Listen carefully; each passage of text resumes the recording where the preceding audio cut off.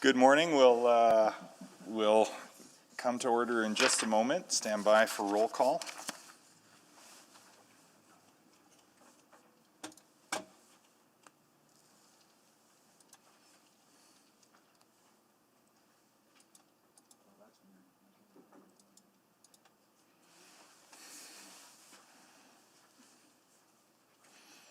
Okay, this computer's doing very strange things for me.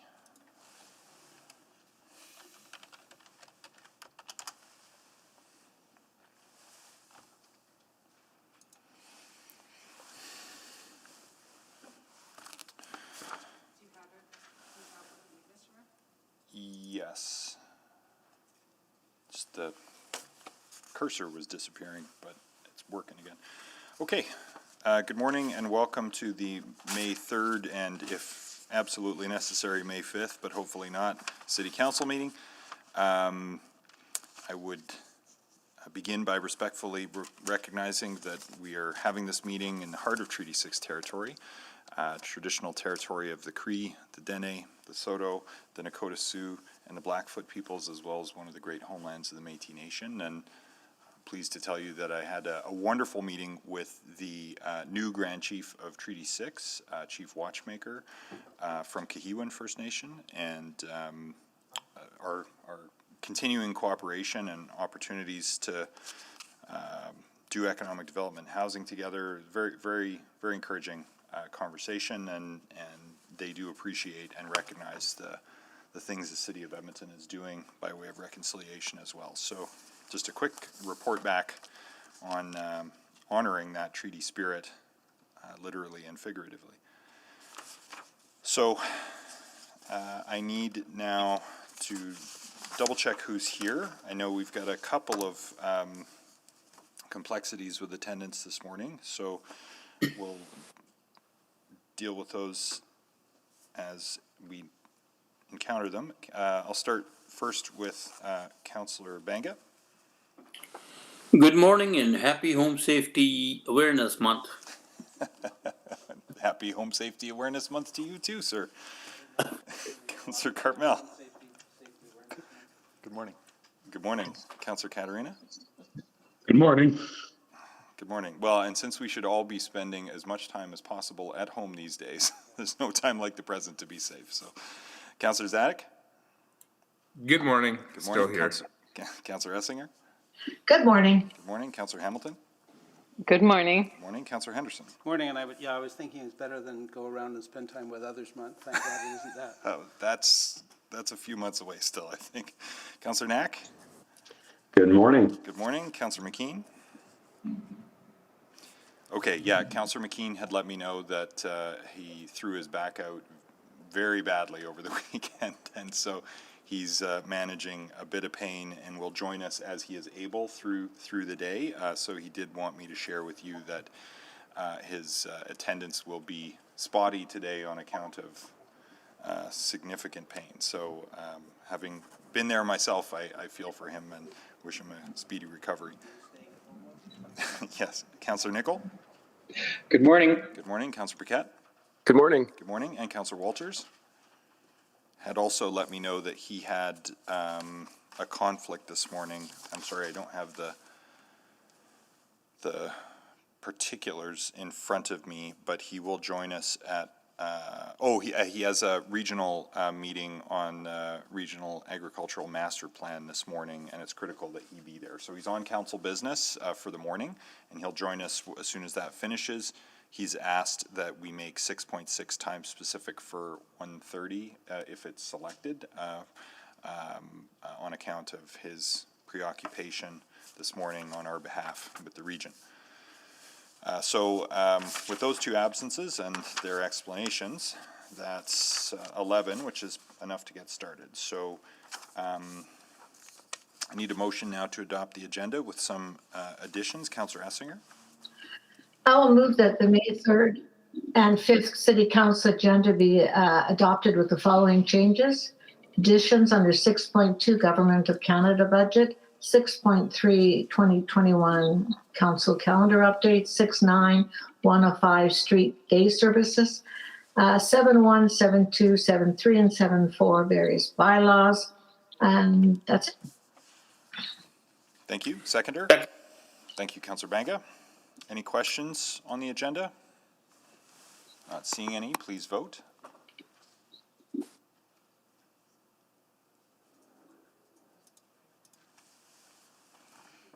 We have all the votes.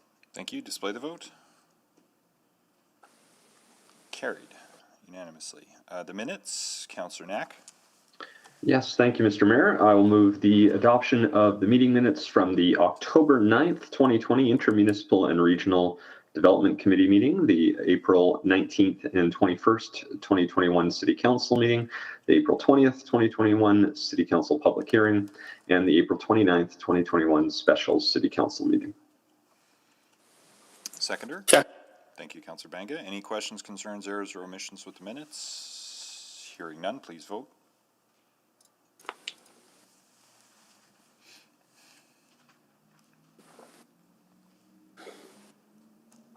Just waiting for a couple more, Mr. Mayor.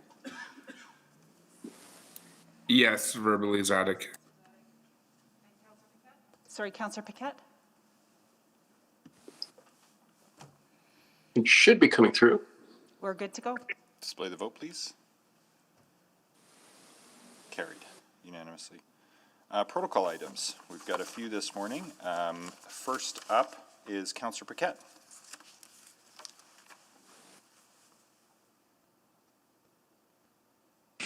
Well, thank you. And I wasn't aware that I was giving a protocol item today, but I'm very pleased to do so. Today we've got McLeod with us. And beyond that, I actually don't have any details except for the fact that I'm very happy that they're here. Yes, the City Hall School, the grade 6 class from McLeod School in Ward 4 with their teacher, Stacey Morgan. Welcome.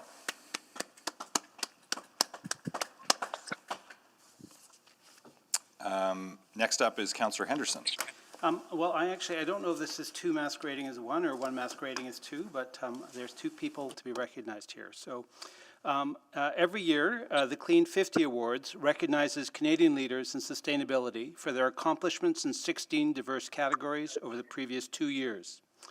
As a city with such outstanding talent, drive, and commitment to sustainability, it is not surprising that this year we are home to not one, but 2 award winners and a top project win. First up today, I'd like to congratulate Susan Ansell, the Director of One Water Planning with EPCOR, on her Clean 50 Individual Honoree Award, and for her work on the Stormwater Integrated Resource Plan, more fondly thought of as SIRP, which itself earned Canada's Clean 50 Top Project Award. Susan, along with her EPCOR team, including Albert Kwan and Elizabeth Otto, developed SIRP, which is an innovative approach to assess risks and prioritize improvements to reduce flooding impacts. The project relied on consultation with the public and partnerships with the insurance sector to broaden focus on the societal impacts of flooding and to increase the opportunities for alternative flood mitigation techniques. The SIRP strategy is a multi-pronged and collaborative approach that invests in 5 key areas of flood prevention using a comprehensive range of data, including flood risk mapping, historical storm analysis, and insurance flood modeling. By implementing new infrastructure and technology addressing the 5 central themes, slow, move, secure, predict, and respond, the goal is to create a more flood-resilient future, protecting the homes, livelihoods, and public health of the community. These innovative design elements are not only beneficial as flood protection measures, but they have added benefits in reducing greenhouse gas emissions and improving the overall urban design with more green spaces and trees. The SIRP strategy was completed in less than 2 years and resulted in the approval of $1.6 billion, and I should just point out that as frightening as that number sounds, it's way lower than we originally thought it was going to be before the SIRP project came in place. 20-year strategy to address flooding risks from health and safety, environmental, social, and financial perspectives. Although SIRP is still in its early years, it's being recognized as a model approach that other municipalities can learn from. This project and Susan's leadership are an outstanding example of collaboration and integration. When asked about the project, Susan was quick to highlight that at the core of it was a desire to help people and reiterated the support she received from the City of Edmonton's Climate Change Adaptation Team, including Mark Bostrom, Daniel Koliak, Heather Wheelaker, and Andrew Reed. Through greater collaboration and information sharing, we can continue to develop a stronger, more sustainable future. Congratulations on your award, Susan. This is exceptional work that you should be very proud of. It will benefit Edmonton and Edmontonians for generations to come. So I'd now like to hand it over to Susan to say a few words. Susan? Okay. Thank you, Councillor Henderson, and thank you, City Council, for this recognition. You summarized the project fantastically. It was a really exciting initiative to be part of, and being able to pull all the different players together to work on it was a big highlight of my career as a 30-year employee with the City of Edmonton and EPCOR as we go forward. I would also like to highlight that I think the Edmonton Declaration for climate change really set the stage for us as a community to have this conversation and look at alternative ways to approach stormwater. And I'm really excited for the coming decades as we implement our strategy. As you mentioned, it is a lower cost. It was also, instead of 80 years, it's 20 years. And so that's a big benefit for us as well. And so I'm very excited to keep working on it, and being able to leverage the integrated resource planning that we've done in EPCOR for years into a whole new field is very rewarding. Elizabeth Otto and Albert Kwan, who were with me full time for those 2 years on the project, are here as well today, and others are listening in. So thanks again for the recognition. Well, thank you, and once again, congratulations. And it's interesting that you mentioned the Edmonton Declaration, because it leads me to the next recognition. So, as I mentioned earlier, there were 16 categories that Clean 50 Awards are handed out for, and in each category, one leader is recognized as the top contributor. In the cities category, another esteemed Edmontonian that we all know and respect took home that top prize. This is someone who's committed himself to making Edmonton a more sustainable place for all of us to call home for years to come. Since being elected to council and then as mayor of Edmonton, Don Iveson has led nearly all the green initiatives in the city, including the creation of Edmonton's energy transition strategy, which is one of the most progressive strategies of its kind in the nation. He led the development of the Edmonton Declaration, which calls on cities to reduce their emissions to stay within the 1.5-degree limit, and it has since been signed by more than 3,400 municipalities around the world. His work has paved the way for numerous other sustainability-minded programs to take off, including the electrification of public transit with the purchase of 50 electric buses, and his support of the Blatchford development, which is the largest planned carbon-neutral community in Canada that is designed to house 30,000 residents. Mr. Mayor, you've been unwavering in your commitment to combating climate change and building an environmentally healthy city. You've focused on clean energy sources and alternative modes of transportation. You've drawn innovative entrepreneurs to our city and prioritized the environment as a way forward to our success. Your leadership and foresight has shifted how we operate and has built a more resilient environment that generations of Edmonton will grow up to enjoy. So congratulations, Mr. Mayor. This award is no small accomplishment, and it speaks volumes to the years you've dedicated to making our city an exceptional place to live and work. The legacy of your contributions have already made the future much brighter. So congratulations, Don, as well, and congratulations to both of you, and we should probably have an award for both Susan and Don. Applause.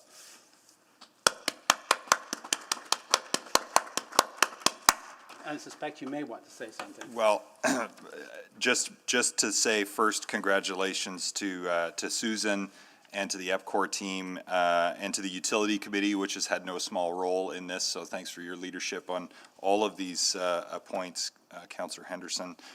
And I'm pleased for this recognition, which I absolutely would not be possible without extraordinary public servants here at the City of Edmonton.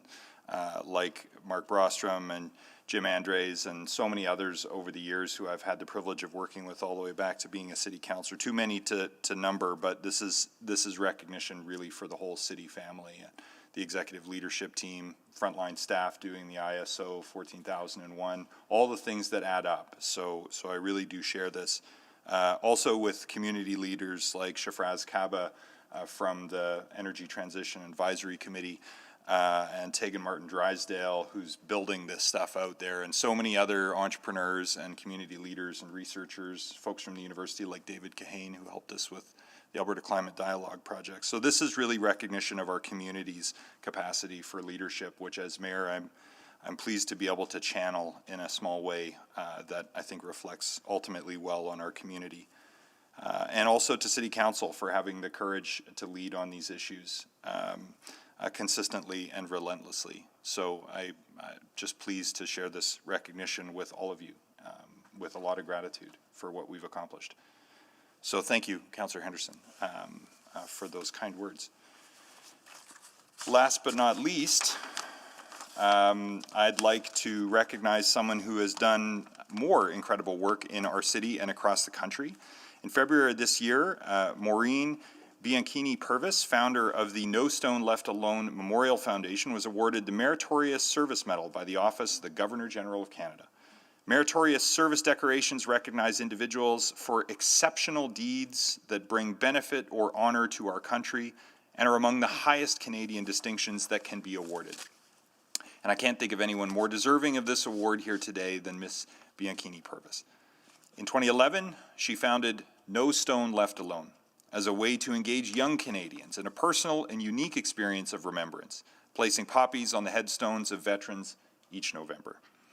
Since then, the organization's impact has grown to include events from coast to coast to coast, honoring more than 65,000 headstones in 2019 alone.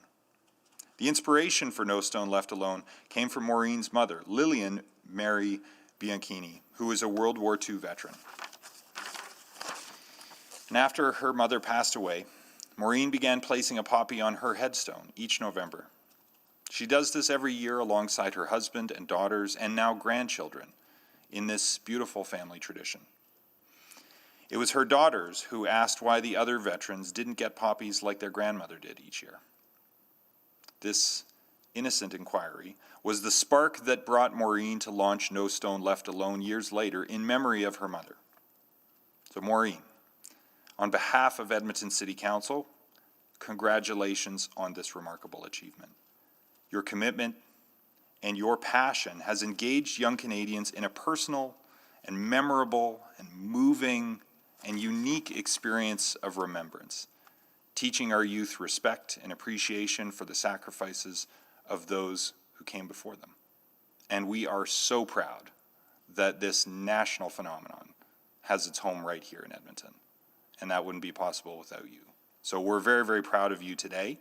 And before I hand it over for you to say a few words yourself in your own defense, please join me, all of you, in recognizing her with a round of applause for her extraordinary dedication and achievement here today.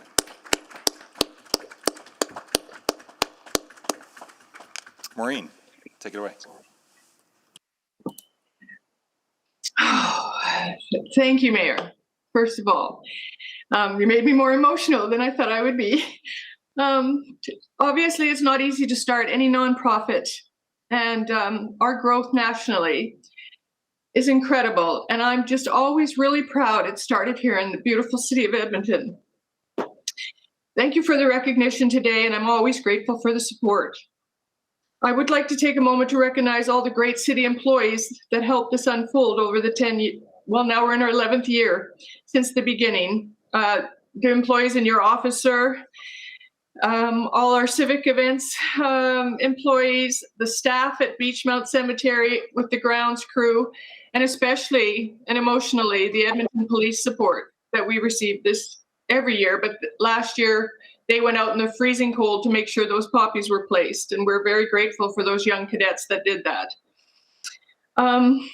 I thank you for acknowledging our 10th anniversary last year, and I want to thank all the council members, some who have supported No Stone Left Alone from the beginning, and some who have been out at our events are very familiar to it with it. I want to thank you a lot for that.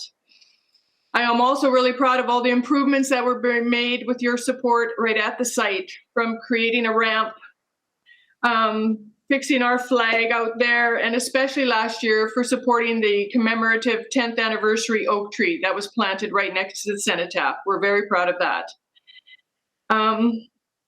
And a personal thank you to you, Mayor, for your support and understanding of the importance of what we were trying to do, and for taking the time to come out. And you were the first one to really mingle and engage with the students that were on site.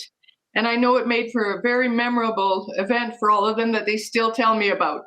So I'm hoping you'll put in a good word with your successor of our program and make sure that they can attend. And I just want to say on behalf of all of our volunteers, the thousands of students across the country, and especially here in Edmonton, our educators and our veterans, and especially the staff that work so hard, we all want to take a moment to thank you all very much. Thank you again. Absolutely a team effort, like everything great Edmonton does. So appreciate that recognition, but we wouldn't be here without you. So soak that in with the gratitude of your home city. And yeah, I'll absolutely include that in the transition material, that is a must-attend event. So, and hopefully I can still show up as an interested citizen. So thank you, Maureen. Appreciate you being with us here this morning, and congrats again. So those are our protocol items for this morning, and now we can move into selection of items for debate. I have some. Councillor Henderson. 6.2. 6.5 must be selected. I think that's because you didn't get a chance to deal with it at committee. Correct, right? yeah. So I don't have questions about it, but I think we have to deal with it. Yeah, it was requisitioned. 6.6, I have some interested in. 6.9, we've got a verbal that we need to receive. Okay. Got it. Councillor Nicol. Thank you, Mr. Mayor. Quick amendment for 6.8. I think it'll make a lot of sense. And bylaws 7.1 and 7.5 for voting purposes only, sir. Thank you. Anybody else want 7.1 or 7.5 for debate, or is voting severed? Okay. Not hearing anyone else wanting them, we'll take 7.1 and 7.5 for debate. And next up, Councillor Banga. Mr. Mayor, my item has been selected already. Oh, okay, great. Councillor Knack. Thank you, Mr. Mayor. I think I just have 6.1 left. Great. Any other takers? Going once, going twice. Someone want to move the I'll balance? move the balance. Thank you, Councillor Henderson. Seconded by Councillor Cartmel. Please vote on those items not selected for debate today.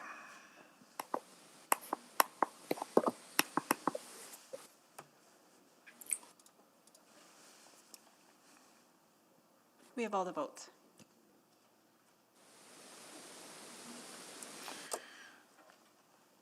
Display the vote, please. Carried.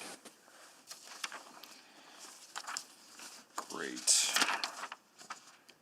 Next. Would you like me to read out what council's approved? Yes, please, yeah. Thank you, Mr. Mayor. And so council's approved the following reports. Item 6.3, 2021 council calendar updates. 6.4, Leduc annexed residential properties, cancellation of tax penalties. 6.7, Edmonton Arts Council 2021 active grant recommendations. That's it. Thank you. That's what I have as well. Requests to speak. I don't think we had any, or did we? There's one on your selection sheet. Sorry, I do see that now under 6.8. There is a request, but this was heard at committee as well, right? And there were speakers at committee. Okay. So unless there's a motion to add speakers, okay, and we don't usually at council, particularly if we've already heard it at committee. So no motion to hear from speakers today. For time specific, again, just noting that Councillor Walters had. I'll move that we make 6.6 1:30. Okay. For Councillor Walters. Yes. Okay. Moved by Councillor Henderson, seconded by Councillor Banga. Do you want to vote on that, or can I just take consent to make that time specific? Sure. Is any objection to making that time specific? Not hearing any, then that is so ordered. Okay, the bylaws, Councillor Caterina. Thank you, Mr. Mayor. As an omnibus, I'll move first reading of 7, 2, 3, 4, 6, 7, and 8. Second. Thank you. On the omnibus, please vote on first reading.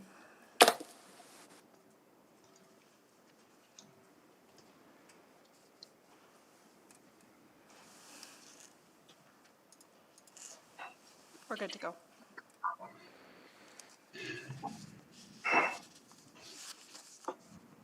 Display the vote, please. Carried. Mr. Mayor, I'll move second reading of the omnibus as stated. Second. On second reading, please vote.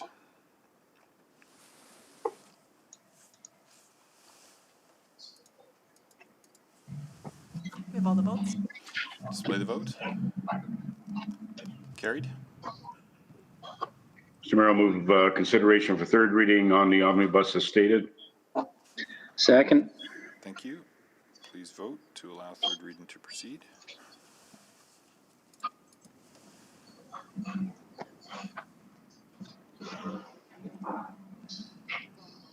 Display the vote. Carried. And Mr. Mayor, I'll move third reading of bylaws 19575, 19576, 19577, 19640, 19712, and 19690. Second. Third and final reading of the listed bylaws. Please vote.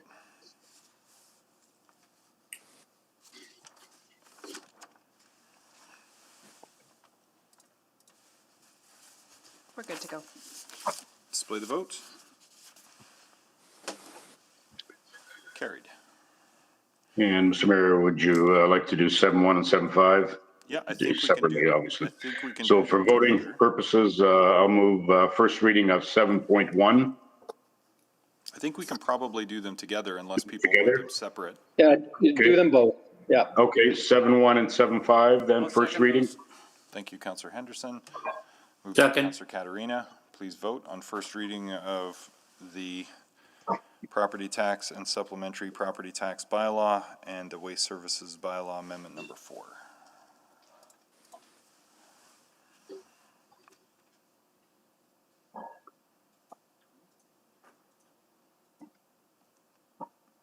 We have all the votes.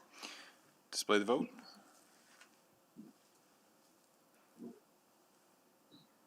Carried. 10 to 1. Second reading. Mr. Mayor, I'll move second reading of 7.1 and 7.5. Second. Please vote.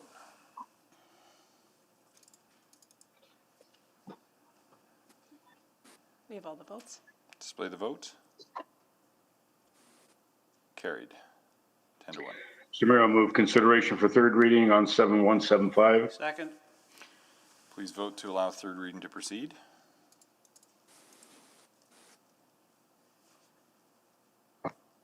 We have all the votes. Display the vote. And Mr. Mayor, I'll move third reading of 19574 and 19643. Second. Thank you. Actually, just before we vote, I can speak to third reading. So who should I pass the chair to? Councillor Cartmell? I have the chair. Just wanted to note that these are the last tax setting bylaws that this council will undertake, and not without real complexity the last couple of years because of COVID. And I just wanted to thank council for their diligence over many years in the budgeting process, which is never easy, and that was before the pandemic. And also very much thank Andre and the executive leadership team, and particularly Ms. Pearson and the finance folks for juggling a very, very challenging year. And we're not out of the woods fiscally with some of our challenges with ongoing impacts here in the third wave to our operations, transit, et cetera, et cetera. We still need help, but we are in a relatively resilient position thanks to some really strong work by council, but very much supported by administration in an essential way, and particularly to actually be reducing taxes on the city's side to balance off a quirk of timing issues with the province and delivering an actual zero to folks. It's worth just noting that when people receive their tax notices now this year, if the amount they're paying is different than what they paid last year, that will be entirely owing to market value fluctuation, because we have eliminated the other variable, which people often assume is driving the bus when there are significant swings in their bill from one year to the next. And so this will be an opportunity, communications-wise, as we hear from constituents, to really show that when you zero out the rate change, in terms of what we're asking folks to contribute year over year, and just isolate for the single variable of market value shifts, that those can be quite significant. And often people do phone us in the years where they go up. They seldom phone us in the years where they go down. The point is it should correct over time, though there can be structural shifts between categories. Obviously, hotels, for example, are going to be structurally shifted again in this day and age. So not to say that everybody, just to be clear about expectations, not everybody's tax bill is going to be exactly the same as it was last year. But when you add them all together, accounting for growth, they will average out to be flat, including the education property tax, which we've offset here. And I think that's, hopefully that will be helpful in some small way over time, communicating the complexity of how taxes actually work, which after 14 years, I think I understand, having done this a few times now, but always open to new learning, and we have great teachers in Ms. Pearson and co. in the Budget and Treasury and Assessment and Taxation Office. So we've been very, very well served, particularly to produce these very, very difficult determinations here as set by this bylaw, which freezes taxes for the year. Anybody else? Richard the Chair? Please vote.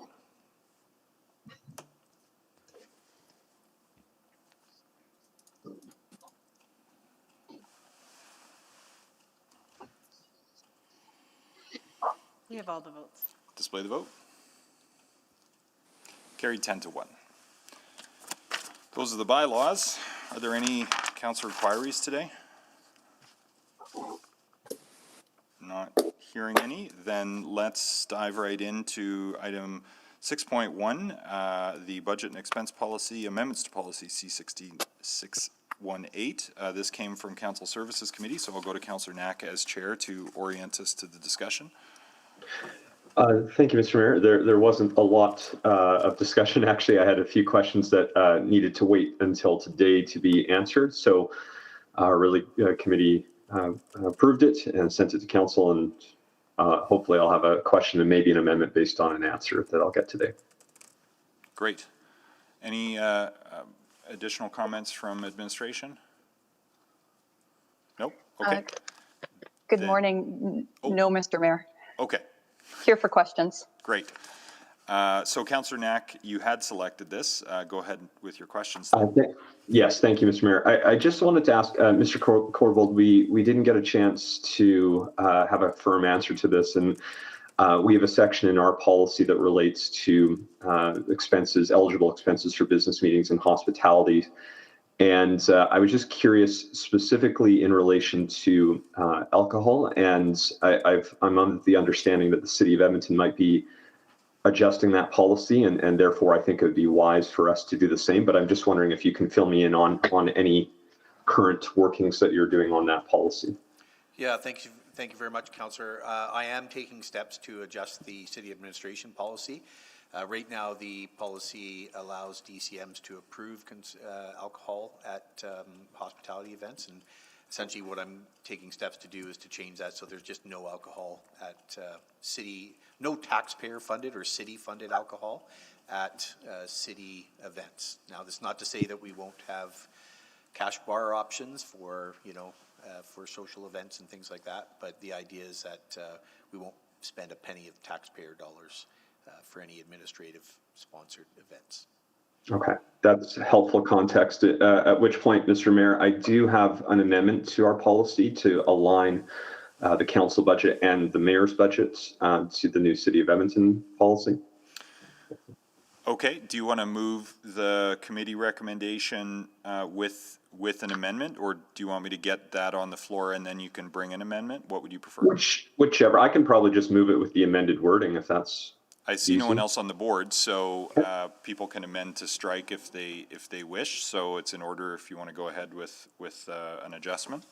Okay, I think the wording, I should have it, and we should have it up from the clerks. So we'll put that up, and it would be that the revised councillors' budget and expenses policy, as set out in attachment 1 of the April 20th, 2021 Office of the City Manager reports, be approved with the following changes. Number 1, under common budget, other expenses, E, ineligible expenses, add free alcohol. Number 2, under application to the mayor, after add reports and disclosure, common budget, under common budget, other expenses, E, ineligible expenses, number 3.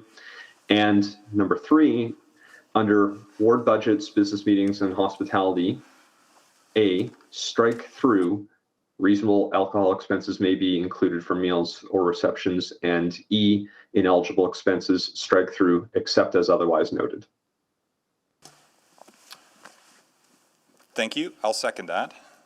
Did you want to introduce it? Just to say, I think if that's what the City of Edmonton is going to do, we're expecting that of all city staff. I think it's only reasonable to align our policy under the same way. Amen. Councillor Henderson? Force of habit. I have some questions about this, and maybe about the city one as well, because I mean, I think on a certain level this makes complete sense, and I haven't used the ability to do this for many years. But it does strike me there are some larger events. You know, I'm thinking back just as an example, when we hosted FCM here, there was a kind of expectation that certain events, and it was, you know, it's just part of the expectation, and we felt we needed to follow suit with the offers that were made by other municipalities. And I'm worried that we're just tying our hands here from even considering those kind of things. I can think of some other fairly high-profile receptions that we've done that may have involved other orders of government as well, where we may really tie our hands on this.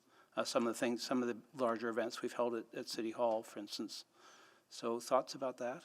Yeah, Councillor, I think it's fair to say the expectation's changing in the world on these things, and many governments, federal, provincial, and municipal, have taken this step already. And I haven't got a detailed jurisdictional standard in front of me for you, but I mean the expectation is that I think it's just changing, and so that's why we're not making any judgment calls in terms of what people's personal preferences are, and for those social events, we will offer, you know, a cash bar opportunity, which is done at most locations. So, I think, yeah, the short answer is I believe that expectation's changing and people are understanding it. So, but that would mean that we would not provide, you know, your first 2 drink tickets at FCM or AUMA conventions, which I think is in keeping with where the public would like us to go. Okay. Well, it's not particularly going to affect me. I just wonder if we're tying our hands in a way that we may regret later in terms of our ability to host. But I would say we are tying our hands. I'm not. Yeah. I don't think we'll regret it. Okay, fair enough. I just thought I should raise that as a question. Thank you. Other questions on this one?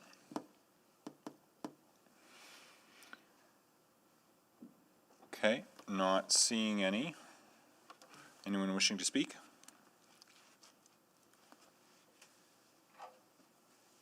Not seeing any. Please vote. Or did you want to close, Councillor Knack? No, thank you, Mr. Mayor. That's fine. Okay, go ahead then and vote.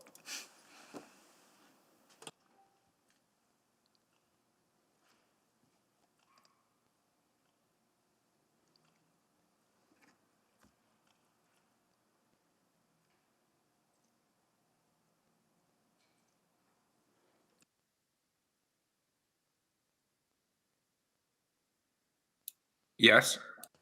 Thanks, Councillor Zadok. Councillor Katarina? Yes, for me as well. Thank you. Councillor Paquette? Yes. And Councillor Hamilton?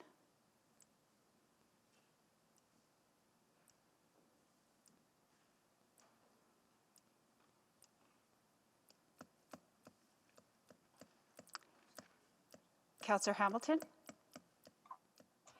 Yep, e-scribe strikes again. Thank you. Display the vote. Carried unanimously. Okay, next then is 6.2, Government of Canada Budget 2021, City of Edmonton Analysis Verbal Report. Thank you, Mayor and Council. So good morning. On April 19th, the federal government released its first budget in 2 years.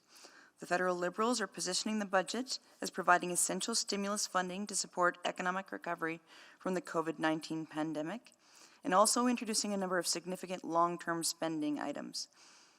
This addresses 3 fundamental challenges: conquering COVID by buying vaccines, supporting healthcare, and providing support to Canadians and businesses to get through the final lockdowns, recovering from the recession and job loss caused by the pandemic, and providing support to where COVID has struck the hardest, to women, young people, low-wage workers, and small and medium-sized businesses. It aims to build a better, fairer, and more prosperous future by investing in green transition and innovation, as well as providing Canadians with social infrastructure, particularly those who are most vulnerable. So to achieve the government's aims in defeating the pandemic and ensuring our ability to recover and build afterwards, the budget projects total COVID-related spending of over $512 billion. It's worth noting that the federal government is proposing $4 billion to provinces and territories through a one-time top-up of the Canada Health Transfer. This top-up is intended to help Canadians get the procedures and treatments they need to stay healthy and to clear through the backlog of medical procedures that were delayed by the pandemic. The government has also stated that it will support the province's increase in healthcare needs in the long term once we get through the COVID crisis. But as noted by the Conference Board of Canada, the plan is costly, as it is financed almost entirely with debt. The government proposes total spending of $365 billion in 2021 and $497.6 billion in 21-22, projecting a 2021 deficit of $354.2 billion and a deficit of $154.7 billion in 21 and 2022. Canada's total debt is projected to be $1.4 trillion by 2026. To briefly review, the City of Edmonton made a pre-budget submission to the federal government stressing our need for financial relief with our projected $152 million pandemic-related operating shortfall, continuing the rapid housing initiative funding, investment in green recovery, support for our culture and tourism sectors, support with advocacy for the artificial intelligence sector, and support for the U of A's Li Ka-shing Virology Institute. In terms of our ask for investment in a green recovery, we stress continued expansion of the LRT network and a commitment to maintain the construction start date for the Capital Line South extension in 2022. We also expressed a need for permanent transit funding we can rely on to plan our next generation of transit projects and a hydrogen strategy to convert buses, waste collection trucks, and other fleet vehicles with greener engines.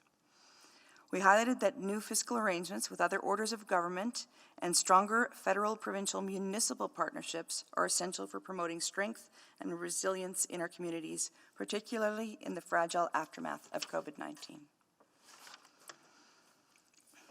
While the City made the ask for continued support for our ongoing operating shortfall due to COVID, the federal-provincial arrangement for municipal operating shortfalls are not continued in 2021 and 2022. There are no new fiscal tools for cities, other than the one-time doubling of the gas tax fund, which has been renamed the Canada Community Build Fund. Edmonton's expected allocation is likely to be approximately $56 million. The City received good news for housing. While it falls short of the $7 billion the Federation of Canadian Municipalities asked for, the budget offers $2.5 billion for affordable housing, including $1.5 billion for the Rapid Housing Initiative.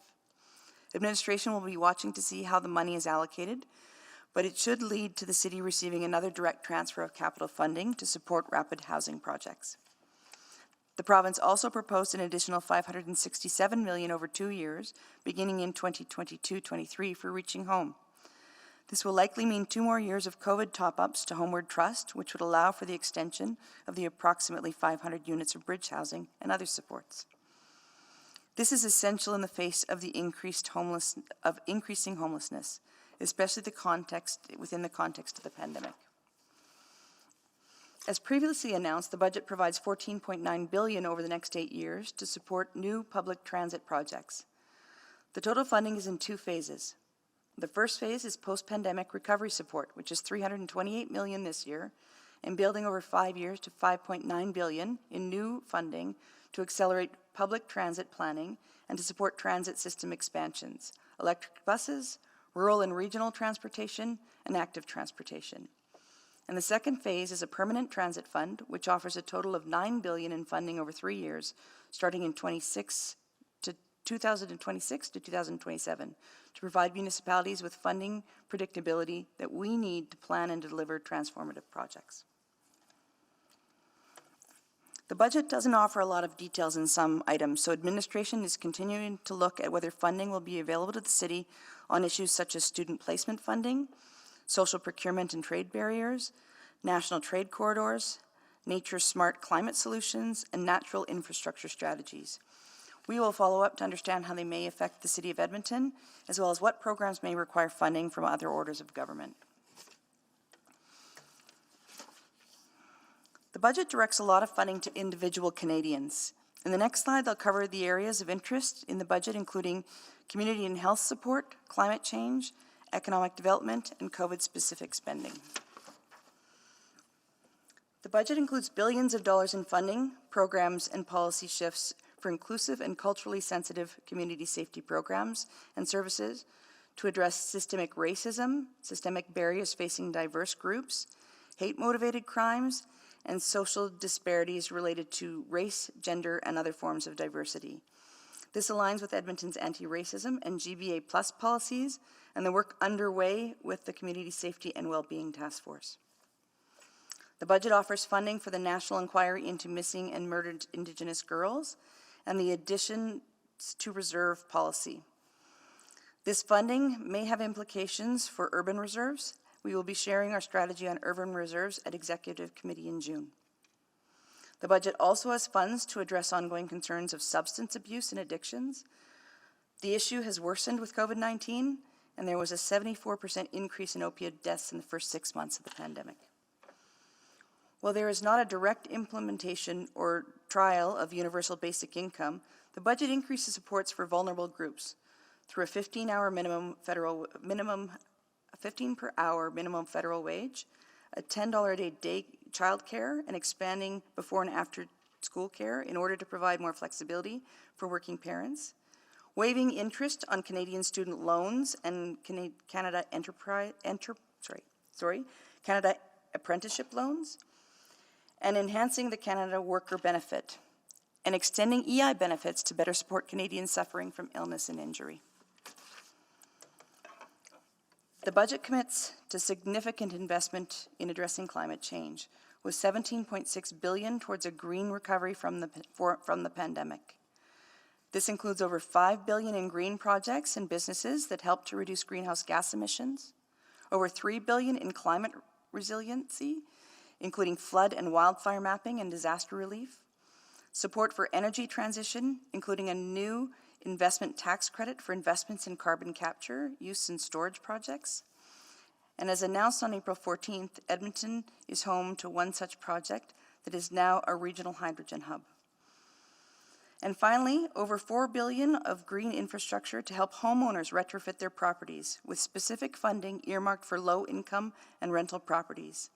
We're investigating whether this fits with the recently approved PACE residential program. Previous to budget, the Government of Canada announced grant funding to support retrofits, repairs, and upgrades of existing publicly accessible buildings for underserved and high-needs communities. Edmonton may be able to access up to $37 million in grant support, $27 million for retrofits, and $13 million in new construction. We're in the process of identifying projects for the July application submission date, and we will be back to Council with some information on that. The federal government is also committed to investing in economic development, and a number of programs were established to support small businesses, and entrepreneurs, many of which align with the City of Edmonton's Economic Action Plan.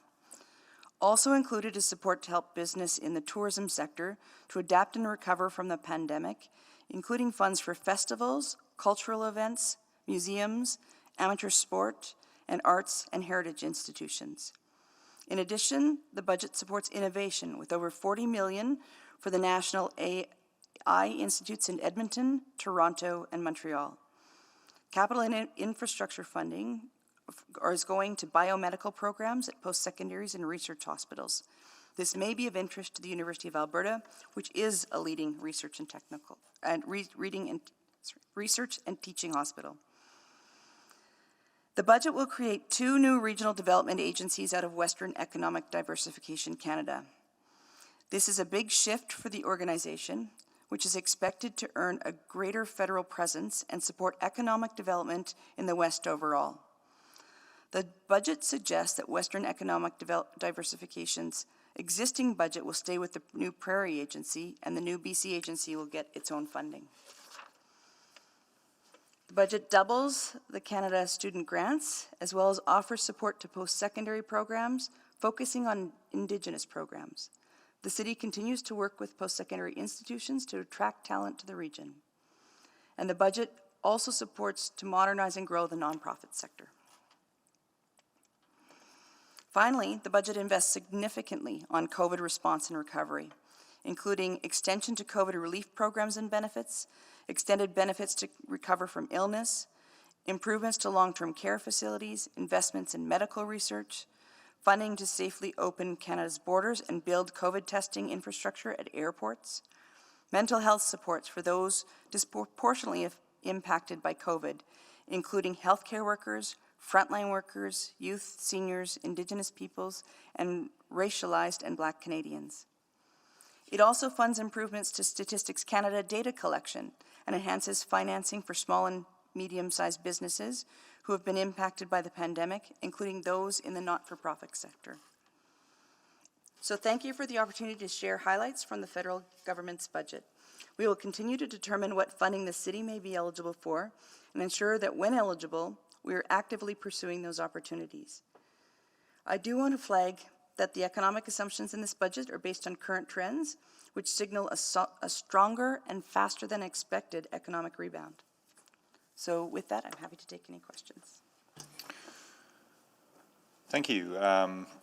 Councillor Henderson, you selected this. Go ahead. Yeah, a whole bunch of questions. I guess the first a kind of generic one is whether or not we've done any thinking that there may be money in the next few years that may be the opposite in the future, and how this deals with our timing, that if there are things that we can get done now, because it may be harder to do them in the future if the taps have to get turned off.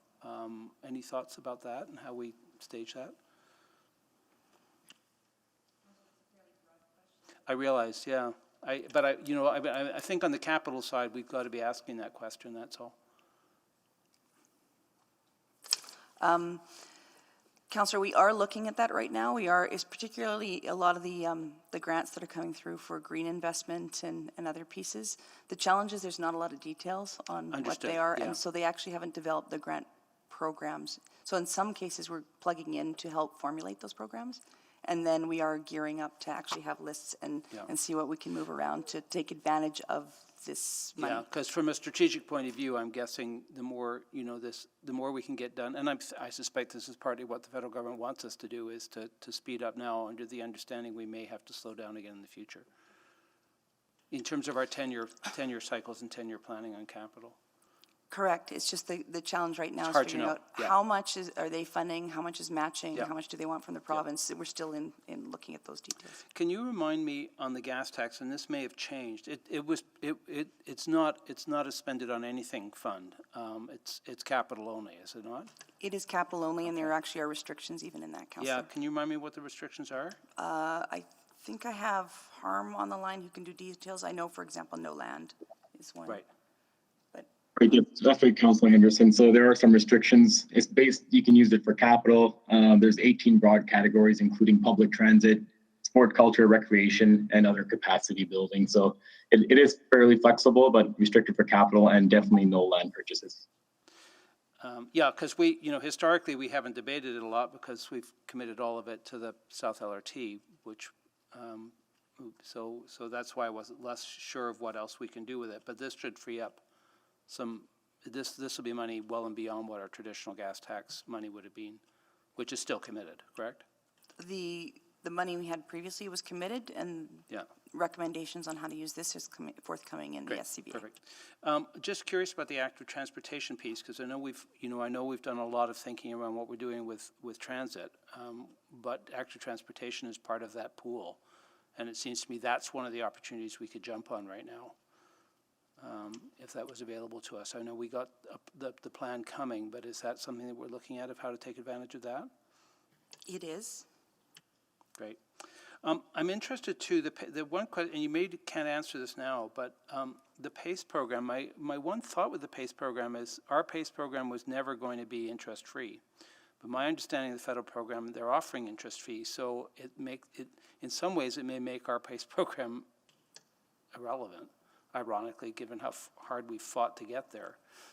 But is there a way to link the levy, the way we do the levy, with the interest-free portion from the Fed? So instead of going out to market, which was the original intention, which would have had interest attached to it, to use a PACE program to facilitate the payment piece of the federal program.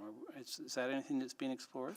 We are looking at it, Councillor. That is going to be done, my understanding from the budget, and I could be wrong, is through the Canada Infrastructure Bank. So the role of a municipality you'd still have to look at. Okay, because I hate to slow us down on the PACE program, because who knows how long this is going to take to roll out. But we fought so hard to get there. But it did strike me that we may now have a it's $40,000 per interest-free. Yeah. So we are looking at how those fit together. Yeah. Well, and I would really encourage us not to slow down in order to deal with this. So I don't, Councillor, I want to give assurance we're not slowing this down. I do not believe the federal program has the interest-free necessarily on the non-residential side. We're still looking at that. Okay, gotcha. And then my one other thing is a kind of flag, and it might be worth checking with the Arts Council on this, but traditionally on the arts and culture side, Edmonton has not done well with federal support. We're way below the percentages we should receive traditionally. So we may want to be prepared to make some noise around that, because we have always, the larger, Montreal, Toronto, I think, have always taken the lion's share of that. So it's really a heads up that we may want to weigh in on that, or we could end up, our organizations are going to need the money desperately, and just so that we don't lose that piece of the puzzle. Point taken, Councillor. Thank you, Councillor. Thank you, Mr. Mayor. Ms. Pearson, on page 3, City of Edmonton, what we asked for. I know there are several headings under this. Could you be able to comment on what we were successful in getting, or close to, how much? I don't need a dollar figure, but let's say if we ask for 100%, let's say, did we get 10%? So, Councillor Bengal, I'll try a bit for some of this. The pandemic-related operating shortfall, we didn't get any. So got no operating support.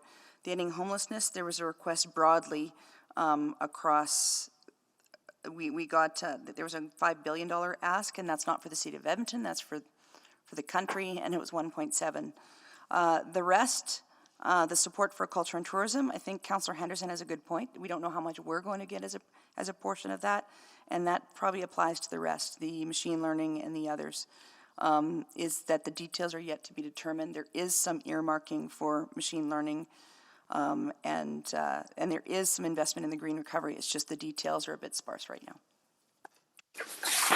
Okay, thank you. And I have a question about this record level of federal debt. Could you be able to tell me what effect would this have on City of Edmonton procurement process and procedures, if any?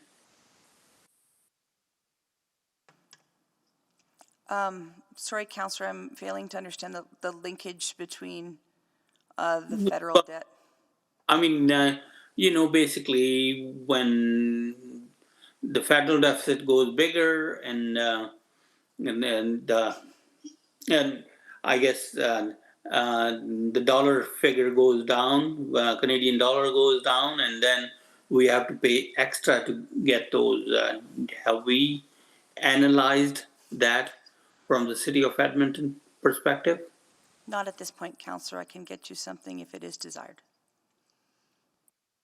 Yes, thank you. I might just add to that, Councillor, we have taken a recent look at commodity pricing in terms of some of our bigger capital projects, and so far so good, and we're watching that very closely to ensure that all of our procurements are very competitive. Thank you. That's all. Thank you, Councillor Banga. Councillor Essinger? Thank you very much. I'm curious about the permanent transit funding because that was announced earlier and it starts in 2026. Do we have any sense on how much we're eligible for at this point, or is that still coming? Councillor, that's still coming. My other questions are around the childcare piece. We know, and poverty has identified childcare as a game changer. We know that we need to get women back in the workforce. Childcare has been identified as a barrier. In fact, we're measuring it. So right now, my understanding is there has to be an agreement with the province. Is there any discussion that we might directly be able to apply for some of that for our community? Councillor, my understanding is it's right now a provincial element, but we are very active in making sure that if there is something we can do directly or to sway that, we would. Thank you, because we've been successful on the the housing front. This might be an area that we may need to pursue more strongly. Thank you. Thank you. Any other questions? Not seeing any. Appreciate the update.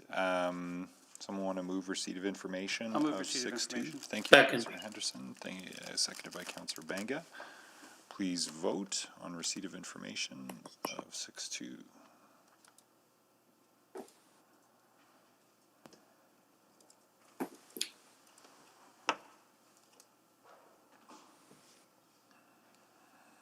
Councillor Henderson? Oh, thought I'd. Here it goes. We have all the votes. Display the vote. That's carried unanimously. Okay, then next up is item 6.5. Yeah, as noted, we ran short of time with a full executive committee, so we ended up requisitioning this, knowing that there were a couple of questions and hoping that we'd have bandwidth here at council, which seems we do. So, Councillor Henderson, you had selected this. Go ahead. Or just because it was a I think we should probably have the must? presentation on it. Oh, sure. Yeah, there. I selected it because it had to be selected. There is a presentation. Let's get that. Yeah. No, thanks. There is, and good morning, Council. This morning with me is Jeff Chase, the Branch Manager of Economic Investment Services, Leslie Voji, and Tom Gervin, and they will be providing a presentation on the Edmonton Economic Recovery Grant Phase 2. Thank you. Good morning. Today we're here to provide Council with an update of the Edmonton Economic Recovery Grant and to seek approval of a policy amendment that will enable administration to carry out the Phase 2 grant program. This presentation will give a quick overview of the program, present the performance of Phase 1, and provide an overview of Phase 2 and next steps. As a recap, on May 11th of last year, City Council approved the Edmonton Economic Recovery Program with a budget of $5.29 million.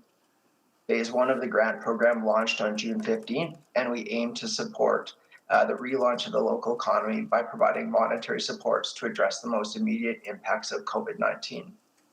Disbursement of funds for the program was managed through 3 streams: The first was the city stream, which provided timely and easy access through micro matching grants of $1,000. The business association stream, which provided up to $75,000 in matching grants to fund programs run by business associations that supported multiple businesses. And lastly, the business improvement area levy rebate, which was launched in January of this year. This provided a levy rebate to BIA members who were closed by public health orders. The BIA levy rebate program provided $22,000 to BIA businesses. Remaining $908,000 was left in the stream was recently allocated to help cover the 2021 BIA levies, as was discussed at the April 19th, 2021 City Council meeting. From June 15th to April 6th, from June 15th, 2020 to April 6th of this year, the Economic Recovery Grant provided 1,089 individual businesses with financial support for a total of $1.117 million. There's enough remaining budget in Phase 1 to provide further micro grants to an additional 473 local businesses. This part of the program will run until all the funds are depleted, which we estimate to occur by Q4 of this year. To illustrate how Edmonton businesses have used the funds to respond to the pandemic, we've highlighted the top 5 uses of the grant: PPE, marketing and advertising, updating or creating new websites, equipment purchases, and engaging in e-commerce. To gain a better understanding of the outcomes of the program, administration surveyed grant recipients. From the 180 responses received to date, we heard that 82% said the grant helped keep their business open, 68% said the grant helped keep their staff working, and 75% said the grant helped make their business more resilient. Some of the interesting projects supported, for example, through the stream, are construction of a pedestrian takeout window, pub offered new merchandise streams, physical changes to interiors of buildings to support physical distancing, and a range of temporary patio activations. The Business Association stream was designed to leverage the expertise, networks, and resources of partner organizations that support local businesses in Edmonton. The program provided $696,000 to these organizations.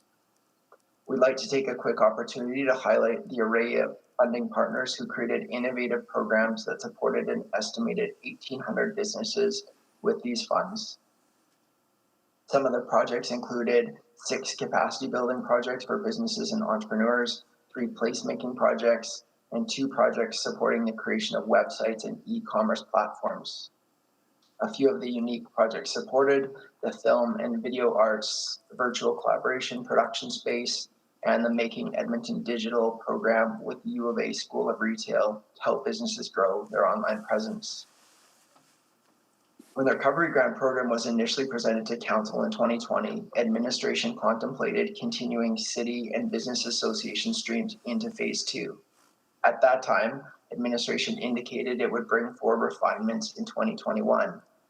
And now, with Council's approved Edmonton Economic Action Plan, incorporating insights from the business community, in order to best achieve the intended outcomes, we're proposing the launch of an Economic Action Plan grant. Phase 2 of the program is focused on the longer-term development of the economy, with a focus on resilience, diversification, and equity. To achieve this, the city will align Phase 2 of the program with the Edmonton Economic Action Plan. Funding would be directed to the actions from the plan that require private sector and business association investment and leadership. The actions not supported by the grant are led by internal city processes, such as removing red tape. To achieve this, the city would offer up to $25,000 in matching grants to both businesses and associations. The city may fund applicants who previously received funding in Phase 1 if they're applying for a new project that contributes to the outcomes of the action plan. A reimbursement model was chosen for this grant program to ensure the project maintains adherence to the program, whereby achieving the intended economic outcomes and stewardship of taxpayer dollars. The budget for Phase 2 is approximately $2.08 million, which would allow for a minimum number of 83 grants. The Edmonton Economic Action Plan is one of the drivers of City Plan. By supporting the implementation, Phase 2 will support job creating businesses, improve business resiliency, and ensure that support provided is equitable and incorporates the GBA plus lens. Administration will monitor the performance of the program against these outcomes through the metrics and targets defined for each action the grant will support. At a high level, the metrics measure employment in a variety of sectors, support for entrepreneurs from marginalized communities, and other measures that indicate investment attraction. The grant program will incentivize actions and investment from Edmonton businesses, business associations, and post-secondary institutions. Applications would be accepted and evaluated on a first-come, first-served basis, and roughly half the funds for the action plan grant would be available in the first 6 months of the grant and the second half beyond that. This would ensure the action plan grant is accessible to as many organizations as possible by providing them with sufficient time to put forward a thoughtful application. As the program would be a reimbursement model, the risk of fraud or improper use of funds will be quite low. However, each application will undergo a program audit at the time of request for reimbursement. This process will be outlined in the program procedure, and the city auditor who we've been engaged with throughout the ERG program will be involved to ensure we have the proper rigor required in the program design.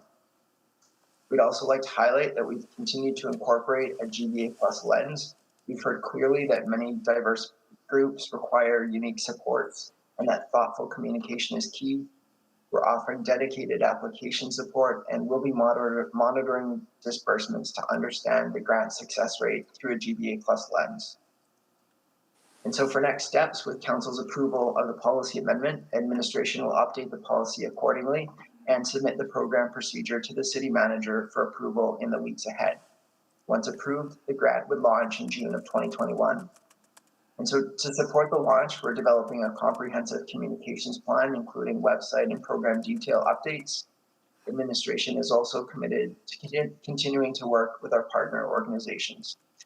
And thank you. We'd be pleased to answer your questions. Thank you, Mr. Chase. Questions on that? Councillor Henderson, go ahead. Yeah, just a couple of questions. I'm curious, and we probably don't have the answer right now, but it'd be interesting to know what kind of businesses or whether or not we had any kind of, data on the ones that took us up in phase one. Because I think we can all imagine, and the stories are fabulous to have. I'm just curious to know if we have a sense of what kind of businesses took us up on it, if there were any patterns there. Thanks for the question, Councillor Henderson. We did receive uptake from a range of different businesses, and I would pass it to Mr. Gordon, who's on the line, who has specific stats. Thank you for the question, Councillor. We do have some information on that handy. I just don't have it in front of me at the moment, Understood. but that's something we can share with you after. I'd be curious, if there are any interesting patterns there, it'd be interesting to know what kind of businesses needed help and what kind of help they were getting. I think would be fascinating to hear, but I don't need it now. And then just one other question, and I think I asked this last time, and it's a hard-hearted question, but some of the businesses that we may be helping might have been in trouble anyway. There is a kind of survival of the fittest to entrepreneurship that I think we need to understand. So. How are we making sure that we're that I think there's a kind of business that will benefit by being helped right now. There's a kind of business whose business model is effective in an ordinary world, but is not effective right now. And how do we make sure that we don't also grab the businesses and keep afloat the businesses that may not have had a good business model even in a business as usual kind of world? Yeah, I mean, with phase one, Councillor Henderson, it was a bit tricky to do, and we took, the word of the business owner in their application. In the second phase, though, there will be a more robust application process, given that it's a larger amount of money. So we will be able to evaluate sort of the likelihood of success based on the application process. So I'm not wanting to create a hugely onerous situation, but are we asking for business cases as part of this? We will be asking for more detail, yes. Yeah. Councillor Henderson, for phase one, we managed that risk by having micro grants. They were $1,000 grants, so I don't think that amount of money would have made or somebody's business. In phase 2, we are doing a more detailed assessment, but this is one of the risks of municipal government being in this space, is that we don't have the access to the same data as other levels of government, and a lot of times that we have to take businesses' word for it, and we do our best to be able to evaluate that. And we have been working with the city auditor on the development of the phase 2 component of this program to help make sure that we've got rigor in it. But it is a bit of a philosophy and a values-based discussion whether council wants to be in this space of incentives for delivering on the economic action plan. And administration's recommendation is yes, this will help us achieve the goals in this plan, but there are risks associated with achieving those goals for sure. Understood, and I just, I suppose it's a risk balance that I have to assume that as long as we're making sure we don't lose good business and that we do help businesses that can diversify and that outweighs the few that may have been wobbly to begin with, that's probably worth the risk. That's just part of the territory that a few will sneak through, as long as it's a few only, I suppose. Yes, Councillor Henderson, that's administration's recommendation and our assessment as well. And when you start to look at it in terms of how we have BIAs also accessing this program, as well as businesses coming together in partnership, we can help to achieve some of our larger city building outcomes. And so it's a risk perhaps administration is suggesting is worth taking.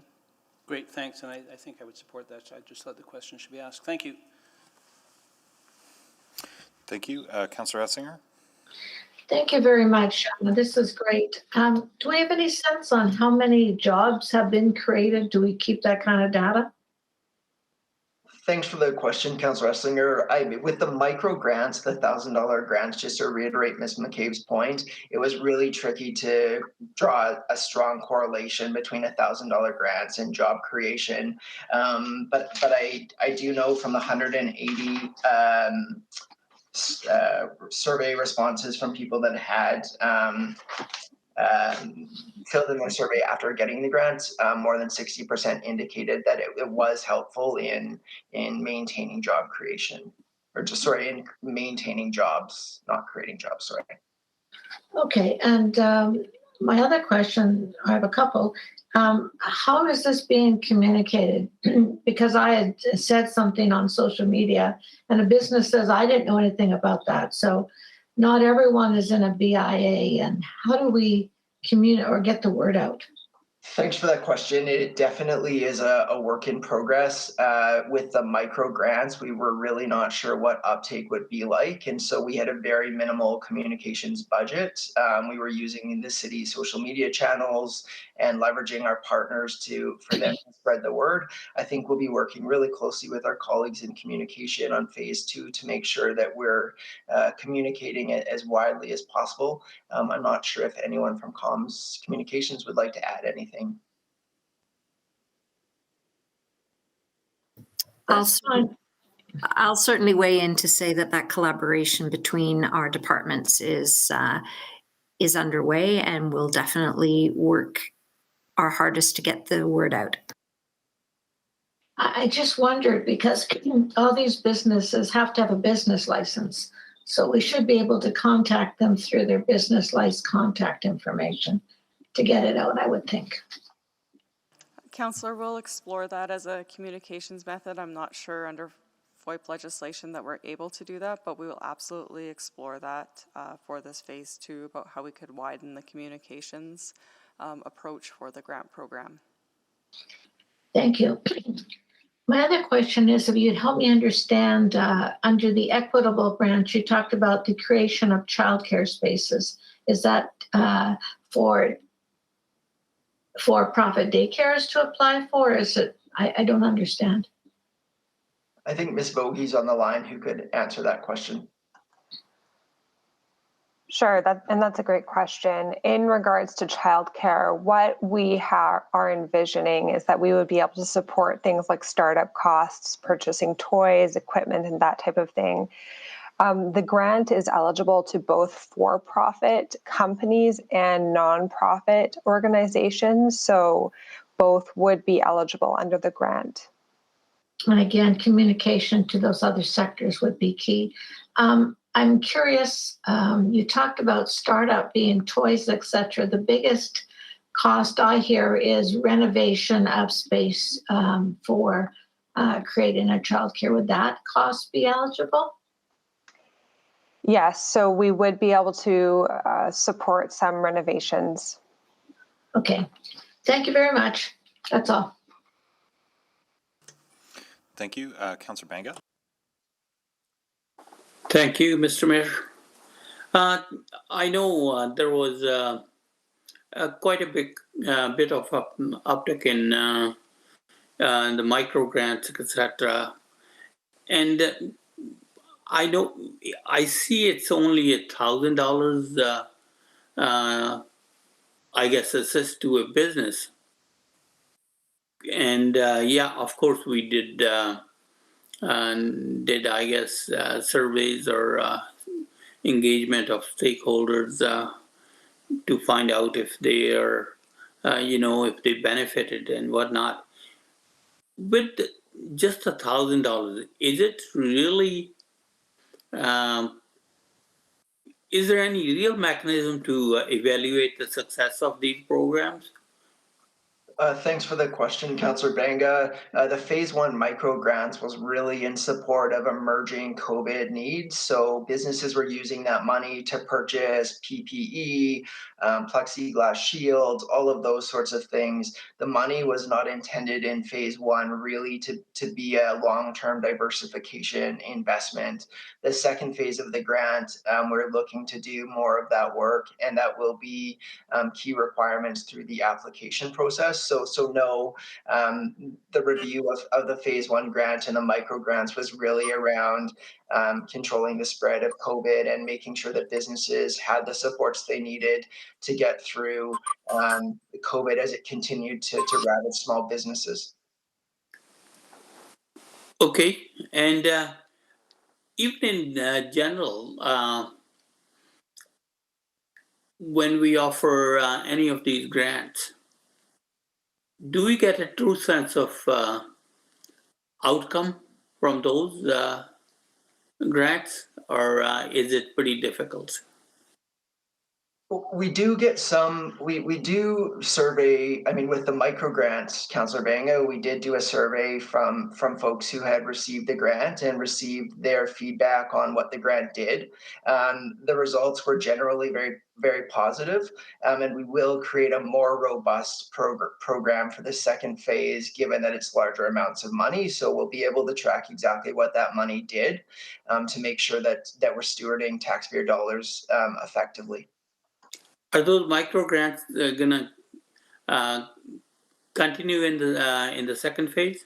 Yes, they will. There's about 400 grants remaining, so those will continue to offer until that money is depleted. All right, thanks.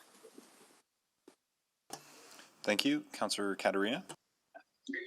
Thank you, and thanks for the presentation. So on the grant program, the micro grants, I think that the uptake has been actually very good, and the fact that so many have applied for it shows me that it was worthwhile doing, even though we have maybe limited information as some of the questions have been asked. But if people have taken the time to actually apply for the $1,000, I'm sure to them it meant a great deal. So I'm happy with that.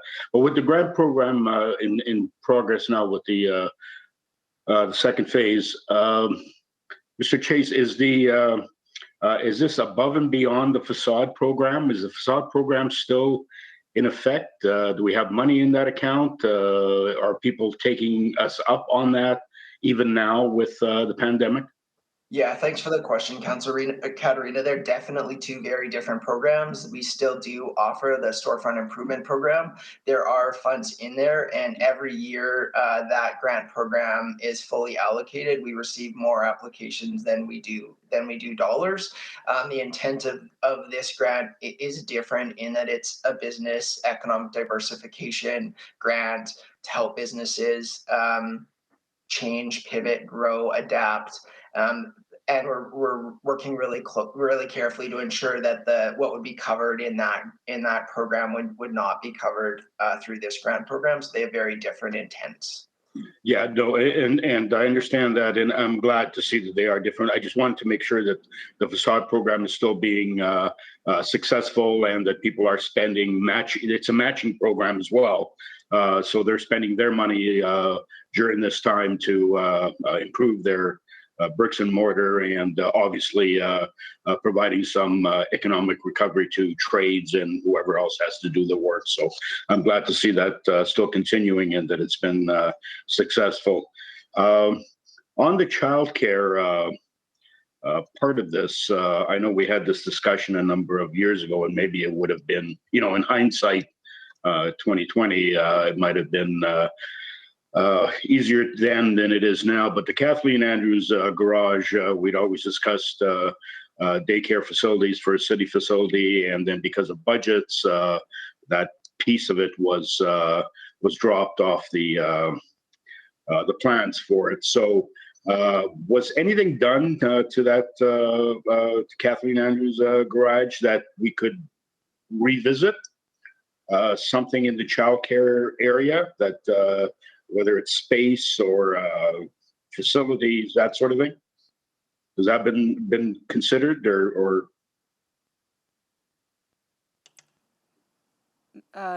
Gord, are you on the line? Are you able to answer that question? Or somebody from transit perhaps could help with that.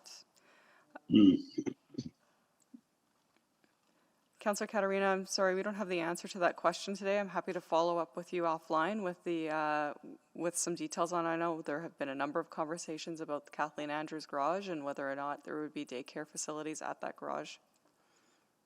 Yeah, it was part of the original plan, Stephanie, and budget-wise, it was reduced somewhat, but looking at it now, in hindsight, the childcare has been identified as a critical area in order to accommodate any kind of recovery, and that, if the facility is there, the space is the same. Whether it would be worthwhile just investigating it and seeing whether that would be something that we could provide to the 700 employees that are working out of that center. So, yeah, offline is fine, Ms. McCabe. Thank you, Councillor. Thank you. Thank you, Ms. Mayor.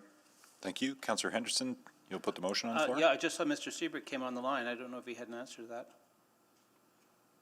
Councillor, we did have the initial look at it a number of years back and then followed up again in terms of what would be the potential for the daycare facility at Kathleen Andrews garage, and ultimately it was determined that it wasn't the best application.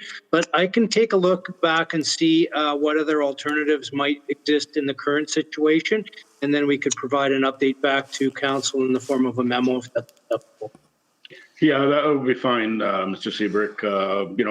Circumstances have changed. At the time, the decision was made based on certain things, and now obviously it's been identified as something that is maybe something more critical that we might need to invest in as a city, whether it's that Kathleen Andrews or somewhere else that we operate and own. So, okay, memo's fine, Mr. Seabrook. Okay, I was coming on just to move the recommendation, which is that the revised Edmonton Economic Recovery Grant Policy C632B, as set out in Attachment 1 of the April 26, 2021 Urban Farm and Corporate Strategic Development Report, be approved. I'll second that.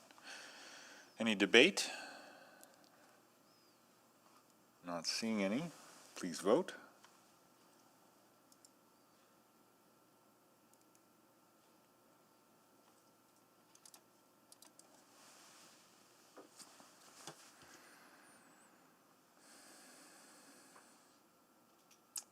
Councillor Banga?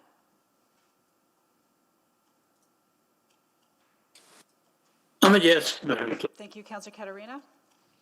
I'm a yes as well. E-Scribe is out of commission again.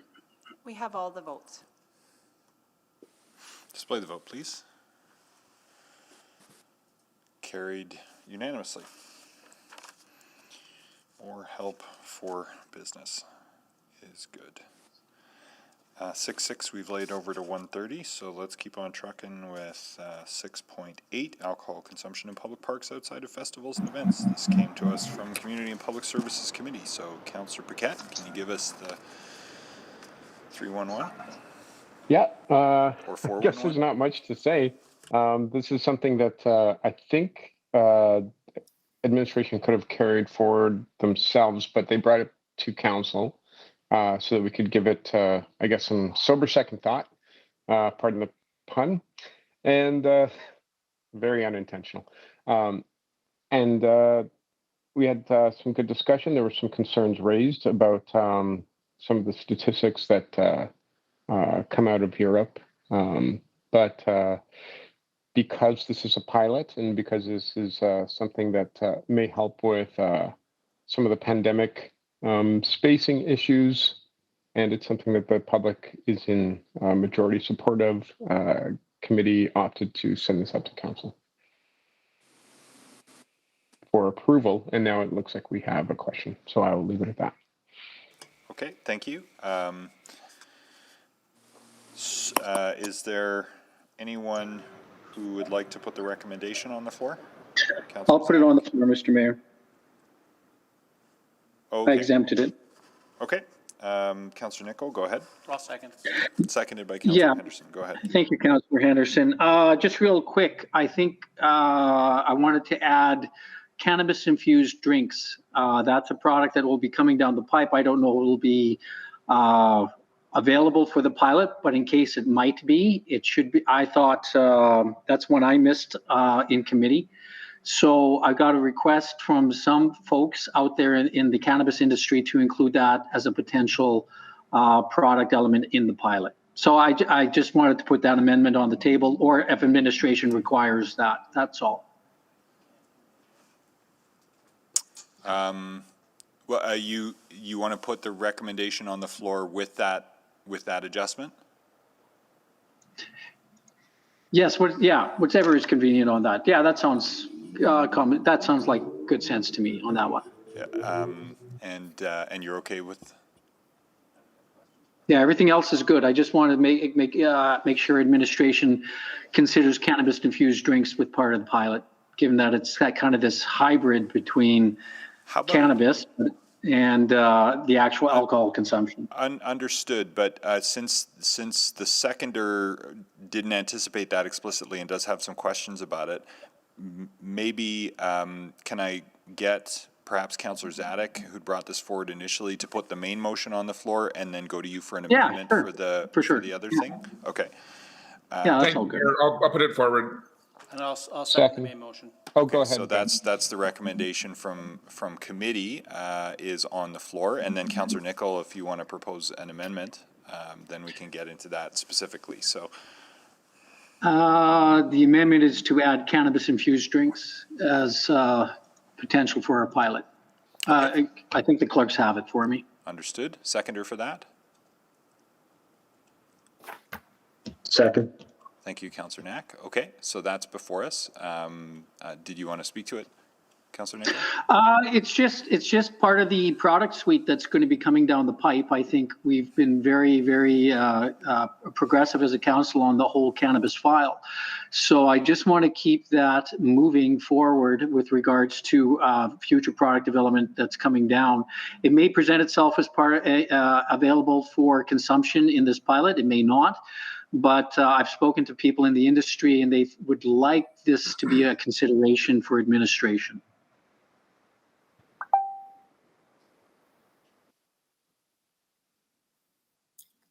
Thank you. Next on the list is Councillor Essinger. Thank you. And we're asking just about the amendment at this time, and I'll ask other questions later. Yes, please.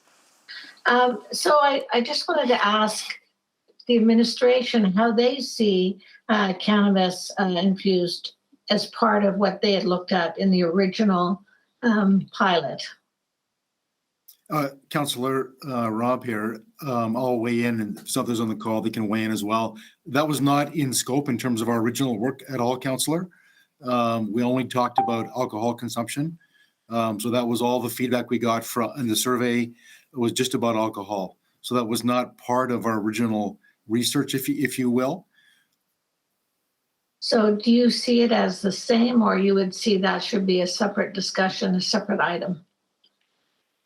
Well, Councillor, one comment I would make is that we would have to obviously conform to any kind of regulations that the Alberta government rolls out around cannabis-infused drinks. I'm certainly not an expert in terms of the impact on that particular product, but at this point, we would have to probably do some more research, or we can just embed it in the program and wait for the province to roll out the products and go from there based on the will of council. Okay, I'll listen to others then. Thank you. Thank you. Councillor Henderson. Well, it strikes me, I'm thinking the other way around is, and I guess we need our legal beagles on this, but is there any prohibition right now against consuming cannabis-infused drinks in public? I suspect there isn't. We haven't put any prohibition on using cannabis in our public spaces. I believe the law branch is on the call. I suspect it's legal right now. Thank you, Mr. Smythe. I am on the call. From what we understand right now, we don't have any real prohibitions, but that's because it hasn't been allowed yet at other levels of government. So we're waiting for that sort of approval to go through to see if other levels provide regulation, which then the city can examine and go further on. Yeah, so at this point, depending on what they do, we wouldn't be stopping people. The only people that would be stopping people from from doing this would be the provincial and the federal government at the moment. And if they said yes, then it would be allowed automatically. We wouldn't need the pilot, correct? I mean, we would have to put, if they say yes, it's allowed, and we wanted to put limitations on, we would have to actively do that. Correct? Yes, correct. Currently, the regulation around alcohol is specifically related to alcohol. If there was a cannabis-infused drink that also involved alcohol, it would likely be caught by that regulation. But since there are no regulations on just cannabis-infused drinks without alcohol at the moment, I'm not sure what direction it would go. So, and maybe this is a question to Councillor Nicol then is, my understanding where we're at on this is, at this point, if, depending on what the federal government and the province does, if they say it's allowed, we have nothing stopping it. It wouldn't even need to be part of the pilot. If they put restrictions on it, then, so I'm just wondering if this is if this is making something part of a pilot that doesn't need to be there without any sort of knowledge. It might just be a little bit presumptive, and at this point, we're not restricting it. So, thoughts? Is there, you got a question there? Okay, go ahead. Yeah, I'm just waiting for the question. Yeah, just your thoughts on that. Oh, okay. So, Councillor Henderson, it's like when we first put forward the cannabis bylaw, we did this in anticipation of some of the actions and regulations that were coming down from the federal and provincial government, and so this product is coming down the pipe, and this will give. I anticipate this won't be part of the pilot, but it will be something administration will need to consider as product development continues. My anticipation with logic is if the province comes down with cannabis-infused drink regulation, there will be restrictions around it. That just makes that's just common sense because it has an intoxication effect. Yeah, I'm not averse to this. What I'm wondering then is if this is more, rather than making it part of the pilot, which seems to me confuses and muddies the issue, if this is more appropriately a subsequent that actually allows us to go out and do some work on this. Because at this point, if they say yes, there's nothing stopping people going anywhere in a park and be no different from a pop or a soda. That's our current situation. We don't have any limitations. So if we want to do some work on it, I'm wondering if there is a back-end argument to that. By doing so, we are suggesting perhaps this is where you should be consuming the item. Yeah, Anyway, I'll continue to listen. I completely understand what you're suggesting here, and I agree we need to do some work. I'm just not sure putting it as part of the pilot is the best mechanism. Great, thank you. Thank you. Councillor Zadig. Thank you. So first of all, to administration, cannabis-infused drinks already are on the market, correct? They're not on the market, correct. You're saying you can't go to a cannabis store and buy a cannabis-infused drink? I understand that you can, but I don't want to argue. Just Yeah, I'm not real clear on that. Is anybody else on the call would know that answer? I'll move on and we can loop back there. Would administration anticipate the signs being required to be changed? I know we've budgeted $10,000 for signs and education. If cannabis-infused drinks were allowed, would that be a complication to the expectations of how the signs would be rolled out? I think it would be a complication, Councillor. I mean, I think at this point in time, we could not regulate where those drinks are allowed to be consumed because we don't have the provincial framework for allowing consumption. Again, maybe law can also weigh into that. Christina? So I did a quick search. It does appear there are a couple of cannabis-infused drinks allowed in Canada. It also appears that they're treated very similar to edibles at the moment. So similar enforcement concerns with what we had around edibles would probably be in this situation as well. Because the provincial framework about allowing alcohol to be drank in parks is very specifically focused on alcohol in particular rather than edibles, I would suggest that the signage would probably have to draw from two different parts of the regulation to specifically allow cannabis-infused drinks as well. So it wouldn't necessarily just be on the alcohol allowed in parks any longer. We would actually, as Councillor Henderson had suggested, almost be specifically advising people to drink those types of drinks in that area and kind of shaping their choice. So from what I can see, the regulation right now actually doesn't really limit where you can have a cannabis-infused drink. So it's almost as if the city would be putting a suggestion on that side. And with cannabis, if there's no playground around these picnic sites, potentially people could smoke cannabis at picnic sites right now. Is that correct? Yes. And the engagement we did on alcohol consumption at picnic sites, in a large part, from my understanding, was based around the culinary complement of alcohol and food, and with an emphasis on being responsible, with consumption. But we know that it's not recommended by health authorities to mix cannabis and alcohol. So just with all the engagement that was done, that was the second highest engagement ever from what I understand in terms of responses, the overwhelming support. Would we have to go back and engage the public if we added cannabis to this consideration? Or would it be your comfort? Councillor, it would be. I mean, I think we need to almost do a whole what is our strategy and council's policy around consumption of cannabis or cannabis-infused drinks. I mean, we did an exhaustive process when it was rolled out federally a couple of years ago. And in terms of, there was lots of understanding of where community was at in terms of the regulations and where it could be allowed, the enforcement with our peace officers. So perhaps, it would be a bit of a body of work to determine like where would be appropriate or just allow it to be consumed, like Councillor Henderson said, like a soda. Okay, thanks. Just to speak to this really quick, I'm not going to support this amendment, but if it comes in the form of subsequent to look into the gray area in our from my understanding of provincial rules and the expectations of the public, I'd be happy to support looking into this. But with the pilot project set to roll out in about 20 days from now, I'm not going to support this just because the public wasn't engaged on this. Thank you. Thank you, Councillor Zadig. Councillor Nicol? Well, I certainly can make it a subsequent. The product is out there, Your Worship, and to Council. So this is just, we know this is a file that's just going to keep continuing to grow with as the product categories get crossovers. So if it is a subsequent to look at, cannabis-infused drinks, this is something we're going to have to deal with eventually. We don't have to make it as part of the pilot.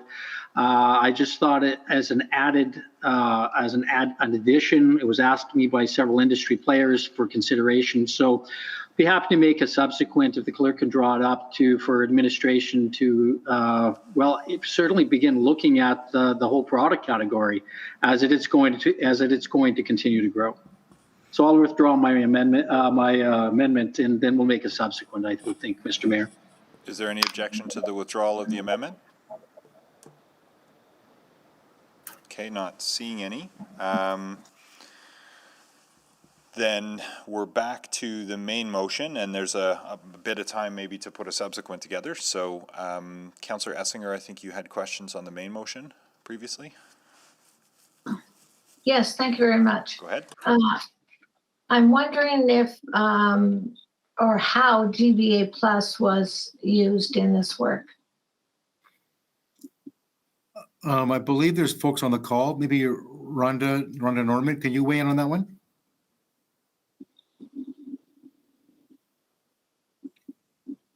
Or David? Certainly, thanks, Rob. So the GBA Plus lens was used right from the start of the pilot. It was included in the engagement survey questions that were asked. It was also part of the 6 principles that we established in trying to understand how a pilot may be formulated and put together, and ensuring that inclusivity, safety, and including the GBS Plus lens was looked at as part of the thought behind putting out the pilot project. And my next question is about the signage. Is the signage going to be near the sites, in the parking lots? What is it going to say? And is it going to say it's permissible, or don't go here if you've been drinking, or what? Go ahead, David. So there was lots of discussion on the appropriate language, and I'll ask Christina to jump in if she feels the need to. So the requirements are to ensure that the designated picnic site has the appropriate signage. And so we think we have met the provincial standard for information education, and those signs will be placed at those designated spots. As you know, part of our approach is to inform our citizens, not just of those designated areas, but there's information online. And so as we see any issues or concerns that can be addressed through other communication means, such as additional signage in other locations, we'll certainly look to bring those to bear to ensure that people are well informed. Are you concerned at all that once people hear, yes, alcohol is allowed in parks, that you will see it more widespread than just the designated spots? And how will you address it if you come across that? Oh, absolutely, Councillor. That is one of the concerns that was raised, that as part of the messaging to Edmontonians, that it's crystal clear which parks, that it is a pilot, it's only in designated areas. And so both an online presence and the location of those signs and ongoing summer reinforcement of those communication messages will be important to ensure compliance to the rules. And so we want to be right from the get-go clear as to the timeframes in the parks. And so we'll continue that messaging right throughout the time. And will you have, I think it's park rangers that will be checking on those sites, or I'm just curious. Yes, indeed. Our park rangers will be monitoring and driving by those locations on a regular basis. We've made contact with the Edmonton Police Service, advising them of the pilot and getting their thoughts and input, and also a handoff protocol should situations escalate that require their support. So we'll be monitoring it, and then that'll be part of the information sharing back with council after the pilot's done on the numbers of calls for service, those other things that we've identified as being successful or not so successful, for council to weigh in on. Okay, thank you. Thank you. Councillor Katarina. Thank you, Mr. Mayor. Just a clarification on the 25% of picnic sites. Can you clarify what you consider a picnic site? 25% of the sites on a particular park, and then is there a restriction number of people per site? Have you gone through that scenario, so you've got 25% of the sites, but what do you consider a picnic site? Are they designated? Is there a bench? How are you going to determine that? So, Councillor, if Rhonda Norman's on the line, she's our expert, but maybe I can kick it off. And so it's a combination of both bookable picnic sites and non-bookable picnic sites. And so there's around 47 in total. I believe there's 33 non-bookable sites, and they can include a picnic table and a barbecue area, and it can be quite small. So it may be 1 to 2 to 3 picnic tables and a barbecue area. As you know, the larger bookable sites can handle up to 100 people at those bookable sites. Obviously, with the COVID restrictions, they wouldn't be able to utilize those sites at full capacity because of just what's happening there. So it's a full range of large sites and also smaller sites for individuals who it's on a first come, first served basis. Okay, and they've got to be booked and registered. Do we charge a fee for booking sites? Councillor Yes, that is correct. Oh, sorry, David. My apologies. Just in specific here, what is considered a picnic site? So 1 table, 1 barbecue is considered a picnic site. And for the pilot, we have both bookable picnic sites as well as non-bookable picnic sites included in the pilot. And that also was as part of the GB and Lands Plus from a financial standpoint, part of that consideration. So people can either pay or there is non-bookable sites. Okay. Just look at that, the number of people. I'm sorry. There is a fee to book the sites as well, Councillor. Okay, so the larger sites with 100 capacity now with COVID, obviously that changes somewhat. So that's going to be an added stress on Bylaw to monitor those sites as well too, because could become very popular to book those large sites. So just let's concentrate on one park. So give me the numbers for Arundel. How many picnic sites are there? What's 25% then? And how many are large and how many are small? Do you have that detailed, Rhonda? Not off the top of my head, but Councillor, we could certainly get back to you with those details later time. Okay, given that Arundel is right in the midst of very vulnerable population in Abbotsfield, lousy location as far as I'm concerned to pick as a park for alcohol consumption. So that's just my opinion. Thank you. Yeah, that information would be great. Thank you. Any other questions on the motion? Not seeing any. Anyone wish to speak before I go to Councillor Zadok to close? Not seeing any. Councillor Zadok? I'm sorry, Mr. Mayor, I did try to click on. Okay, no worries. Go ahead, Councillor Essinger. I'm really torn on this issue. If I looked at my personal bias, which, we've been talking a lot about lately, I would say no. My brother was killed by a drunk driver. 10 years later, his son was killed by a drunk driver in a parking lot. And another nephew was killed 2 years later in a crosswalk with signals. I would never want another family to go through what we went through. But when I look at the public engagement results, it seems that a majority of people are supportive. And I value that, and I started to think, well, maybe it's not that bad.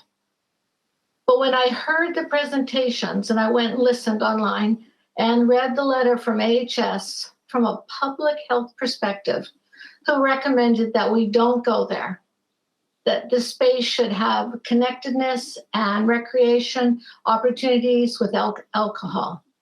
It would be a place where exposure to alcohol and its harms were minimal, such as reduced exposure to public drunkenness, alcohol-fueled family aggressions. They also suggested that due to the high usage of alcohol during the pandemic, a place where no alcohol is available would be a good thing. They cited the WHO, who would recommend the very same thing. They addressed the comparison to Europe by saying the grass is not always greener on the other side, and Europe is struggling with higher impacts of alcohol on their population, and they were working to change that. They also cited examples from Russia. Finally, in Dr. Sikora's letter to us, there is no foreseeable benefits to public health. Their presentation and Dr. Sikora talked about the fear of domestic violence may keep some folks away from the parks as it can be alcohol fueled. We already have higher rates of domestic violence than other cities. So this gave me pause. You know, we've been talking about the public health advice on the pandemic and that we should take it. We listened to them on smoking, we listened to them on shisha, and lately many people are accusing of politicians not listening to public health advice. So for me, should I choose that? I don't think so. Should we pick and choose when we take their advice? I'm not going to, so I'm going to vote no. Thank you, Councillor Esslinger. Councillor Paquette is next. Yeah, thank you. And thank you, Councillor Esslinger. We definitely talked about these things in committee, and they are truly concerns. And the last time this was brought up a couple of years ago, I did an extensively deep dive into the literature, and every concern that Councillor Esslinger raised is real. And the impacts in Europe, according to the data, are exactly what she described. So if we are going into this, we should be going into it with clear eyes. I mean, we can talk about how we believe in the responsibility of Edmontonians to do this right, and I'm not going to dispute that. But I also will look at the data and the evidence that that says that there is a possibility of things not being as rosy as they are often painted in this conversation. And I empathize with Councillor Esslinger's description of loss, and I won't go into any detail on that. But despite all of that, the public really is overwhelmingly in support of this.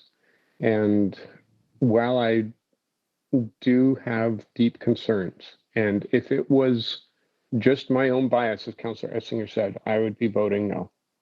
But given that this is a pilot, and there may actually be learnings from this, it will have my support. But it is weak support, but I will be voting this one. Thank you. Thank you, Councillor Paquette. Councillor Benga, or sorry, Councillor Henderson is next. Yeah, just to respond a little bit to what we're saying, because I do think there's a difference, and I've always argued this because I think it's a slippery slope. I have never supported things like the smoking bylaw or other things because of what people are doing to themselves. I don't think that's the city's jurisdiction. I think other orders of government, in terms of that, have jurisdiction over what you do to yourself, in terms of your health. Our jurisdiction is about what we do to each other. And that's why the questions of secondhand smoke were always primary in my mind, despite the pressures we were getting. And the same thing came up with the cannabis debate, that I think our jurisdiction is to understand that no citizen should be negatively impacting another citizen. And that's where our jurisdiction comes in on the public health side. And I think that's the real difference here between alcohol, which is a perfectly legal substance, although regulated, but doesn't have a secondary health benefit in terms of obviously it does in terms of disorder. Obviously it does in terms of what Councillor Esslinger is talking about in terms of drinking and driving. But in terms of disorder, we have other mechanisms of dealing with that. And I suspect, ironically, if you're beginning to have those disruption problems, they're easier to deal with if they're out in public than if they're behind closed doors. So there's more eyes on it. So I'm understanding that there may be a strong argument around alcohol and public health in terms of the choices you make individually for yourself. and that may be legitimate. I'm not sure it's our area of jurisdiction. And I think we need to be a little bit careful about that. And it's for that reason that I think that we should consider this. And I think absolutely in terms of disorder, in terms of drunk driving, in terms of all of those things that are already happening, I'm not convinced that this is going to make a difference to how much it happens. It actually may make things, it may allow us to have a closer eye on what's happening. And if someone's disorderly in a park, we're going to deal with them, period, whether or not they've been drinking alcohol or not. And we should continue to do that, and that is the mechanism for making sure that this doesn't get out of hand. So I will support this. I think I'm really interested to see what happens, and I think this is a situation where we are penalizing the vast majority of people who I think will be responsible about this for the few that won't, and I think we have other mechanisms for dealing with the people that won't. Thank you. Councillor Banga is next. Thank you. Like many others, I have the same kind of hesitation around having these picnic sites in a park available for, I guess, drinking. I know the main idea behind it. It's people are doing it anyways.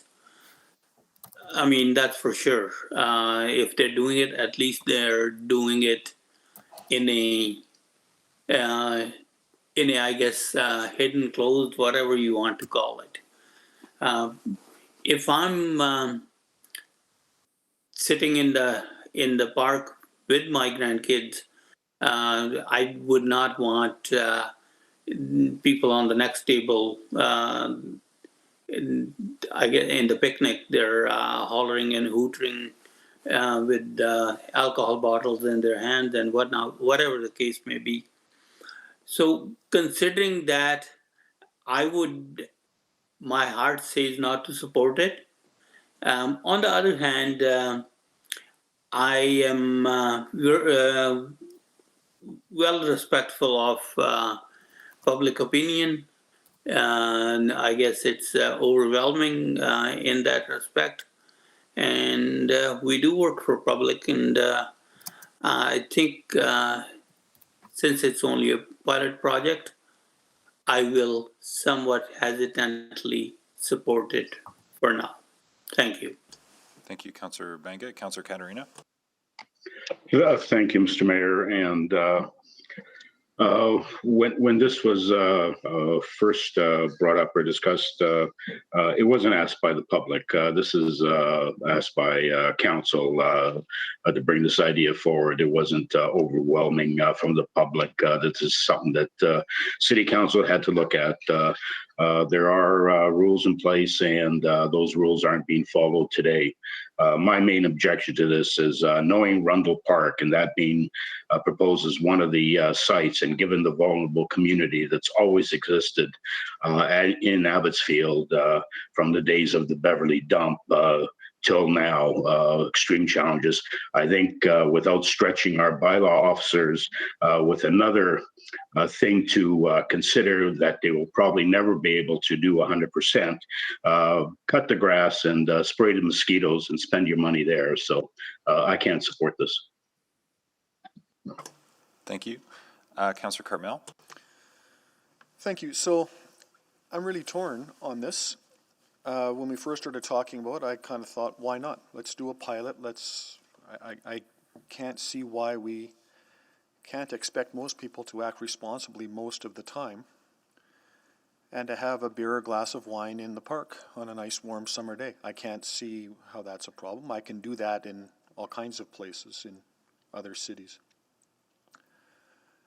But I heard Councillor Henderson's comments just a minute ago, and this is not a criticism of you, Ben, but I heard you say that we've got solutions when mayhem starts to happen in the parks. Well, I've got a park in my neighborhood, a park that's not a park. There's mayhem every night. There's people consuming every night. There's people driving impaired every night. I've tried to attack this from a traffic management perspective. I tried to attack this from an enforcement perspective. It's mayhem every night. There's a person that lives on that block whose partner suffers from Alzheimer's. They care for that person. They can't move. They can't just leave like other people in the neighborhood have. That person suffers from their own health consequences. They are trapped in their house because the people come to the park and consume every night.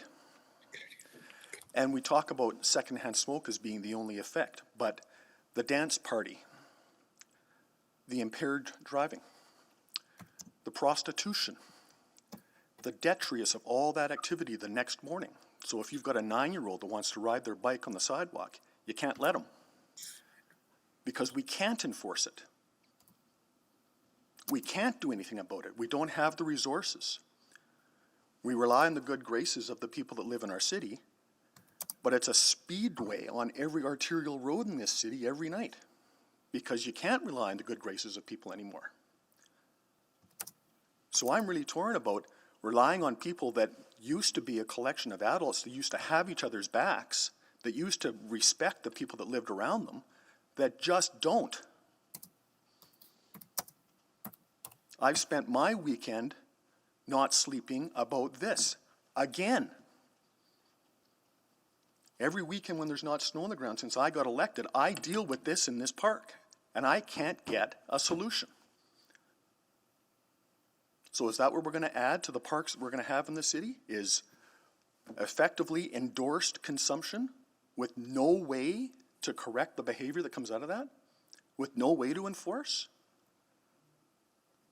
Because if we can't enforce the place where all the drug deals are happening every night, when we know we can go and make arrests down there, how are we going to enforce it in Rundle Park or in Horilac Park?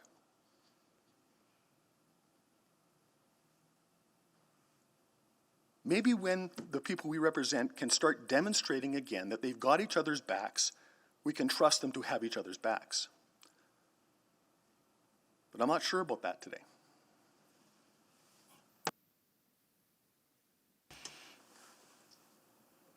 Other comments?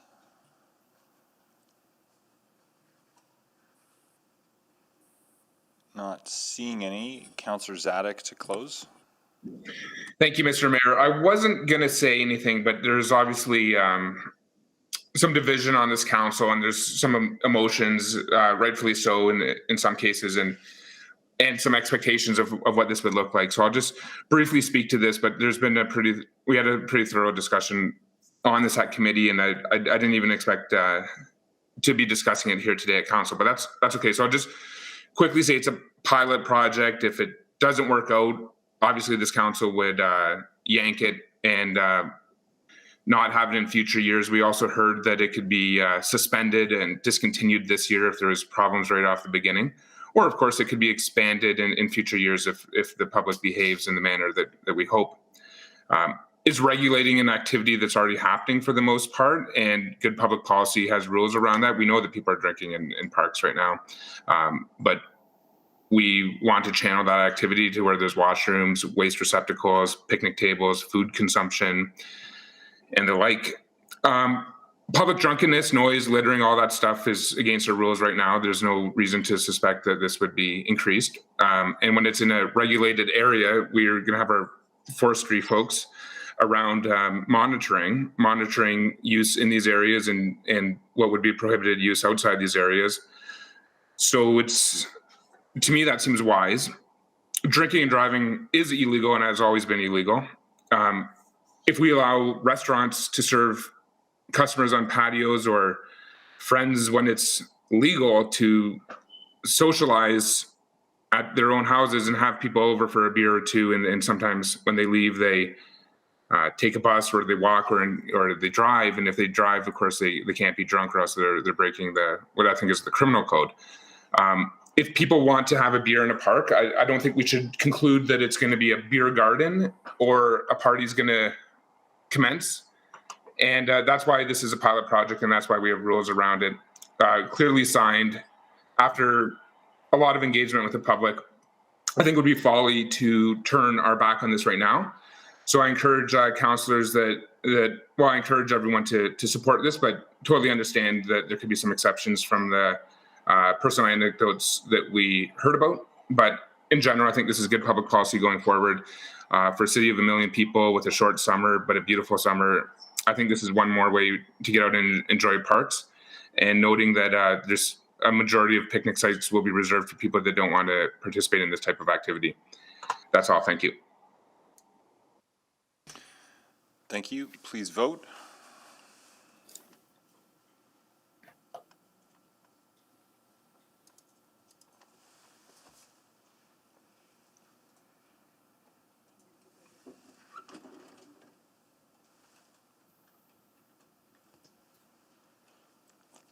Just waiting for 2 more votes. Mr. Mayor, Councillor Banga? I'm a yes. Thank you, Councillor Hamilton. Councillor Banga? I am a yes. Thank you. We have all the votes, Mr. Mayor. Thank you. Display the vote.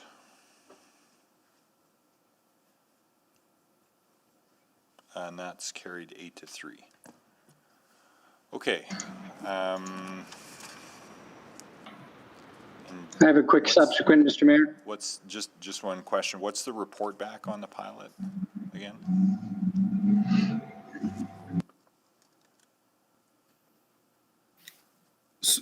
Sorry, Mr. Mayor, the report back on the pilot? Yeah, when is that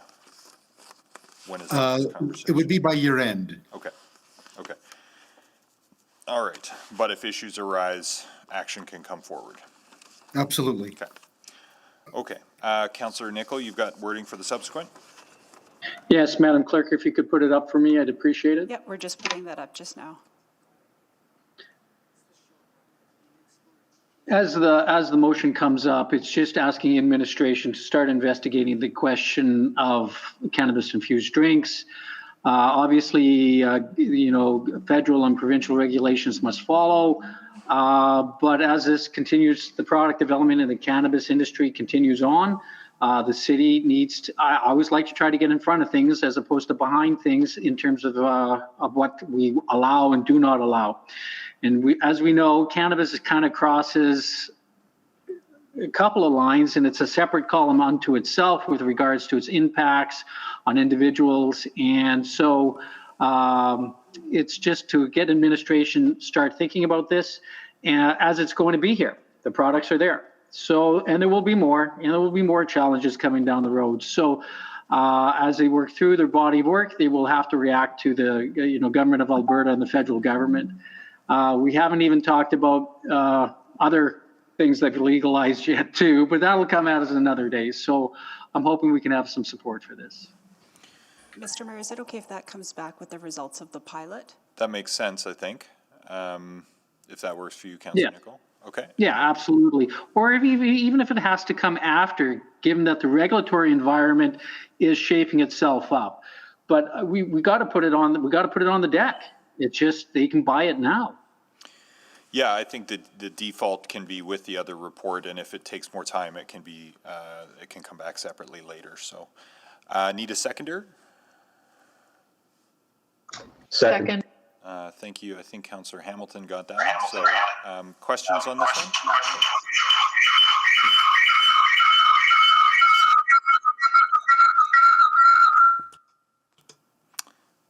Not seeing any questions. Yeah, no, I do. Oh, Councillor Henderson? Sorry. I'm just Go ahead. wondering, because we've been anticipating a larger, we put it aside, the larger question of ingestibles. We put it aside because it wasn't legal 2 years ago. It was part of the second piece of work that the feds were going to do. And I'm just wondering where that's at, because it seems to me there's a larger question here that we've still parked. And I'm wondering where that, because I think this is a legitimate question. I'm just wondering if it's a little bit narrow in this form. Councillor Henderson, Ms. McCabe here. We've been keeping an eye on the federal and provincial legislation for cannabis edibles, and at this point, they are not in the marketplace under the legal legislation and under AGLC, but we continue to keep our eyes on that from an economic development perspective and would advance the information to council when we had indication that there would be something for council to react to. Yeah, because I'm not sure what the distinction would be between a liquid form and another form, and why I'm not sure how we get there. I know this is a trickier question, Because the other thing, ironically, that's going to allow for is the ability to ingest indoors, which is something that currently doesn't exist with cannabis except in a private space. Correct? That's my understanding too, Councillor Henderson, and I think there's a lot of questions in this space still, but definitely something that administration has on our radar. Yeah. So I don't know. I suppose it's a question to Councillor Nickel again around whether or not this is worth broadening. Well, Councillor Henderson, I always like to take a problem category by category, especially if you're on new ground. A drink is not is different than smoking it, and it's different from the large product range that's available now in the cannabis sector. My argument, it would be very simple. Let administration take this off in pieces and not get bogged down with the whole gambit of things as they develop a process as to take the questions apart with regards to cannabis. Start with something simple. Start with something understandable, and then the rest of the body of work will follow. I find it more efficient this way. Okay, all right, thanks. Councillor Nickel to close, if there's nothing further. And just a quick comment, and Councillor Henderson did raise the issue. There is a larger body of work that needs to be done, but given the unknowns and given the uncertainties around regulatory environments, I want to get administration, just take a piece of it. Just take a piece of the problem and let's take it apart a bit. And let's think about how this is going to work. And then you can take the next module, add it on, and see if the process applies. If you throw too much at them, it will get lost. And so we just want to keep this file moving forward and enabling administration and us to learn, because the marketplace moves much faster than we do. So let's try to investigate some good processes first, using this as an example. And I think that will inform administration and us to better decisions. Thank you.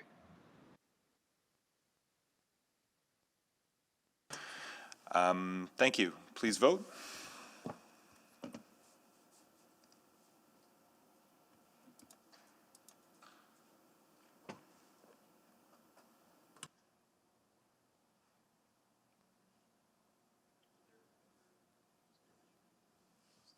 Councillor Paquette?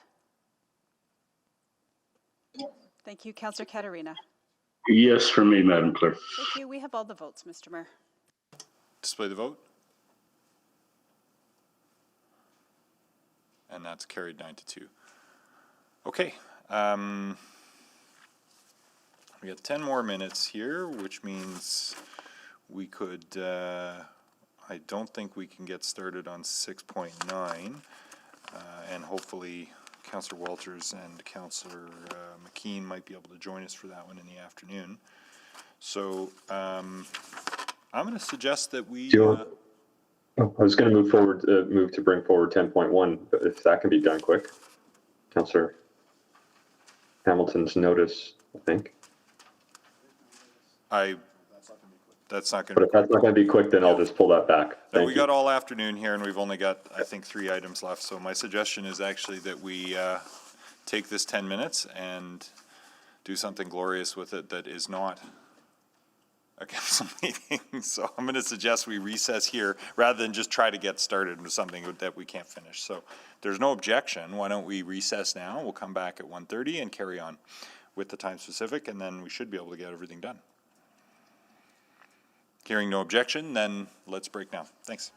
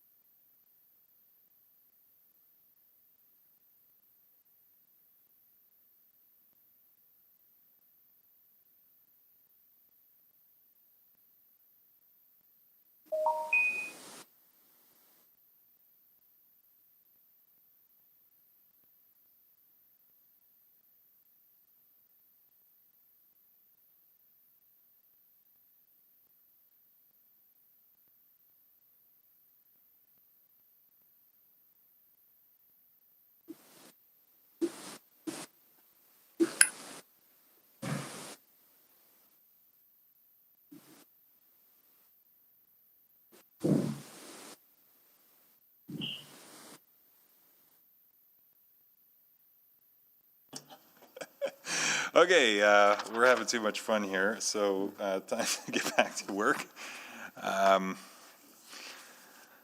Sorry that extra 10 minutes didn't turn into 2 weeks, but we have things to do. So welcome back. Councillor Cartmel. Good afternoon. Good afternoon. Councillor Katarina. Good afternoon. Good afternoon. Councillor Zadek. Still here. Welcome back. Councillor Essinger. Good afternoon. Good afternoon. Councillor Hamilton. Good afternoon. Good afternoon. Councillor Henderson.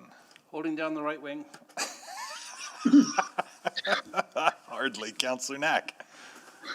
But I'm here just processing that. Yeah, me too. Me too. Councillor McKean?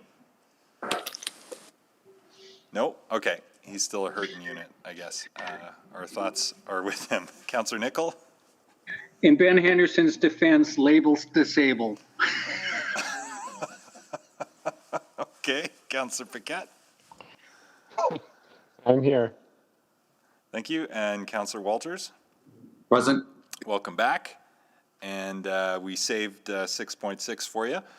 And Councillor Banga? Here, despite the sunny day outside. Indeed. All right. Well, that's enough to get moving again. Time specific was the aforementioned item 6.6 Enterprise Land Development Program update. We had a rich discussion at committee and a variety of perspectives were shared.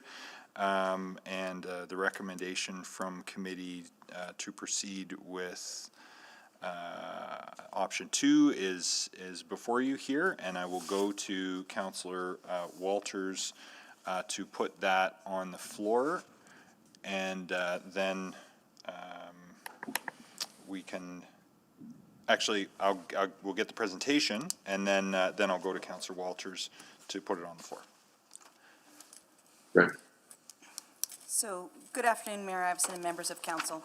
Joining me in chambers today are Mr. Hodgson, who will walk through a brief presentation, and Neil Ozaduk, the city's acting director of land development. Ms. Padbury will also provide information and additional information with respect to some of the options around the investment of the funds. And we also have members of the real estate team and legal services available online to support any questions arising. The report before you provides information on the strategies and timelines to prepare the greenfield residential land held in the Enterprise Land Development Program for sale. So council and committee heard the benefits of this program and the financial support that it provides to the tax levy of the city, and ways that the city's involvement in this business has supported the city, but now how we're going to exit the land strategy. So this motion was made at the motion made at executive committee was a variation of the 2 options that were presented within the report. And so the team would walk you through the implications of that and the information and options for where the proceeds could settle. Over to Chris. Thank you, Mary. Good afternoon, Mayor Iveson and members of council. As Mary mentioned, the report outlines 2 primary strategies for preparing the Enterprise Land Development Program's greenfield residential lands in the neighborhoods of Astor, Chauncey, and Goodrich Corners for sale. Option 1 being sell the lands as is, and option 2 selling some of the land holdings, namely the parcels in Chauncey and Astor, as is, while continuing to invest in the development of Goodrich Corners. Financial analysis is provided that evaluates each option's revenue generation potential, the expected timing of cash flows, and each option's ability to support the most strategic real estate city building opportunities. When assessing strategic catalyst opportunities that could benefit the most from the proceeds of sale, exhibition lands and river crossing were the top 2 identified by administration for several reasons. They are identified in the city plan as areas to invest as the city grows from 1 to 1.25 million people. They require significant capital investment to remove barriers and help ensure orderly development, and they are both moving into their implementation phases. The Real Estate Advisory Committee also agreed that these 2 sites were prime locations for the city to redirect the proceeds of sale from greenfield holdings. Administration received feedback that continuing with partial development provided a higher level of support for small home builders and trades. However, the feedback received from other stakeholders suggests that the program is in direct competition with private sector greenfield residential land developers, which is a negative from the industry's perspective. Executive Committee carefully considered administration's report, and a motion was passed that is a variation of option 1 presented within the report. This recommendation directs the as-is sale, without further subdivision or improvement, of land in all three neighborhoods, targeting public offerings throughout the rest of 2021 and into the first quarter of 2022. Specifically, where the recommendation varies from the option presented within the report was its treatment of Goodridge Corners.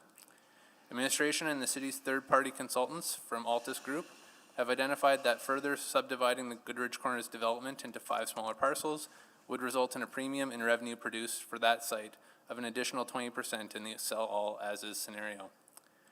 Executive Committee received feedback from our development industry partners who have identified that profit would be maximized from the sale of a consolidated Goodridge site as is, which is the variation from the option presented. If this motion is approved by Council, Administration will publicly offer the properties on the schedule provided within the motion without bulk discounts that would typically be seen when purchasing lands of this size, in alignment with the advice and direction. If Council were to accept the recommendation of Executive Committee, the City would no longer compete with private industry and greenfield residential land development business in these areas. This option also allows for a quick injection of revenue that appears to be sufficient to support the land development components of Exhibition Lands, River Crossing, and Heritage Valley Town Center projects. It is anticipated that all revenue generated through these sales would be required to deliver these 3 projects, and almost no revenue would be available to support the other city building projects in the future.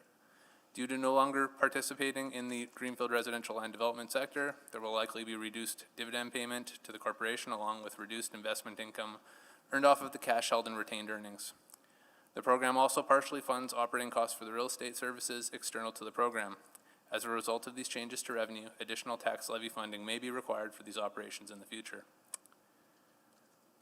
The recommendation from committee directs that the proceeds of sale will be allocated to the land enterprise retained earnings. Policy C516B, the land enterprise dividend policy, directs that a dividend of 25% of net income associated with the sale of land be paid to the city. Should Council wish to alter that practice in this instance, an exemption to the policy would be required. Retained earnings is the approved funding source for the ongoing Heritage Valley Town Center project. Additionally, on Monday, April 26th, committee received the Exhibition Lands Implementation Strategy Report for information, which identifies retained earnings as a potential funding source for the land development investments for Exhibition Lands project. The wording of the motion specifically avoids directing the sale proceeds to Exhibition Lands, River Crossing, and Heritage Valley Town Center. While the intention would be to use the proceeds of sale to fund those projects, it would not be appropriate to include this in the motion as it may tie the hands of a future council. Administration will bring forward future capital profiles identifying land enterprise retained earnings as a funding source for these projects for council consideration and approval on an as-needed basis in the spirit of this general direction if the motion is approved. I will now hand it off to Ms. Padbury to provide information on the use of a reserve fund. So assuming we don't sell these properties at a loss, the business earnings or profit on the sale of these properties will ultimately settle to the land enterprise retained earnings account. While retained earnings represents excess earnings or profit over time for capital-intensive operations like land enterprise, where the business must spend money to complete land development that ultimately generates profit for the business operations, the balance in retained earnings is not always reflective of the cash balance of the entity. Retained earnings for land enterprise provides a future funding source for operations, and at any point in time, a portion of this balance may be allocated for use in regular operations. The City of Edmonton manages cash on a corporate basis citywide in order to maximize investment opportunities. Business areas such as land enterprise do not have their own bank accounts, and rather cash is held centrally by the corporation.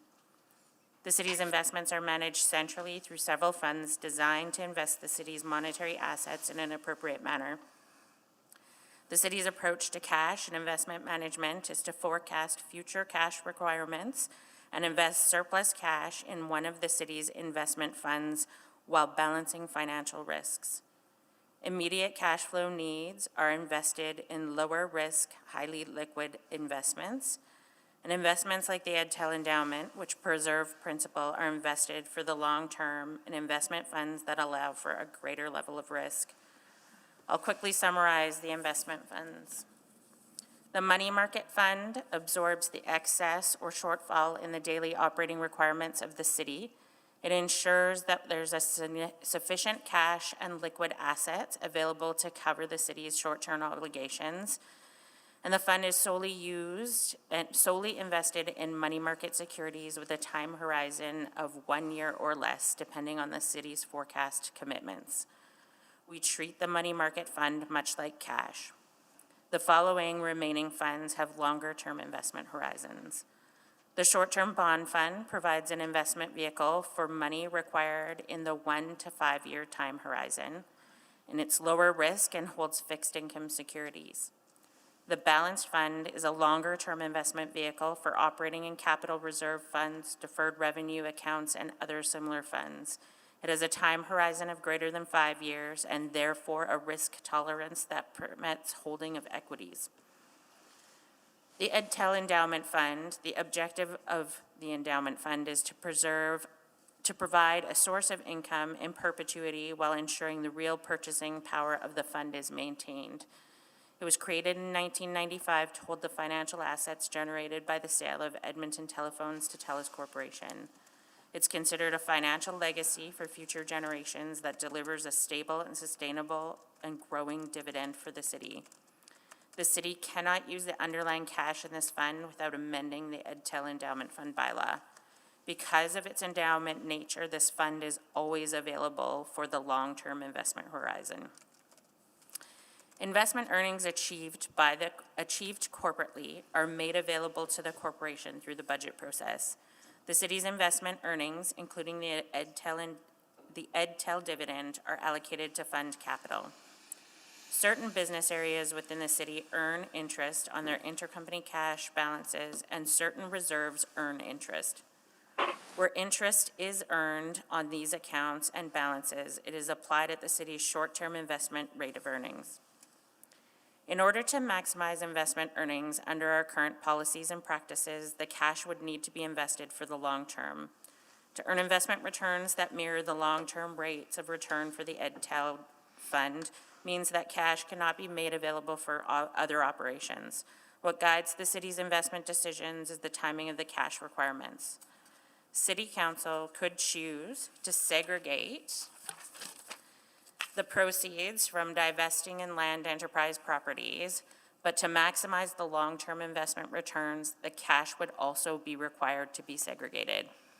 If invested in the long term to maximize investment earnings, the same cash cannot then be used to invest in the operations and earn a business return. If you choose to use these proceeds as the funding source for exhibition lands and river crossing, only the excess cash at certain points in time can be invested. In the normal course of business operations, the city does invest the excess cash flow in line with the process I described earlier. Currently, earnings from investments are not attributed back to land enterprise, but rather the city as a whole. Conceptually, if it is the will of council to attribute earnings on excess cash back to the land enterprise business, then council has the following options. You can segregate the cash for the long term, which would allow the city to invest in a longer term investment vehicle, or you can introduce a practice and a methodology that would attribute investment earnings to the land enterprise business. Both options are feasible, but would require further investigation and a change in practice at the city. This concludes our presentation, and we'd be happy to take any questions. Thank you. Councillor Walters. Thank you. I can put them on the floor to start with, if that's okay, Mr. Mayor. Go ahead, as recommended by the committee. Correct. Okay.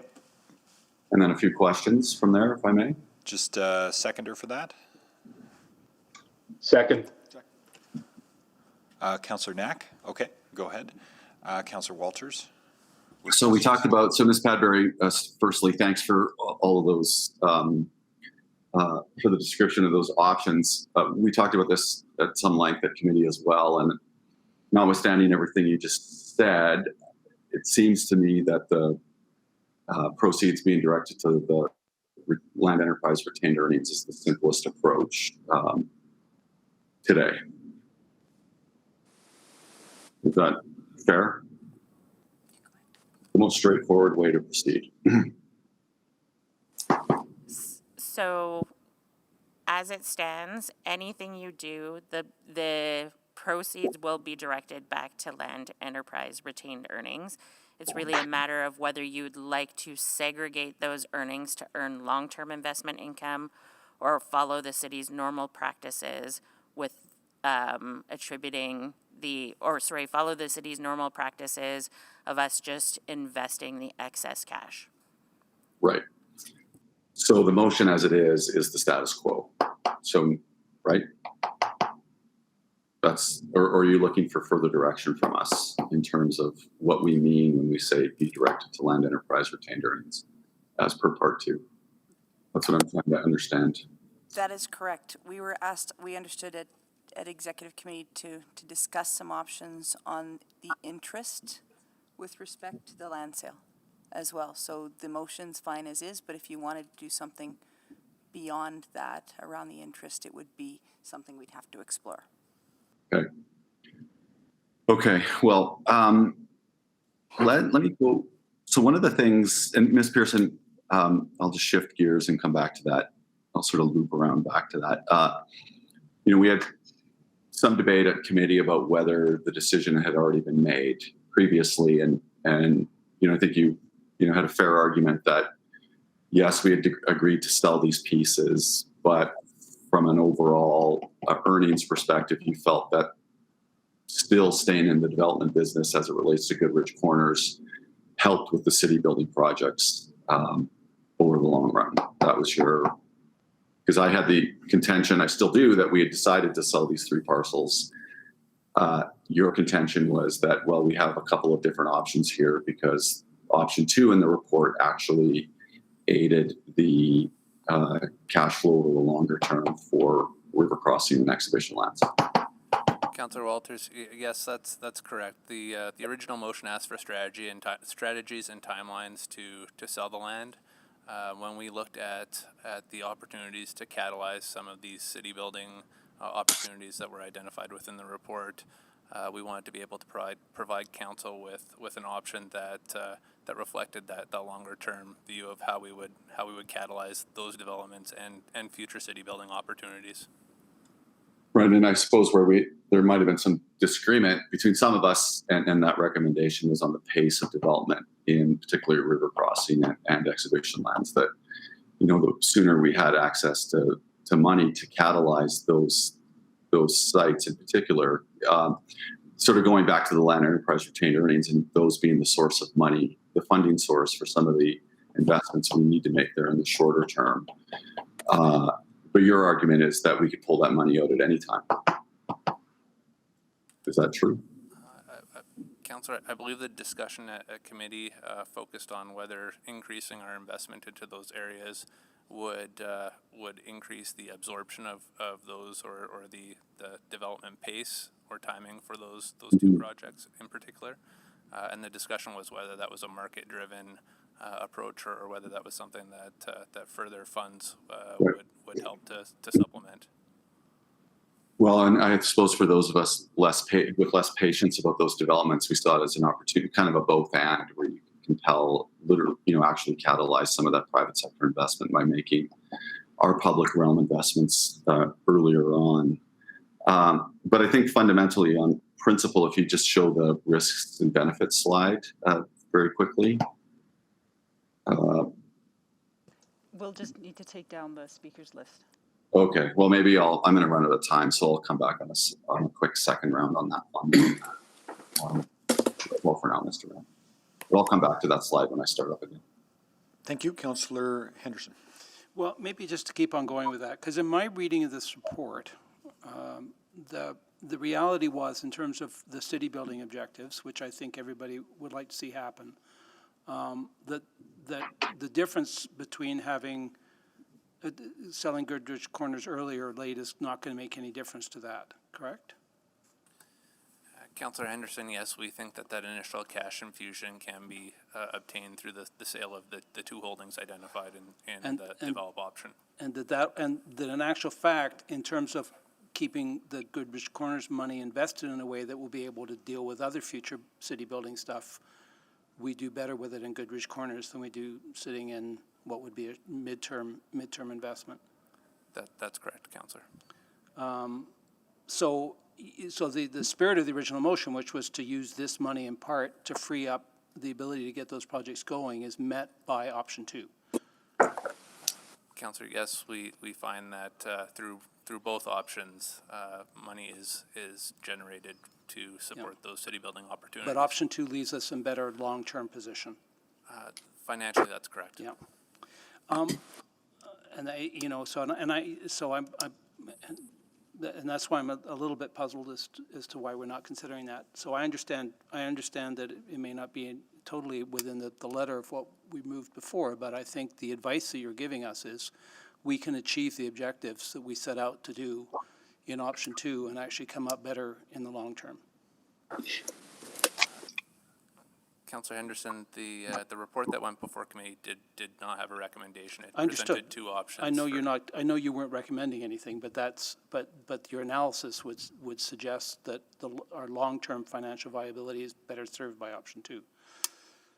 If I'm reading it correctly. The option 2 does generate more financially. More money. Yes, that's correct. Yeah.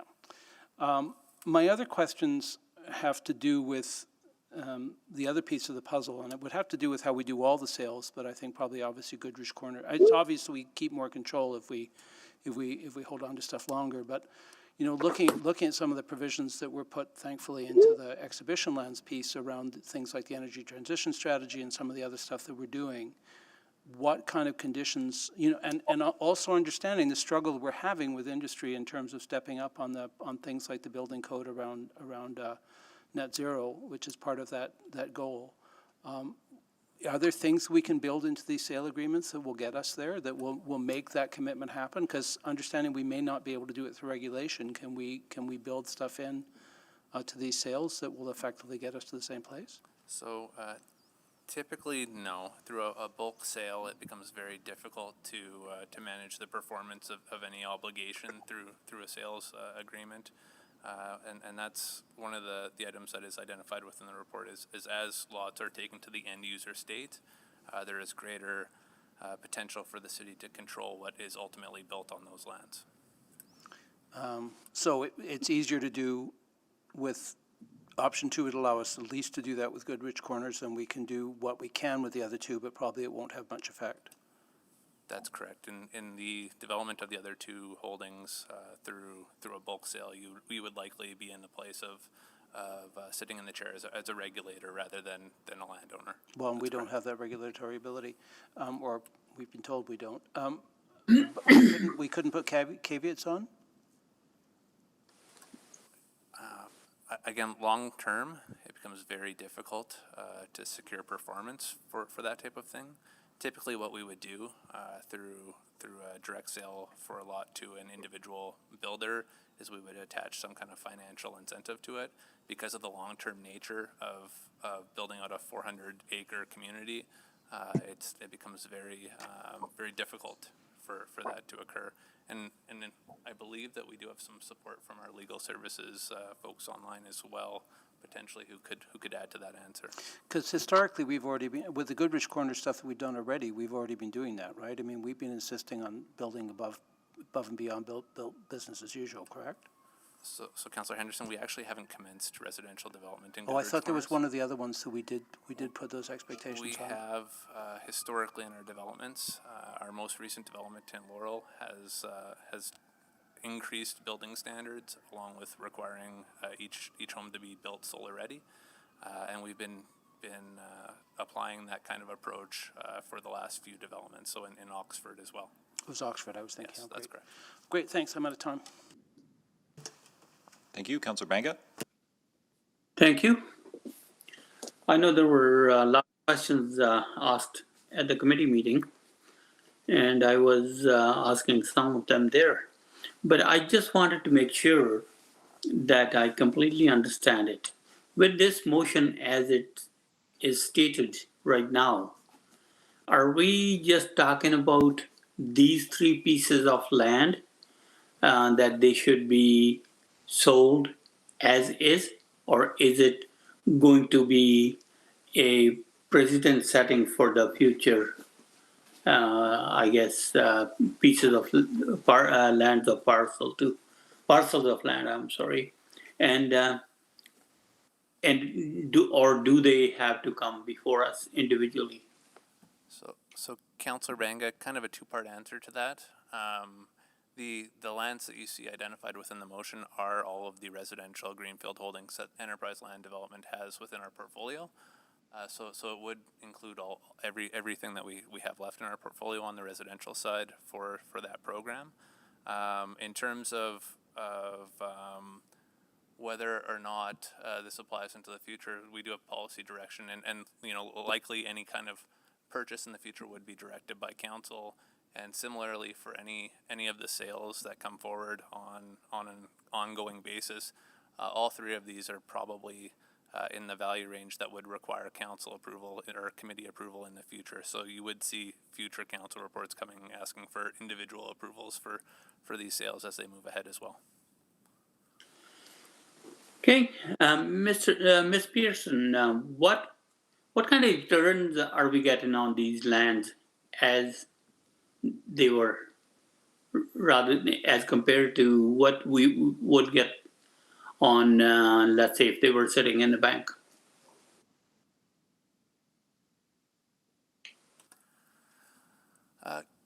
Councillor, what we've identified for returns on these three parcels, or pardon me, in the option that has been presented is in that 11% range. I would ask that Ms. Padbury perhaps supplement in terms of the returns that we get on EdTel and some of the other funds that we have within our investment holdings. So long term, or I'll give you the average 4-year returns for each of them. If we invest in money market, it's 1.4% per year. If we invest in short-term bond, it's 2.7. If we invest over a 5-year period, it's generally around 6.7. And the EdTel Endowment Fund has earned 8.7 over the last, as an annual average over the last 4 years. So as it stands right now, 11% is pretty high. Councillor, it is higher than some of the other options that are presented, but it is in line with what we would have seen historically in terms of returns on our projects. Okay.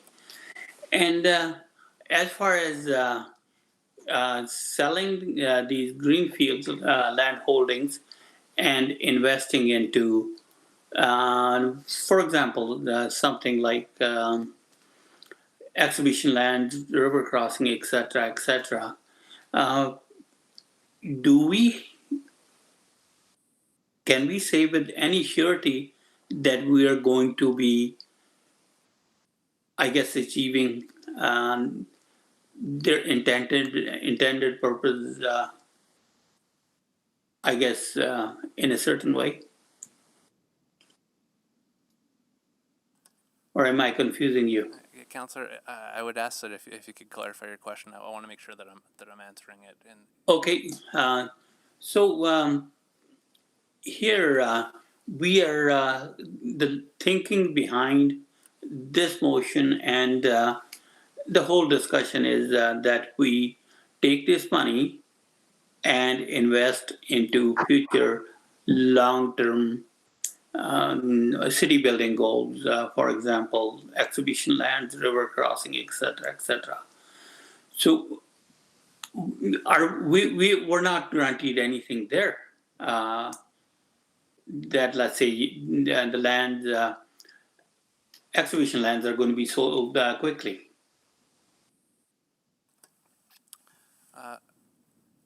The redevelopment projects have been identified, and this was discussed at committee as well. They are market driven. Both projects themselves do require some significant front end costs, and so the city is in a really good position to be able to invest in those communities to act as a catalyst to get them off the ground. In terms of where each of them are at within the process, you would have heard early last week that the implementation strategy is in a place where development can start to proceed on the exhibition lands project.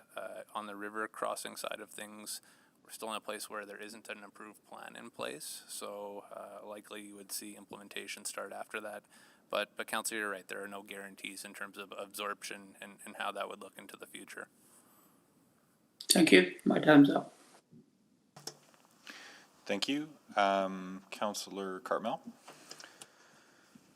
Thank you. So I think it's been asked and answered, but there's not necessarily an urgency to sell this land in order to invest in exhibition lands or in Rossdale.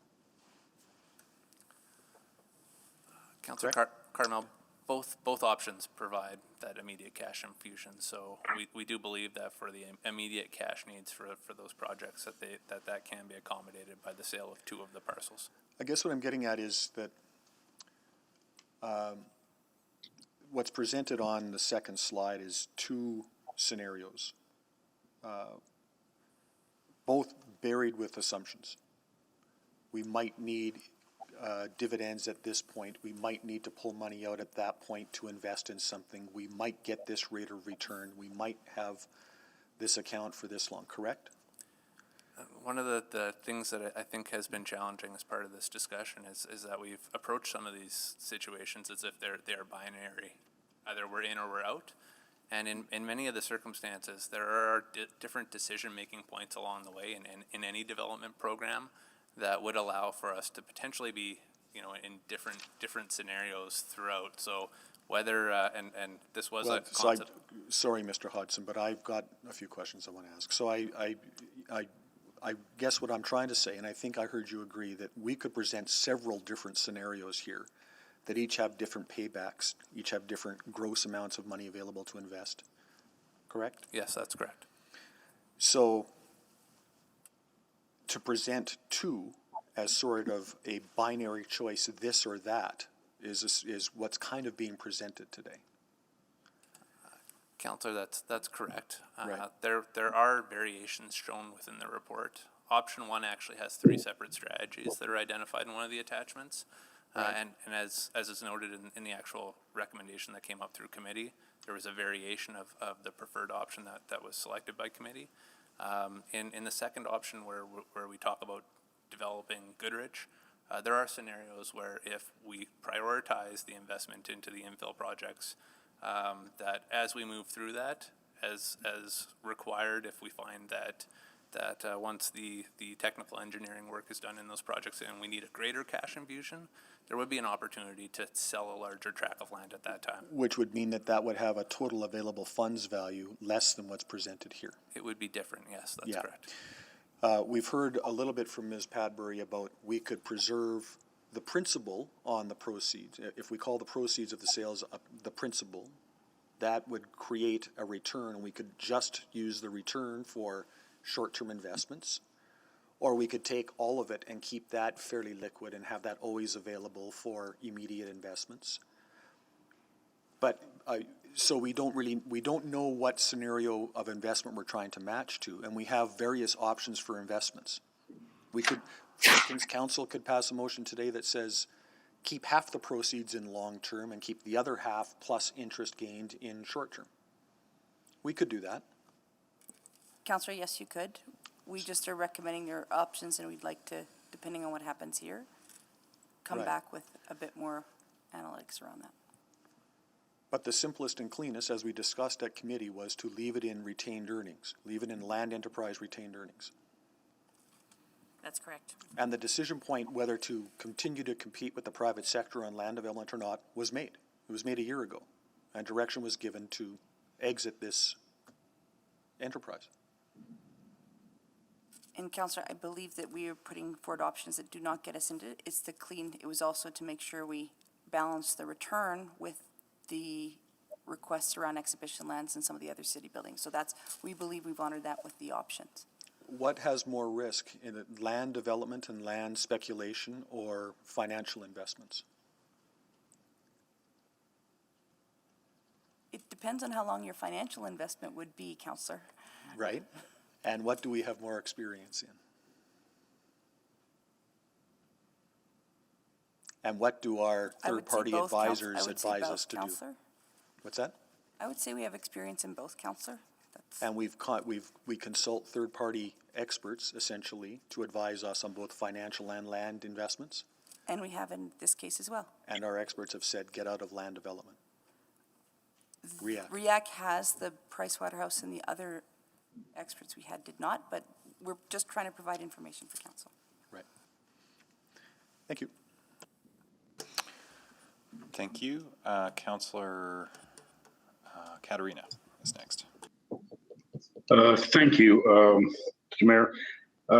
Just for my understanding, clarification here on this, and both option 1 and option 2 have different impact. So give me the time frames for short term, what we mean by short term.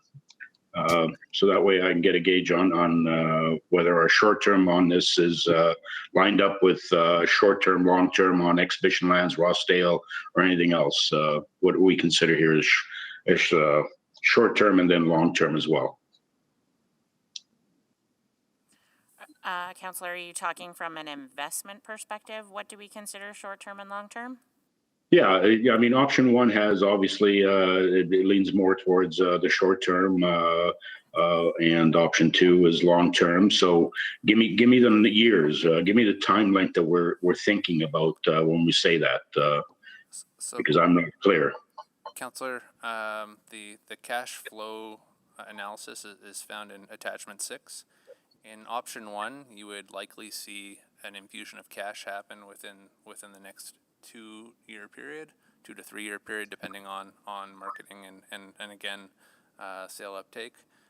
In the second scenario, you see cash flows coming in over the next 30-ish years. And those are shown within the attachment in terms of the time frames for inflows and outflows. Okay, so if we take, well, depending, I mean, they both have question marks because it's a guess, depending on uptake and depending on the market. So option 1, 2 to 3, could be 4 to 5, depending on conditions, could be longer, possibly shorter. So that these numbers aren't set in stone, or the time frame isn't set in stone. So sort of a generality. So how would option 1 tie to the plans for exhibition lands, for example, in the time frame that we're looking to start there, because we're in that process right now? So Councillor, I'll direct you to attachment 6 and specifically page 8. The cash flow analysis is shown on the table, and you'll see a blue wave, which represents the land enterprise retained earnings.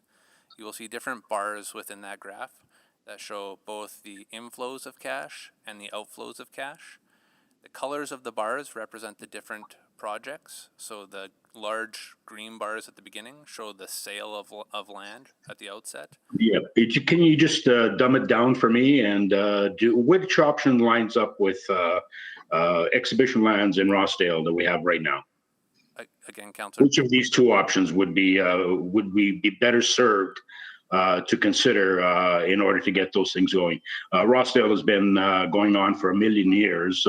Exhibition lands is at a stage now where it needs to either go ahead or it remains dormant for years to come. So which one lines up? So both options allow the opportunity to support. In one option, you get more cash earlier. In the second option, you have more cash later in the investment period. So okay, does that mean the cash later, does that mean that we would have to wait even longer to realize that cash, the greater cash? No. In terms of sorry, pardon me, I should clarify. In terms Please. of the investment into the projects, there isn't, the projects are what are prioritized within the investment analysis. And so essentially both options allow for support for both projects, and both options in both scenarios, it neither speeds it up or slows it down by taking one over the other. Okay. And Mr. Hudson, you had commented earlier that you didn't want to reference Riverview Exhibition Lands and Heritage in this document because you didn't want to tie the hands of the next council or councils for many years to come. Just explain that to me because the next councils can do whatever they want. They can reverse whatever we decide here today. So why wouldn't we make a commitment to the 3 areas that we actually, this council has set as sort of priority to where we want investment to happen, that we need it? So Council, why wouldn't we do that? We do make reference to it within the report, where where I would differentiate that from my speaking notes from earlier was around the actual motion that gets passed by council. Okay, so why is it a good idea not to mention them? Because you did explain it that it would tie the hands of. How would it tie the hands of councils to come? I would ask that our partners with legal services potentially provide some legal advice on that. And I believe that we do have support online. That's fine. I'm over time now. If the answer is coming, that's great. Or I can click on again. Would you be so kind as to move a second round of questions, Councillor? Yeah, I'll move the second round. Thank you. Second. Thank you, Councillor Knack. Any objection to a second round? Not hearing any. Then on the second round, back to Councillor Walters. Thank you. So if that risks and benefits slide could be put back up. And as we're waiting for that, I guess my question is noting, and I know there's a significant policy alignment document around the city plan included in the set of attachments, but knowing the significant emphasis on shifting our development form to more of a compact urban type of development, would we, and now that the city plan's in place, would we be buying, if we weren't in this business now, would we be getting into this greenfield business, considering what the city plan asks for and calls for? Councillor, it's a hypothetical I can't answer. Ultimately, the program itself is policy directed, and the policy directs for us to be in this business. Now that will obviously evolve the direction of council today, and a future revision to that policy as it moves ahead. And so it's not something that I can really provide any speculation on. Well, similarly to Councillor Henderson's questions about our regulatory authority as land use planners, that line of, going along with that line of questioning would suggest that we should buy all the suburban land we can, because the only hope we have of meeting the energy transition targets is for us to develop it, as opposed to compel the development of or meet our energy transition goals through our planning authority. So to me, we do not need to own and develop suburban land on our own to meet our energy transition goals, do we? Councillor, we have other tools to achieve those other objectives. Simple answer is no. Right. So when I think about the original conversation that we had and the very long, I think we went through 2 committee cycles on this question before. There was a pretty significant dispute about the numbers provided. And, I'm just reflecting the dispute that we all were part of and heard from the people we engaged. The numbers that were provided to support us staying in this business by us and our consultants were disputed significantly by people in the industry who work in the industry day to day. Were they not? And they continue to be disputed. Councillor, yes, there was there were differing perspectives on the validity of the numbers that were presented. And secondly, in this last report, the issue around strategy 3 of the sell is approach, which is what you did recommend in attachment 6, which is to sort of fragment the Goodrich Corners piece and break it into much smaller pieces, was your advice. But again, the advice from people who work in the industry every day is that's the last thing that they would do, and that's the last thing that they do, and that they spend years and often decades trying to put these parcels together, because that's where you get the most value. So again, the engagement of people in the actual business day to day is counter to the advice that we're being given. So I'm trying to get my head around why that is. So, Councillor, I'd suggest that the folks who provided the expertise behind this report are in this industry every day as well. But further to that, we do have external consultants that did provide that recommendation. They are experts that external folks regularly utilize for advice. Also, the strategy that was provided suggested the subdivision into 5 smaller parcels. The idea around that was that larger parcels of land typically trade at a bulk discount, and I referenced that in my presentation as well. And if it is the will of council to pass the recommendation as provided by committee, administration would move forward with marketing those parcels on the basis of not applying that bulk discount. So it is something that we can definitely test. Okay, so it's also been stated that, particularly in the case of river crossing, when we think about that example, that, we have the liquidity and other financial tools to make the necessary investments to advance those projects. I wonder if that's the case, considering the amount of time we've spent, even in my time on council, talking about river crossing, why we haven't made those investments. And one argument would be is that we don't have enough cash and enough tools to be able to do that. And this is one way for us to get moving on these very desirable development opportunities in a quicker way. So maybe just a comment on that. So, Councillor, I won't talk to the history of Rossdale, but what I will talk to is the most recent evidence, and that's that as plans get approved, we move forward quickly with implementation. With exhibition lands, the plan was approved approximately a month and a little bit ago, and you would have seen administration move forward quite quickly with trying to action that plan and move that development forward. So I would anticipate that we would move with the same speed once we have an approved plan in place for Rossdale. Okay, well, we're time again. Thanks. Thank you, Councillor Henderson.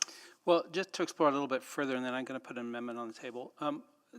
The reality is it doesn't take us out of the land development business. In actual fact, we would stay in the land development business in Rossdale in a modified form in the exhibition lands. Correct? But we would be shifting to projects that industry is far less interested in.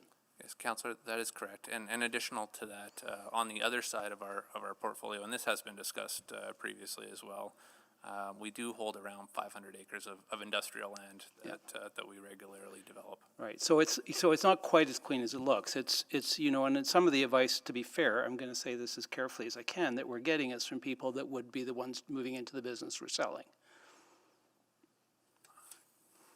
Councillor, I won't speculate on who the potential purchasers could be in the future. They could be local developers. Yeah, it's just really about understanding why we're getting conflicting advice on this. I just wanted to ask that question out loud. So and they have there's less interest in if we wouldn't be sitting here on these other pieces if there'd been significant private interest in stepping into part of the problem is probably we're not going to make money on the other ones. They're still worth doing, and that probably is why we should be engaging in them, but that's the difference. Yes, the financial outlook on the projects that have been identified looks much different than some of the greenfield stuff. So it's a different think about how we deal with the money. It's not really about getting out of the development business. We just do it for a different purpose. I believe that's a concept, yes. So I actually, given that, I'd like to make, and I think it's probably best as an amendment to strike C, and which essentially I think is the best way of activating option 2. So I'll put that on the table. Yeah, I think just to be clear, it would be striking the reference to Goodrich Quarters in the top part and part C, which is the timeline for it. Okay, so that's the motion to strike that. Seconder? I'll second it. So maybe just to speak to it a bit, I completely support that we probably should be getting out of the greenfield business, but I don't think we necessarily need to do it in a fire sale when I think we could do it over time. And I think we bite off our nose to spite our face by doing it quickly to meet a target that is not about getting out of the land development business, it's just about getting out of a certain part of the land development business. That long-term, to give future councils the best tools in order to be able to do not just these projects, but other projects, the best place to leave that money right now on the Goodrich Corners piece is in Goodrich Corners, which we can sell off over time when we need the money, as we need the money. But is always going to give us a better return, I think, than putting it into midterm investments. And, you know, the numbers are pretty clear in terms of what's being put in front of us on independent reports we've been given on that. So I'm not quite sure why we wouldn't be going down that road. That I think it does not impact at all our ability to move these other two projects forward faster. And I think I'm inclined to agree that we do need to come up with money, and it probably is a better use of our funds to achieve those ends. But I think we're, you know, to take more money out than we need right now, just to say we're getting out of something that we're not actually getting out of, I think is not a responsible thing to do when we have numbers to show that the best place to leave the Goodrich Corners investment is in Goodrich Corners for now. That long-term, that will give the city more revenue and more money to work with to achieve not just these ends, but other city-building ends. Because I think if we, you know, the other thing that was on that risk strategy is it doesn't, the difference between the two options does not put these projects at risk. It puts other projects at risk that are coming in the future that we won't have the resources to deal with if we don't continue to take the dividends that we will get out of the Goodrich Corners piece, which is money we do not need right now, and I think is best left in that investment. So for that reason, I think my amendment actually gets us back to option 2.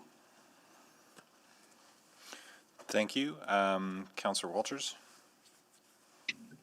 So a couple questions for the mover initially.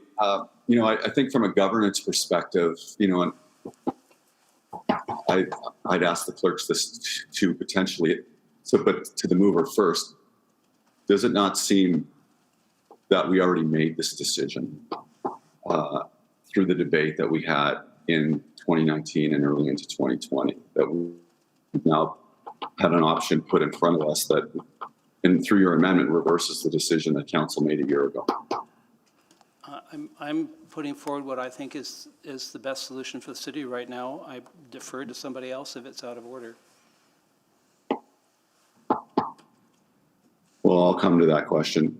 You used the word fire sale, suggesting that, you know, anybody who would move the original motion or any councillor that supported it at committee would be encouraging fire sale of city land. Is that a word you'll stand by? That we'd be fire sailing this, particularly in the market of high right now? I would hope not, but if the suggestion is that in actual fact we can do better off this land by holding on to it and we choose to sell it now, I'm not sure, you know, in that sense, I'm not sure we're getting the best value out of the land. And your contention is that the advice, you know, I said at committee last week that it feels like it's only people in this room who agree with the numbers that have been presented, that all the outside advice we've given is that those numbers don't hold water. And it's, you know, the skepticism is underpinned by the advice to parcel out the land as opposed to selling it whole. But you're suggesting that advice is primarily self-interested advice? No, I didn't say that, but we do have consultants that we have hired that have given us a different set of advice. It's not all one-sided, and you know, if you're really truly, you know, if you're looking for a third party that has no vested interests, I would think it would be those consultants. Yeah, perhaps. Okay, so I guess my last question, well, I guess I don't have any more questions. I feel like we've been talking about this for 3 years. I won't support the amendment when the time comes to vote on it for many of the reasons I've outlined over the past 2 years. Thanks. Thank you. Councillor Knack. Thank you, Mr. Mayor. And just one quick question, because I've listened carefully to the rest of the discussion. How much staff time do we put into the land that we manage in these new areas compared to other things that they could be working on? I don't have the sense of it. Is this something that's done like, an hour a week, or is this something that we spend a lot of time and effort on? I don't know. So Councillor, we don't actually break out the time specifically for these projects. It is managed as a portfolio. There are 85 people roughly in the real estate branch. For this program delivery on the enterprise land development side, there are 5 dedicated folks, and they manage both the industrial side as well as the residential side. So, but in terms of breaking that down into time allocation, it would be very difficult. That's helpful. Just it gave me a sense of how many people are working on that. Okay. Mr. Mayor, I'll just briefly speak to it and probably save myself the trouble for the main item too. I didn't ask questions or speak last week. While I don't think technically this motion is out of order because it's been more than a year since the motion has been made, I feel like I did vote on what I did a year ago, which was to proceed with a sale on this. So just with that in mind, and I don't believe I've been presented any new information today or last week that would change my opinion from a year ago. So I'll continue to support the original motion as worded, and I won't vote in favor of the amendment. Thank you. Anyone else wishing to speak to the amendment? Councillor Henderson to close.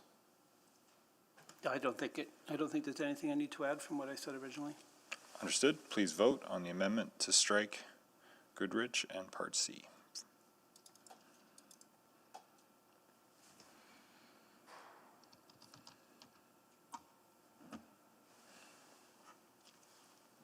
I'm a no. My e-scribe shut down. Thanks, Councillor Walters. Councillor Paquette? I'm a yes. Thank you. And Councillor Katarina? I'm a no, Madam Clerk. Thank you. We have all the votes, Mr. Mayor.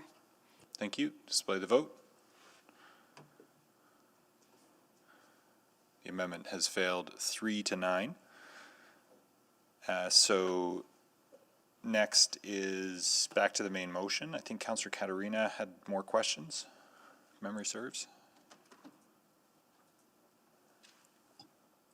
If that the question that I asked is somebody can from legal can answer it, fine. If not, that's fine as well, Mr. Mayor. Councillor Katarina, it's Ingrid Johnson here from legal.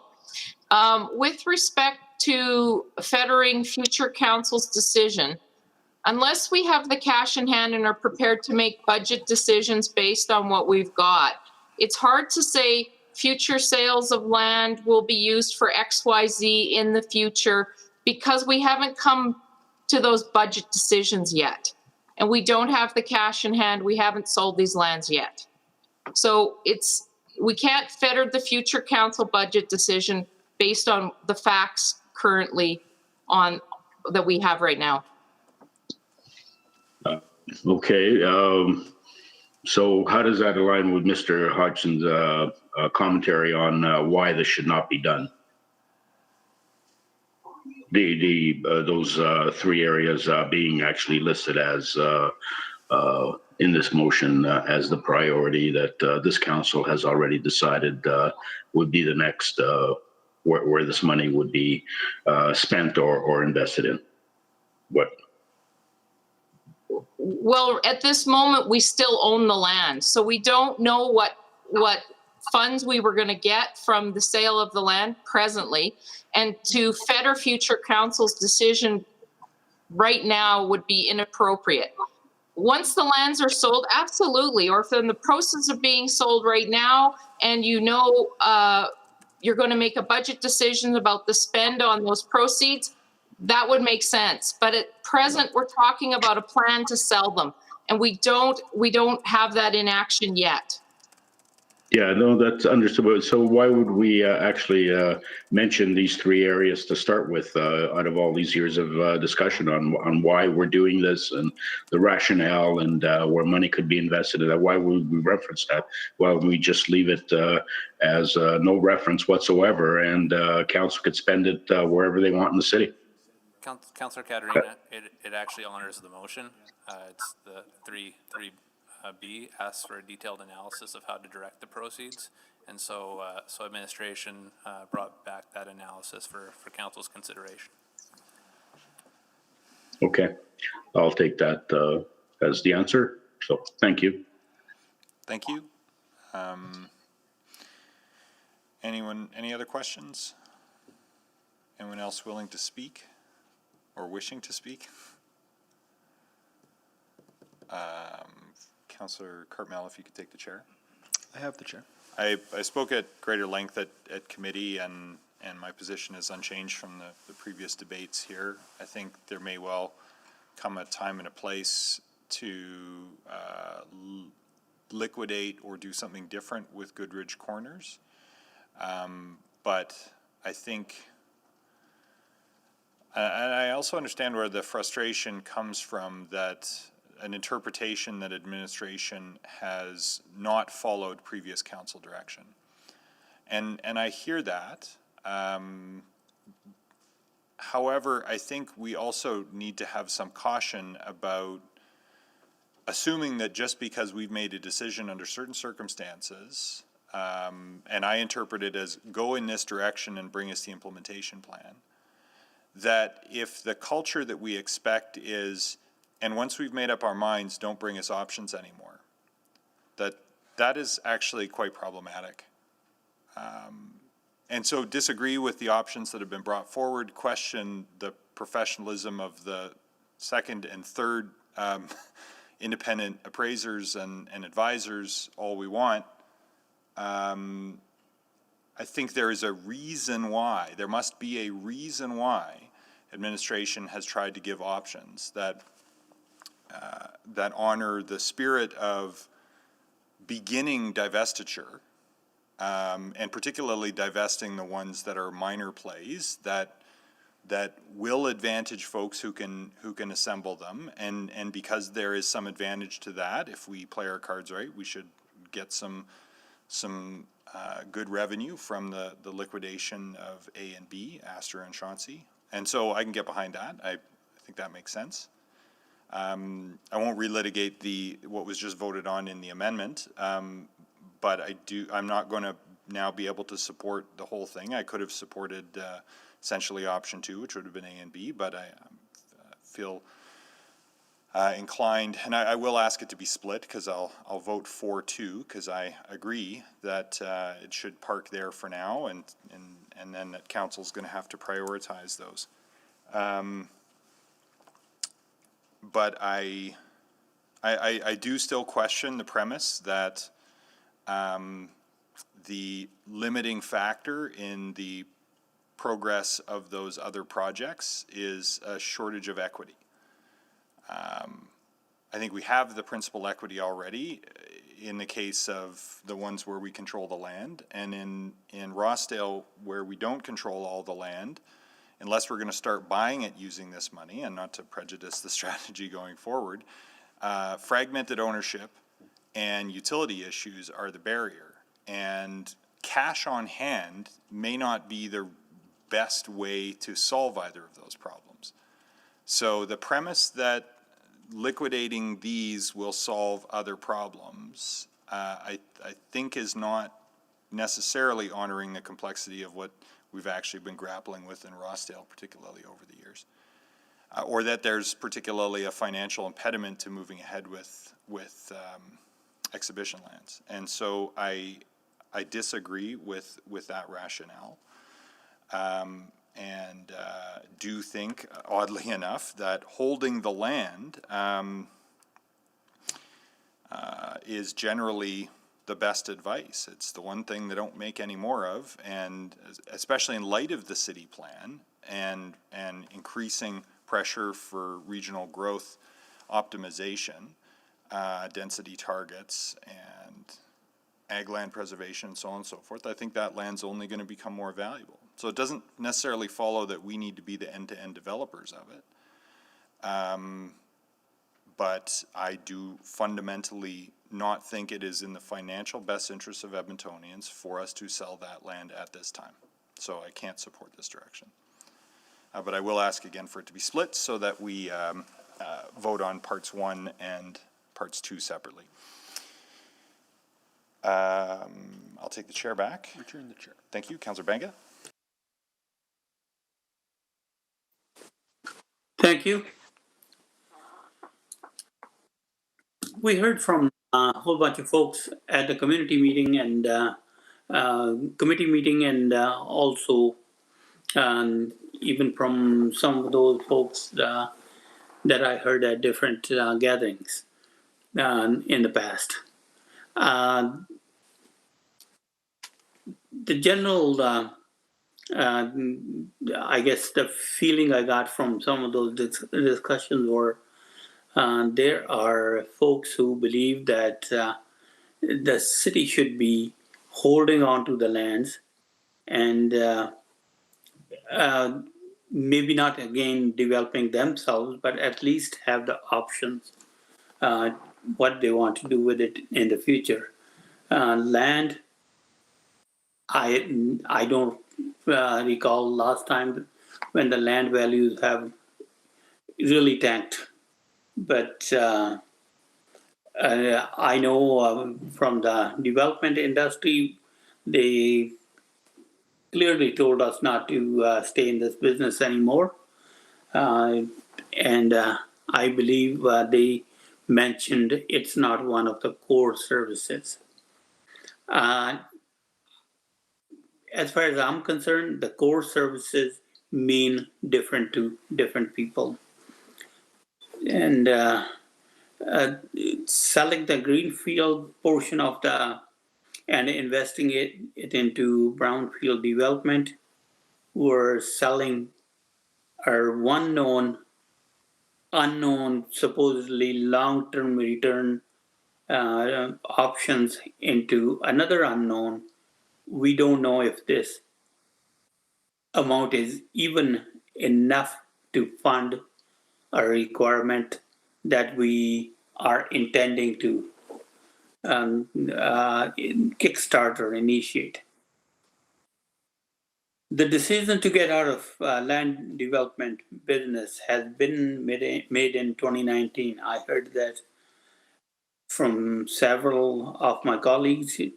Then I don't know why we are discussing it, but from the administration, I haven't heard that in clear wording.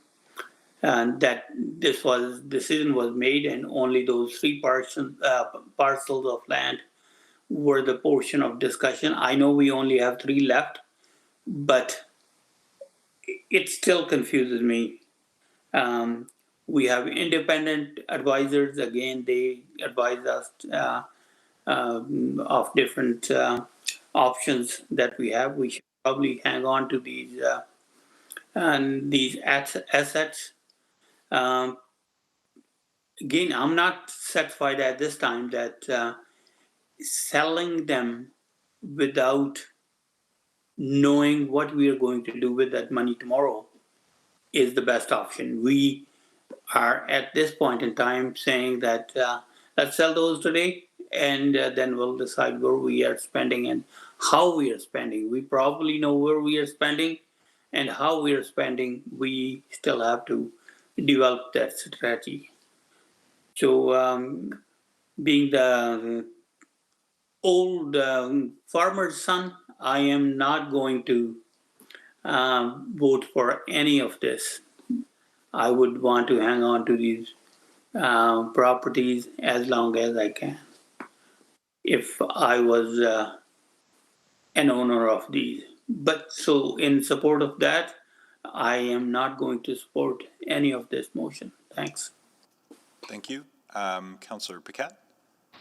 Yeah, thank you. I'll keep it short and sweet. I haven't heard any compelling evidence that this move would be of benefit to the city in the long run. And from an extremely dispassionate point of view, it feels like a solution in search of a problem. So I'm with Councillor Banga on this one. I won't be voting for it, any of it. And there's nothing personal involved in it whatsoever. It's just literally just taking a look at at the evidence and not finding a case. Land's one thing they're not making any more of. Okay, thank you.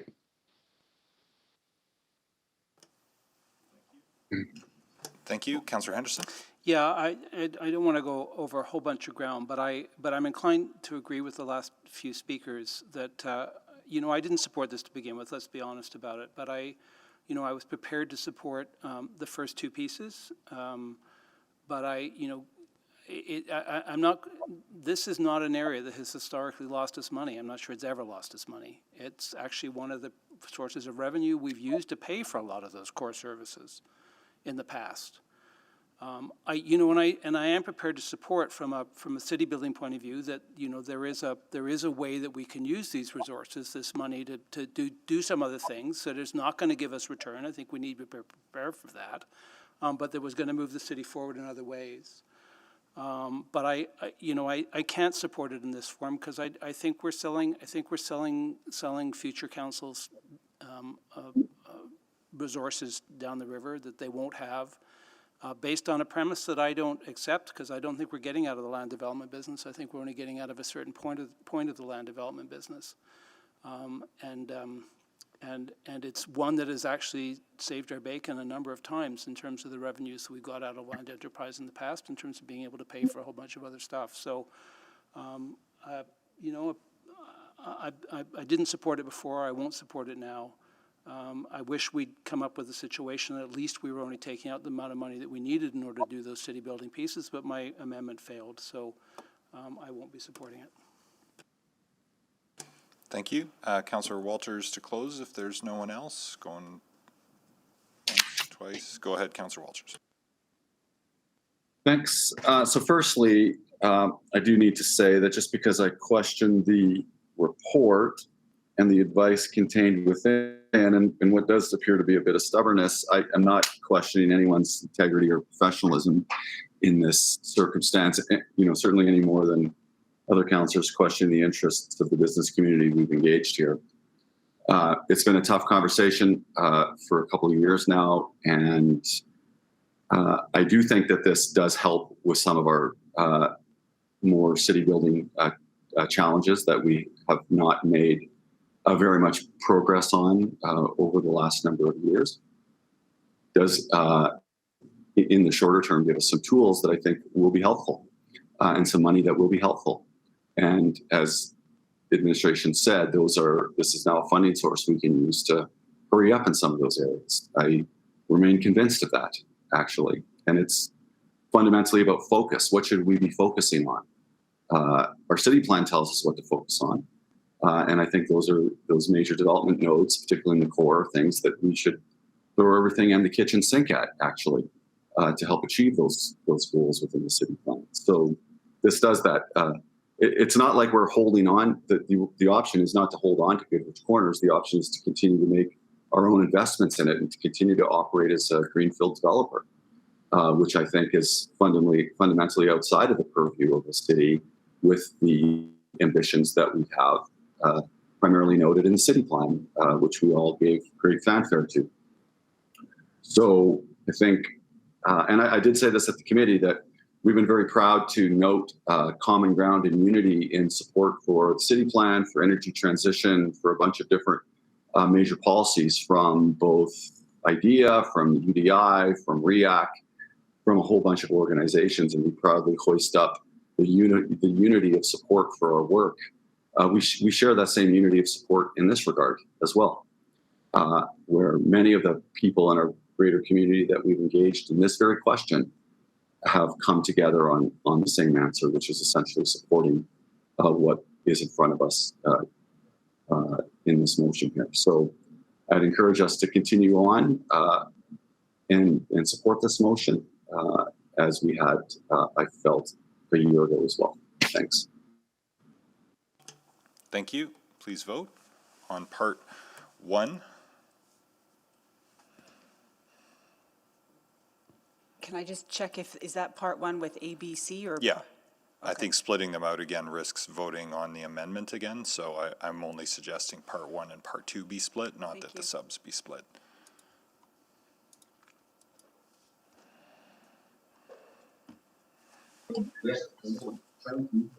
Yes, Madam Clerk, for me. Thanks, Councillor Katarina. Councillor Banga?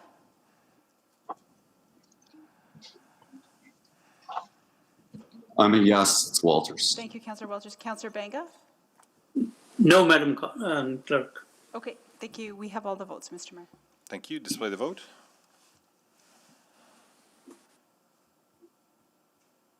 That's carried 8-4. And then on part 2, to direct it to land enterprise proceeds.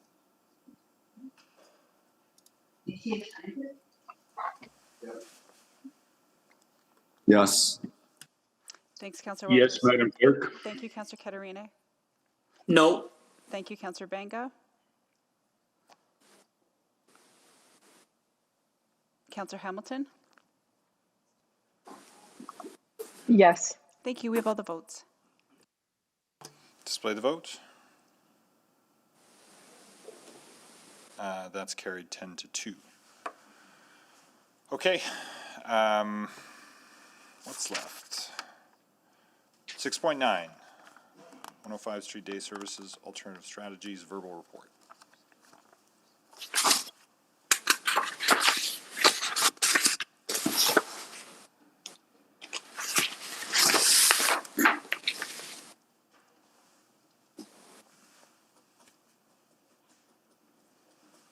Good to proceed, Your Worship. Go ahead. Yeah. So good day. Today, myself, Rob Smythe, will provide a presentation, and we have Jackie Ford, Crystal Kajenner, Jennifer Little, and Linda Houle to help with answering questions. We're here today to provide City Council with an alternate day service provider option in lieu of 105th and 105th location.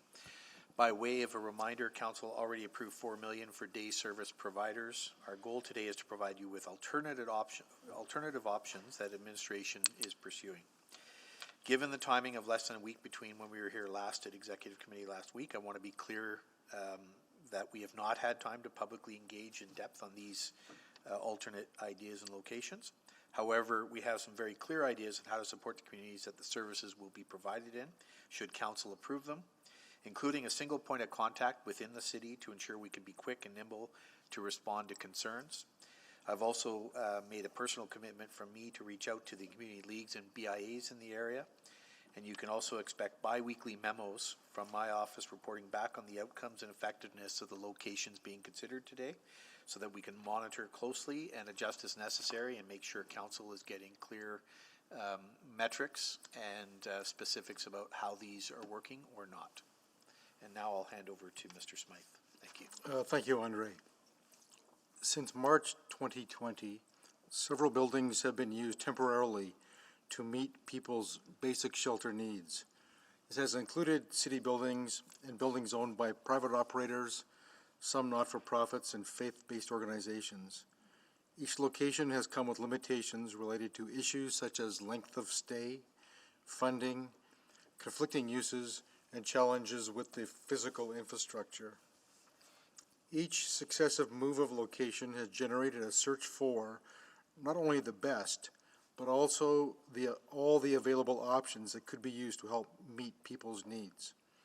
Staff from the city, from Alberta Infrastructure, from AHS, from Homeward Trust, and community agencies, along with commercial realtors, have undertaken an exhaustive process of identifying facilities and assessing each location for fit using a robust criteria, including but not limited to the physical building requirements such as segregated space for infection control, for surge capacity, washrooms and showers, laundry and outdoor space, immediate and open-ended occupancy, community impacts, and the final criteria, cost to prepare the space for use. Over the last year, well over 100 different building options have been assessed and where feasible scored, including some of our own city facilities, Government of Alberta facilities, post-secondary buildings with gymnasiums and dormitories, school board buildings that are not used for education, some hotels and motels, temporary custom-built structures, and privately held properties. The reality is there are very few suitable locations that are centrally located, accessible, have no conflicting use, and do not require a commitment for a length of time beyond our funding horizons. Among all the options, none are perfect. Recommendations brought forward have always represented what administration believes to be the best option available at the time. Then on the next slide, where are we today? So we're now dealing with a new peak of the virus in this third wave, and restrictions are once again tightening instead of loosening. The need for services continues to grow as 400 additional names are on Homeward Trust by names list compared to last year, and the recently closed Tipinawa was essentially at capacity every day since it opened. Our community partners who have been on the front lines adapting daily to a new reality are feeling fatigued. They are the ones weathering the storm of checking and then double checking their PP&E each shift, interpreting new regulations, determining where funding will come from to continue their essential work, and then filling in for their colleagues who are having to isolate. However, as Council is well aware, there is hope in sight with vaccines being administered every day to members of the homeless population, and the new permanent Herb Jabeson's shelter is on schedule to open this fall. It's in this context that the 2021 plan was developed. On the next slide. So the new model of pandemic response does see a transition to a more dispersed model of smaller emergency shelter locations spread out across the city, and a shift in providing a self-contained unit or a unit of accommodation from a traditional emergency shelter bed or mat. As Council approved last week, the city has committed to providing funds to Bissell Center and Boyle Street Services at their existing locations to offer day services. Even with this contribution by the city, there is a recognition that more space for individuals is needed during the daytime. If this gap is not filled, the likelihood of encampments grows, and we will be more challenged in meeting a goal of ending homelessness. You may have noticed that we often refer to physical space. This is intentional, as a physical space that is reliably there, safe, and offers some privacy is where we and our partners have seen the most success in helping individuals in their journey to secure housing. So over the last week, administration have been engaged in many conversations with our partner agencies. We reviewed different options, including new community space locations and hotels. However, the most feasible at this time were opportunities that augmented space and services at existing facilities and mobile services. These include, and they're in order on the slide. First, reopening a space owned by the Mustard Seed that has been closed during the pandemic as they focus their efforts into overnight shelter. Secondly, continuing to engage with Hope Mission, who will be leasing the Spectrum building, on what type of day programming they can offer or subcontract to enhance their temporary location. Third, working with faith-based organizations and churches who have already been in discussions with the city manager on how they and their congregations may be able to support the collective effort of caring for those in need. We will continue these discussions both in the context of the emergency response and in the supportive pathway to end homelessness. And fourth, supporting a rapid response bicycle or bus program by Boyle Street Services with trained individuals who can deploy naloxone or Narcan and then refer to EMS or other services. This is in response to the loss of a safe consumption site at the Boyle Street Community Center. As well, meeting people where they are is important and helpful in building relationships and trust, as well as ensuring primary needs are met. We believe these options that I've just outlined are a starting point that can be implemented quickly. We will perform due diligence on these opportunities and will continue to evaluate hotel and other building options to meet people's needs and advance housing outcomes. When alternative approaches are determined, administration will inform Council of the approach and the supporting plan. On the next slide.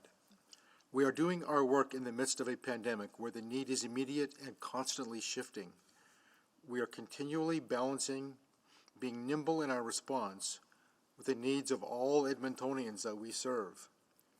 In the pandemic response, opportunities often arise and then disappear based on timing committal of a funding source from other levels of government, a building owner changes their mind, or an opportunity presents itself that needs to be actioned immediately.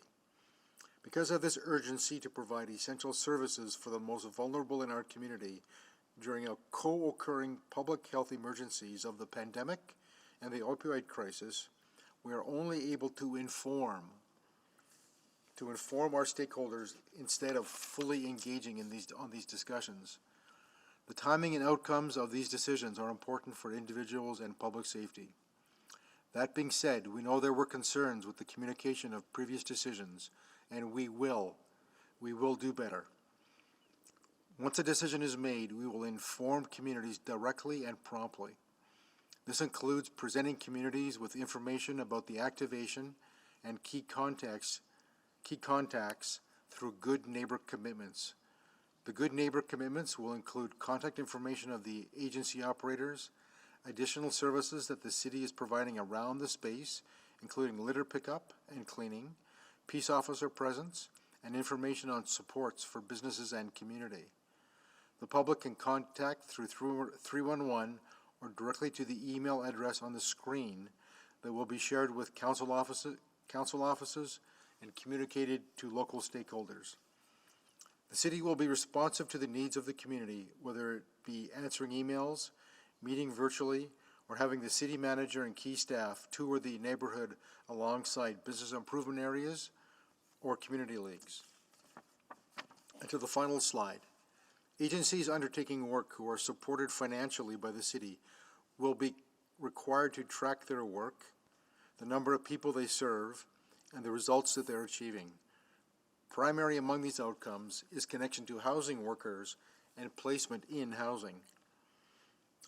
These results will be monitored and discussed at regular intervals with administration to ensure that the service offering is meeting the needs of the population and are delivered effectively and efficiently. If hours of service need to be changed or if space needs or can be altered due to COVID-19 regulatory changes, we will work with the agencies to adapt. And as the city manager indicated at the start of our presentation, these measures will be aggregated and shared back with council on a bi-weekly basis. That concludes our presentation. We can take questions from council. Thank you very much. Selected this, Councillor Henderson. I selected it because it was verbal and had to be selected. Councillor Katarina.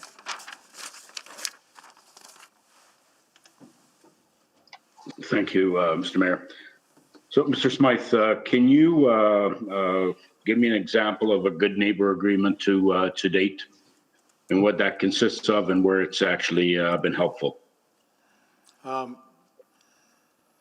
Councillor, I'll just pull up one that we just got on the Spectrum building. But it's really the contact information, what else we're going to do around the building, how we're going to do outreach, how we're going to do more cleaning around the building, and making sure that the operator is well engaged with community, so they know who the contacts are. They've reached out to the Community League and other organizations in the area. We can certainly share this information. It'll describe to the community what services are being provided at the facility. So it's quite extensive, and to try to be as responsive as we possibly can. And it also links in all of our different parts of our own corporation, including our net team, Edmonton Police. So there's all linkages there as well. Okay, how binding is it, Mr. Smythe? And I've seen sort of the start of ones. Some have finished in that. So you're providing contact information that the public can call and ask questions. They already know what the issues are. And especially at the Spectrum, you have a perfect example of the Expo Center of what happened then. So are you telling me that you're going to have a good neighbor agreement to explain to people what they already know, the consequences of what happened last time? Or are you telling them, or agreement in place that's binding, that you are going to enforce a lot of these rules to mitigate the community's concerns? We certainly all want to be compassionate and make sure that we're impacting or limiting concerns for the most vulnerable. And but where are the concerns and how they're going to be mitigated for the community that also is going to suffer with this? Well, for example, again, on the Spectrum building, for example, Councillor, in the document, security guards will monitor the Spectrum building and exhibition lands 24/7. Additional police officers will be deployed to Borden Park, the nearby LRT station, and Kennard Ravine. EPS beat officers will be present. So there's a long series of actions the city and partners will take. But are they enforceable, Mr. Smythe? Like, we have the mechanism now that those are absolutely good. If it's 24/7, the shelter there, that it's going to be 24/7 for the mitigations that need to be undertaken. Well, that's the commitment that we're making as we work with our partners. But Councillor, the one piece I would note, maybe the law branch can weigh in. This is not a legal agreement. This is a commitment between the operator and the administration and the operator to stand up these facilities. Okay, so there is no legal requirement here for any of this. That was my first question on this. So the strategy to go to smaller shelters and that's fine. Where would you place the Spectrum on a smaller scale? How would you place that on a smaller scale to the convention center? That was 300 capacity. Is this going to be 295 or 298? And you consider that a small shelter? It's about 150 that can go increasing. And Councillor, I mean, ideally we want to go to a number of smaller centers. As I said during the presentation, all the criteria that we scoped into our analysis to come up with what we landed on and recommended to council, were all factored in, and we landed on that particular building. Ideally, we would like smaller buildings, but this is an emergency response as well. This is only until October, so. Okay. Yeah, fine, Mr. Smythe. I just wanted your opinion on that. And going back to the Good Neighbor Agreement, so this one here now with the Spectrum, you have some specifics there and enforcement of that. Cumulative effect that within blocks of that center, you have others that we have Good Neighbor Agreements that don't have those provisions in there. Are you going to expand to all the centers around there? So give it a 5-block area or something. Would you include those in this new Good Neighbor plan? Well, I do believe there was a good neighbor plan for the Jockey Dorm, for example, and we'll make sure that, I recognize that they're in close proximity to each other, as well as the Coliseum Inn as well. So we will coordinate all of that outreach for all of those buildings that are in fairly close proximity, as you say. Okay, yeah, that's what I was looking for, some commitment that you would look at the area as well, not just the one building. Yes, we'll certainly pursue that. Thank you. Councillor Henderson? You may not be able to answer this question yet because I realize it's only been 3 days, but convention center is being closed for the weekend now, I think. Do we have a sense where people have gone yet? We do not, Councillor, but maybe somebody on the call, Jackie or Crystal, you may want to weigh in. The Jackie, okay. Yeah, just to say that we're not I think it's too early to tell. I We do realize it's know correct. that with the end of the month and the closure, there's lots of different circumstances happening. So it'll take us a little while to determine where most folks went. Yeah. Okay. Well, and I'm presuming once you do get a sense of that, that's something that can come back to us, because I think we need to understand that, because doing nothing has consequences as well. Council, we can scope that into the updates that the city manager is going to be providing to council. Great. Yeah, just to make clear, we mentioned the biweekly updates for this. They will be combined with the biweekly updates we mentioned for the encampment strategy as well, to make sure we capture all of that. Yeah, because these are real people that are going to go somewhere, and so understanding that, I think, and making sure that we come up with the best solution, although it may not be ideal, has got to be the goal here. Great, thanks. Thank you. Any other questions on this? I have a quick question. Go ahead, Councillor Paquette. Thank you. Listening to this, and I think most of our conversations, what it comes down to is money. Is that what I'm hearing? Like, if we had all the money in the world, we could solve this issue, but we don't. So this is the best we can do within our fiscal constraints. Do I have that right? Councillor, I would say not necessarily. I think the challenge in terms of finding locations in the city of Edmonton has been more about those challenges that were mentioned by Mr. Smythe earlier in terms of location and size and adequacy. So I don't believe it's just about money. It's about I think these neighborhood agreements. It's about making sure that people are willing to support these folks, and I think it's a lot more than money. I think money is a factor for sure, but it's not the primary factor in terms of finding locations around the city to accommodate these vulnerable folks. My apologies. I think we're talking about different amounts of money here. Within our current constraints, I understand that, but if we actually had dedicated funding in order to provide homes, in order to provide supports, in order to provide mental health care and addiction support, all of those things over the past 4 years, because we knew this was coming, I don't think we'd be having the same conversation. I'm not sure if that's coming across in my question. Yeah, sorry, and I guess my point would apply also to your greater question. It's not just about money; it's about some of the policies that impact that money. So perhaps they're one and the same, because the allocation of monies that you're talking about are based on some of the policies at different orders of government. So I think it's policy and resources, I would say, are two important things. And the reality is that not all the policy decisions are being made that would potentially facilitate funding if they were being made. So it's not necessarily funding first and policy after. Sometimes it's policy decisions at other orders of government that ensure that funding doesn't flow. The only other quick, absolutely. Point I no would add, one's saying just throw money at something. Oh, go ahead.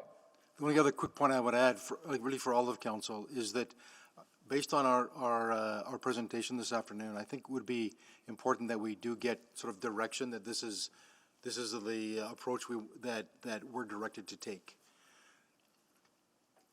So I just put that out there for council's consideration. It's just I'm hearing the frustrations from Council Caterina, which are valid, and valid frustrations expressed by the community.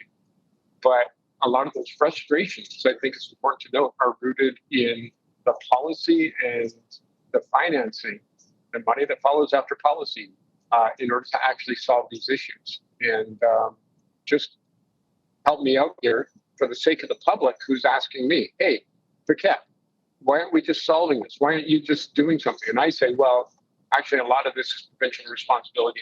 We require provincial funding for getting some from the feds, but we don't have a lot of buy-in from the province yet. They're like, well, why don't you just step up and fill that gap?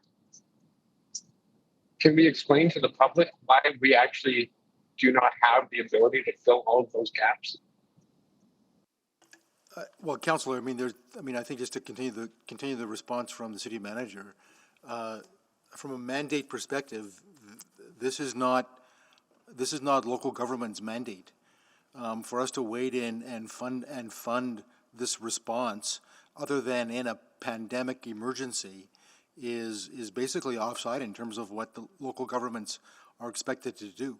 And the other dimension to that too is our capacity as local government. It would not come anywhere close to solving this problem. You know, the commitment council has made over the last budget cycle, you know, has been very significant, that got moved down the path. But the engagement of other orders of government and the financial support is absolutely foundational to making this get solved, if you will. Right. And so when people read a headline saying council's asking the province for more money, or the mayor is saying there's not enough money from the province, I think it's really important, don't you, that the public understands this is not us with our handout saying, you know, give us more. This is us saying, come fulfill your responsibility. Is that fair to say? Yeah, that works exactly, Councillor. Okay. Thank you. Thank you. Councillor Walters? Well, I guess just following up on that, Mr. Corbo, I know that there's been some effort generally to continue to engage there. I don't know if there's any updates on, you know, the sort of a new kind of partnership in response to this with the province. I don't know if that's an appropriate public question or not. So maybe just answer that in whatever way you think is appropriate. Yeah, thanks, Councillor. I mean, certainly an appropriate question from a public perspective.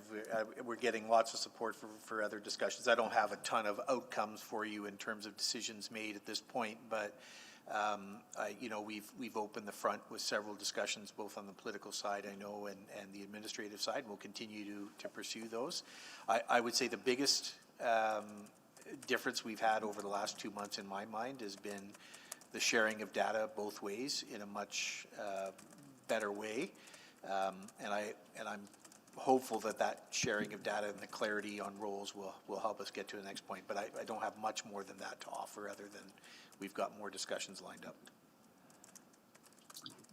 Okay. The information we're being asked to support today. So this is just a receipt for information. So the approach you lined out, we receive it for information. Bob's your uncle. So is that what we're doing here? Councillor Walters, apologies. So in the Google chat, just working with legal services and with the department, we've been able to get some clarity on the instructions that the department is requesting today. So nothing's been moved onto the floor yet, but there's a two-part motion that's just been shared with you. Can you see it? I can see it. Do you want to move it? Sure. Can you read it? Move. Can you I'll read it? In? Yeah. Is what you're saying? Yeah. That is number one. I'll move that attachments 1 and 2 be added to the May 3rd, 2021 Citizen Service Verbal Report. Number 2, that single source procurement and/or subsidy agreements exceeding $500,000 to provide day services for the purpose of meeting the needs of Edmontonians experiencing homelessness during the COVID-19 pandemic be approved with the general terms as outlined in attachment 1 of May 3rd, 2021 Citizen Service Verbal Report, with funding from the Community and Social Development Branch operating expenditure increase approved by Council on April 6, 2021 of $7.585 million. I'll second that. Thanks, Councillor Walters. You're welcome. So that keeps it live. Any other questions on this one? Anyone wishing to speak?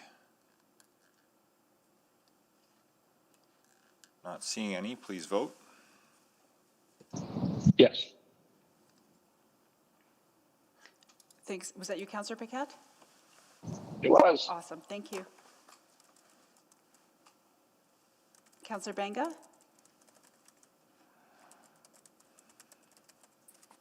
Yes. Thank you.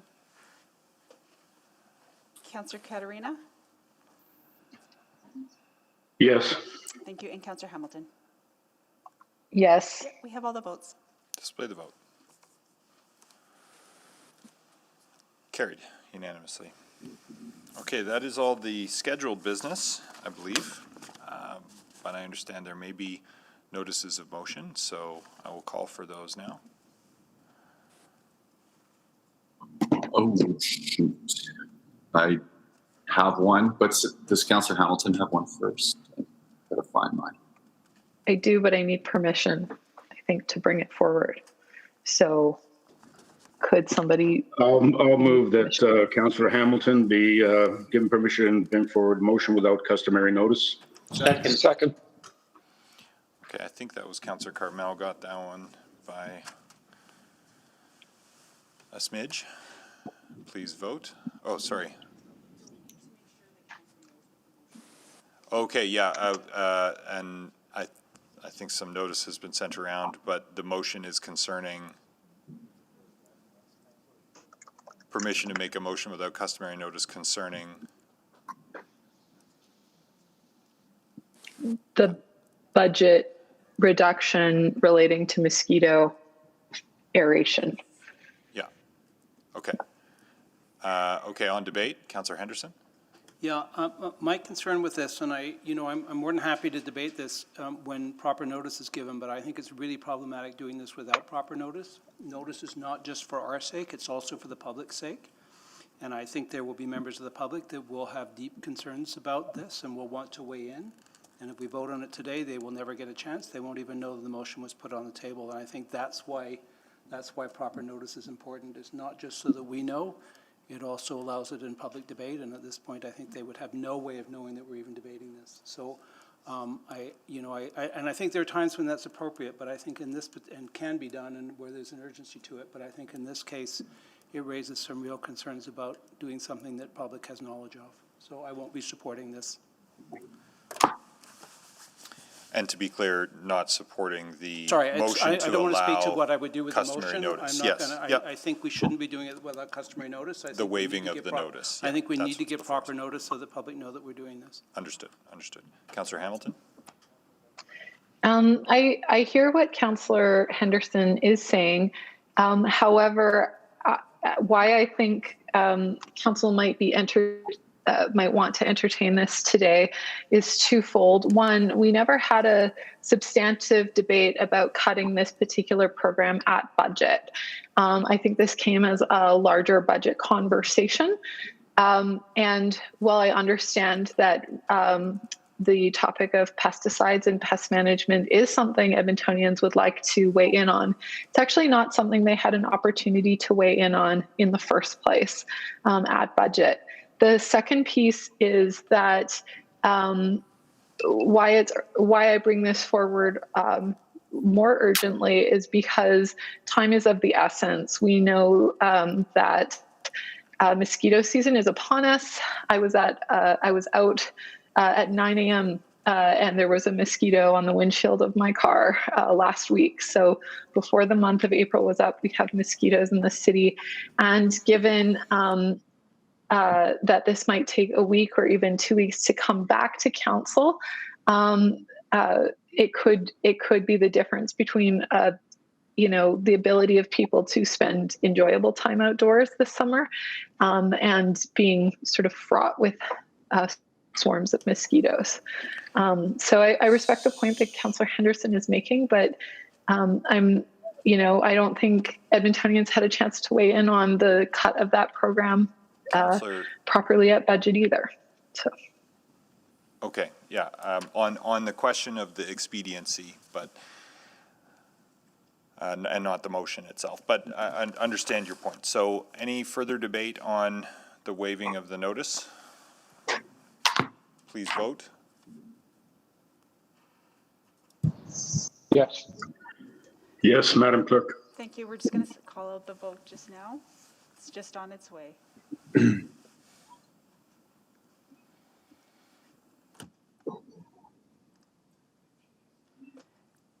We have all the votes, Mr. Mayor. Thank you. Display the vote.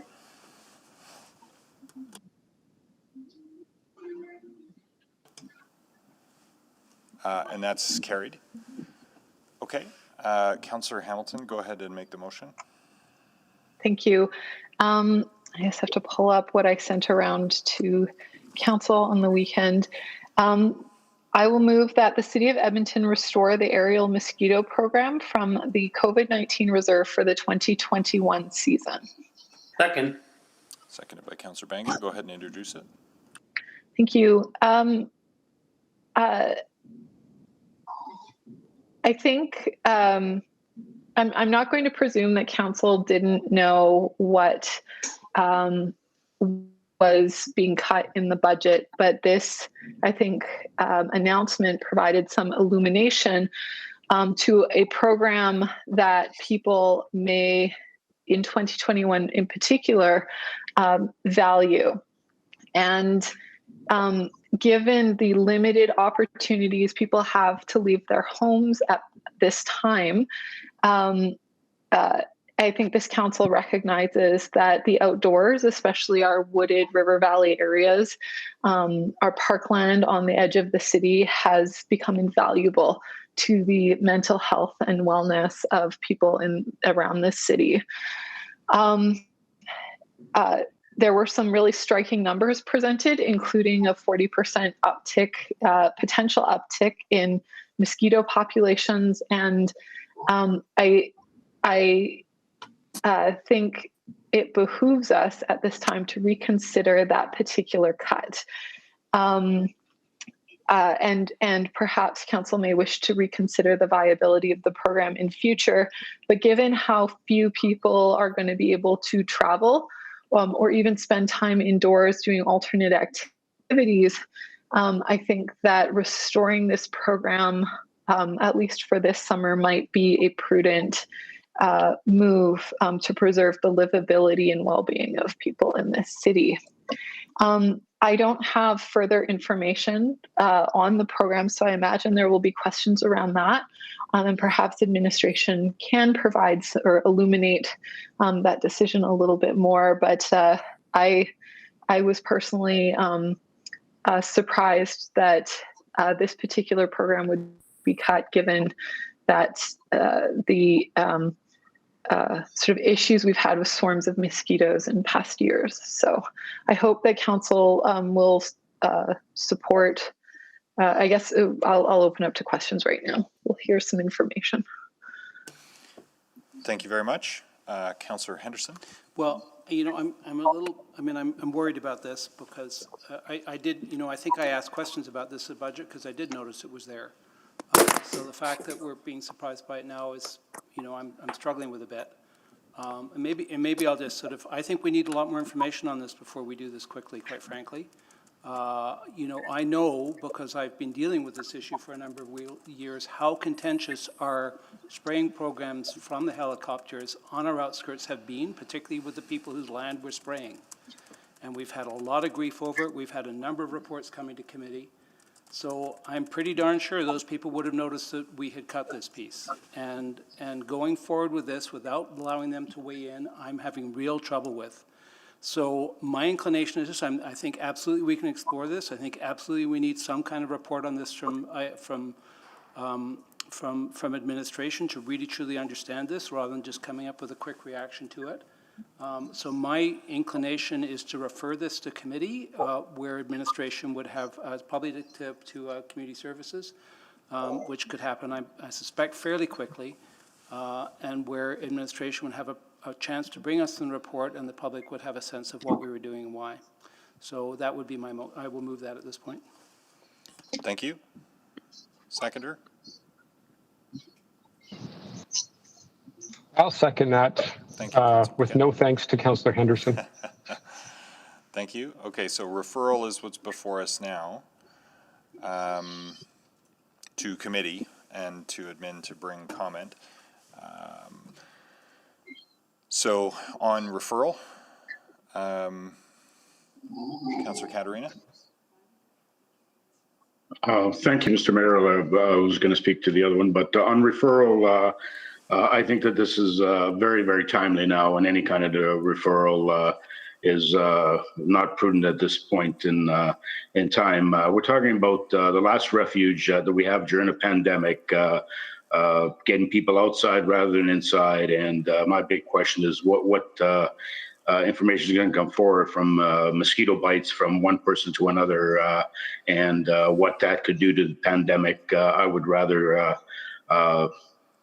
err on the side of caution and combine this with the other announcement of Less grass cutting at the same time as less mosquito spraying, taller grass, more mosquitoes, and on and on. This quality of life, this is the last refuge for Edmontonians that they're going to value for the next 3-4 months. So anything we can do to make it much more comfortable, and given the decision this morning to drink in parks, I really see no rationale in not spraying for mosquitoes while you're having a beer out there. Okay, Councillor Cartmel on referral. I had nothing on referral. I have a question on the original one. Councillor Banga.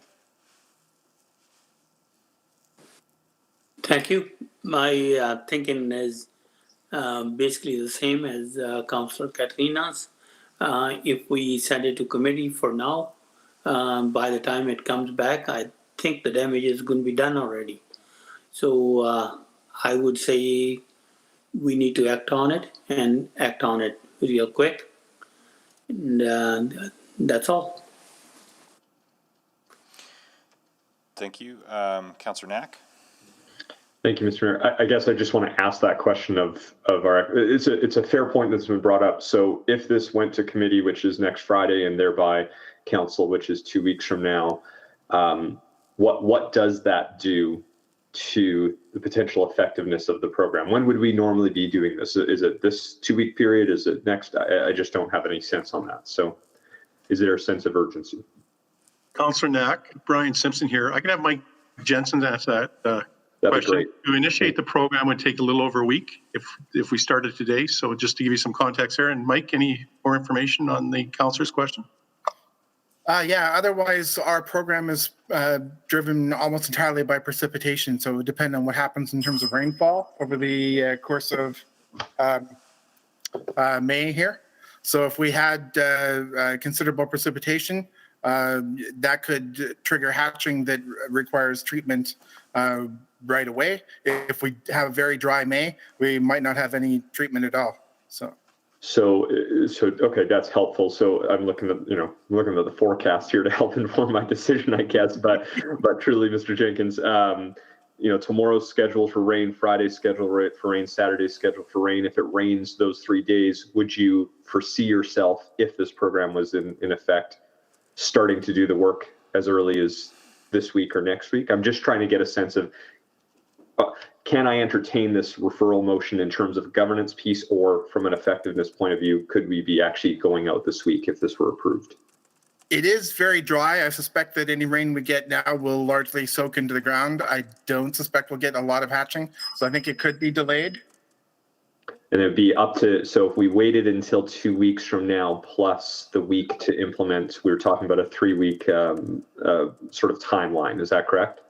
Yes. So there is some risk there that if we had some significant rainfall, we could end up with some hatching, some mosquito development in there. Yeah, it's potentially low risk, but it's there. Okay, that just helps inform this referral motion. Thank you very much. I appreciate your help. Yep. Thank you. Councillor Walters. Okay, he dropped. Oh, yeah, sorry, those were my, Councillor Knack asked my questions.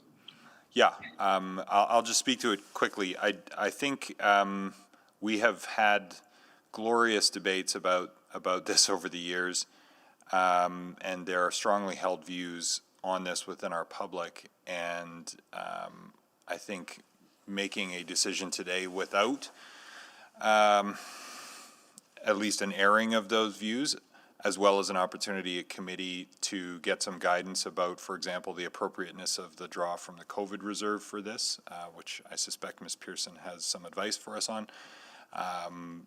If there are alternatives to that, and so on and so forth, I think all that needs some space to be worked out.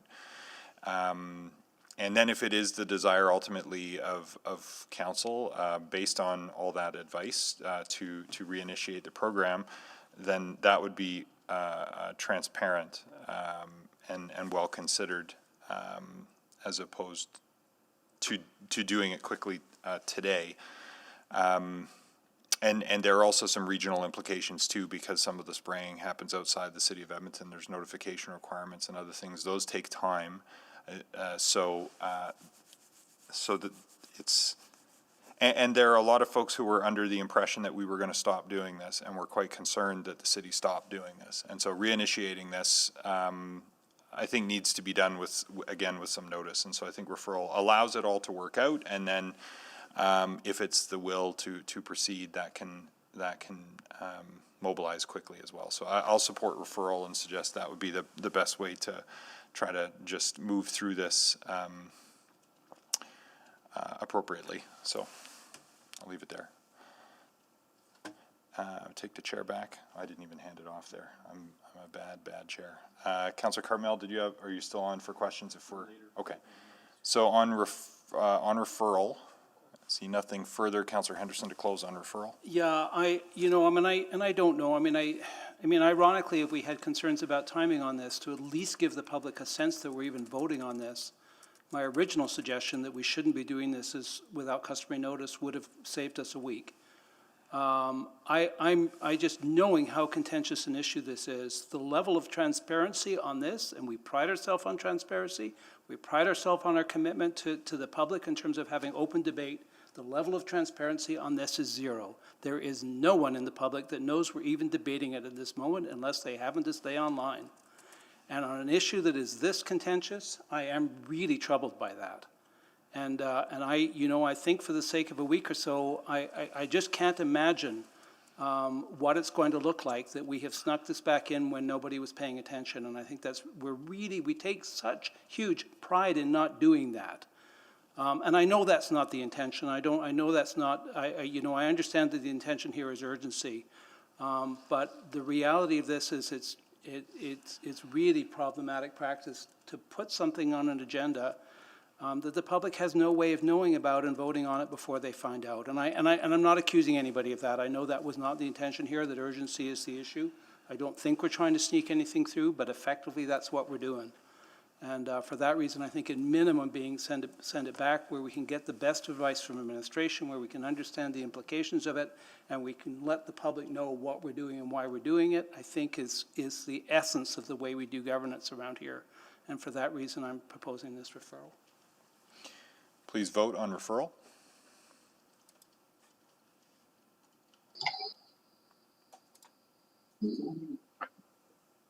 No, Madam Clerk. Yes. Oh, yes. Councillor Paquette, thank you. Thank you, Councillor Paquette. Thank you, Councillor Councillor. No, Madam Clerk. Okay. No for me, Madam Clerk. Thank you, Councillor Caterina. No for me, too. Thank you, Councillor Banga.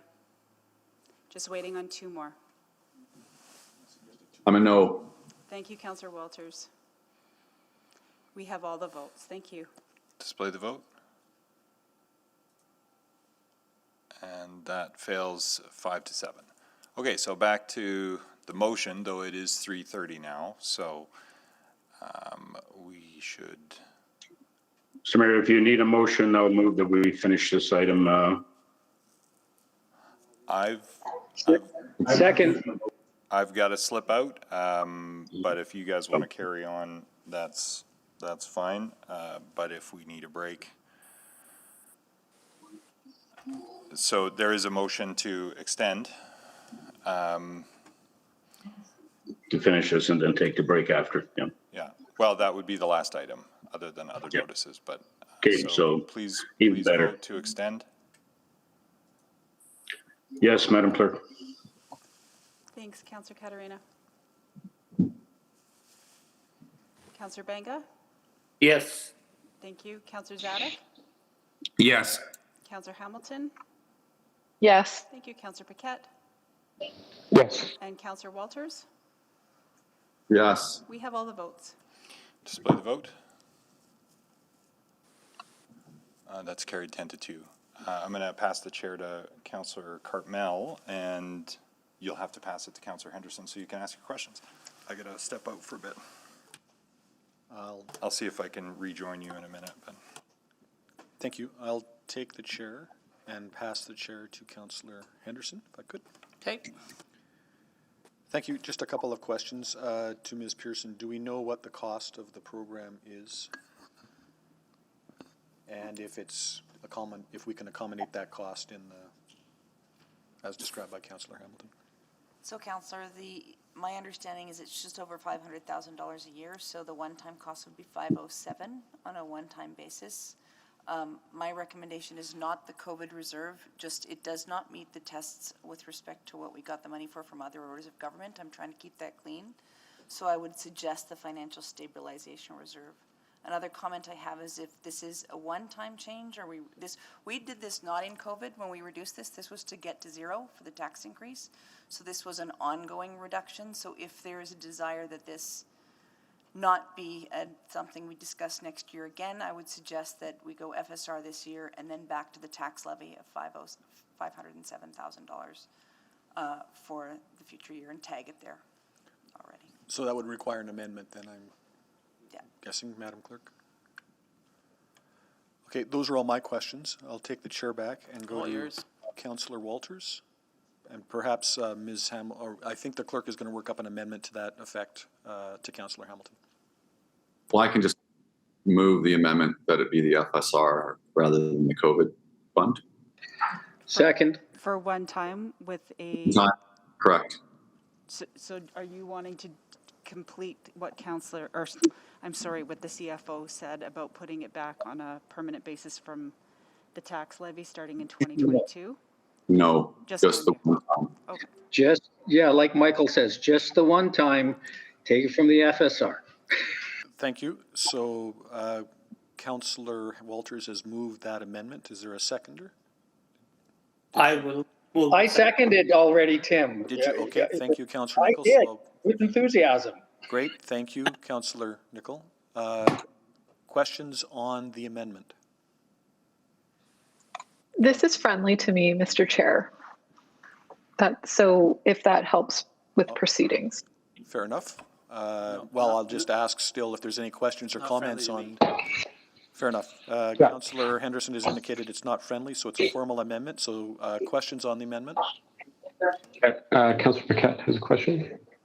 I have Councillor Esslinger first for questions on the amendment. No, my questions were the main motion. Thank you. Councillor Henderson on the amendment. I'm getting troubled by this because it now seems to me that this was something we approved as a way of getting ourselves to a zero tax increase. They are aware that we are now using FSR to backstop. And that essentially means we're using FSR to get ourselves to a 0% tax increase, does it not?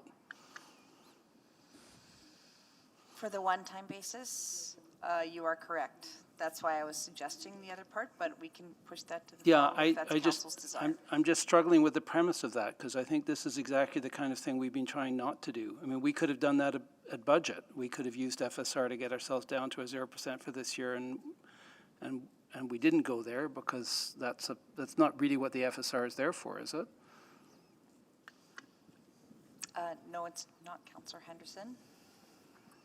And I, because I'm really, I'm guessing this isn't the last thing we're going to bump into, and I worry about this because of, the whole premise of getting to zero was there were some things we had to cut, and if we now start putting them back in using our savings account, I'm worried about the.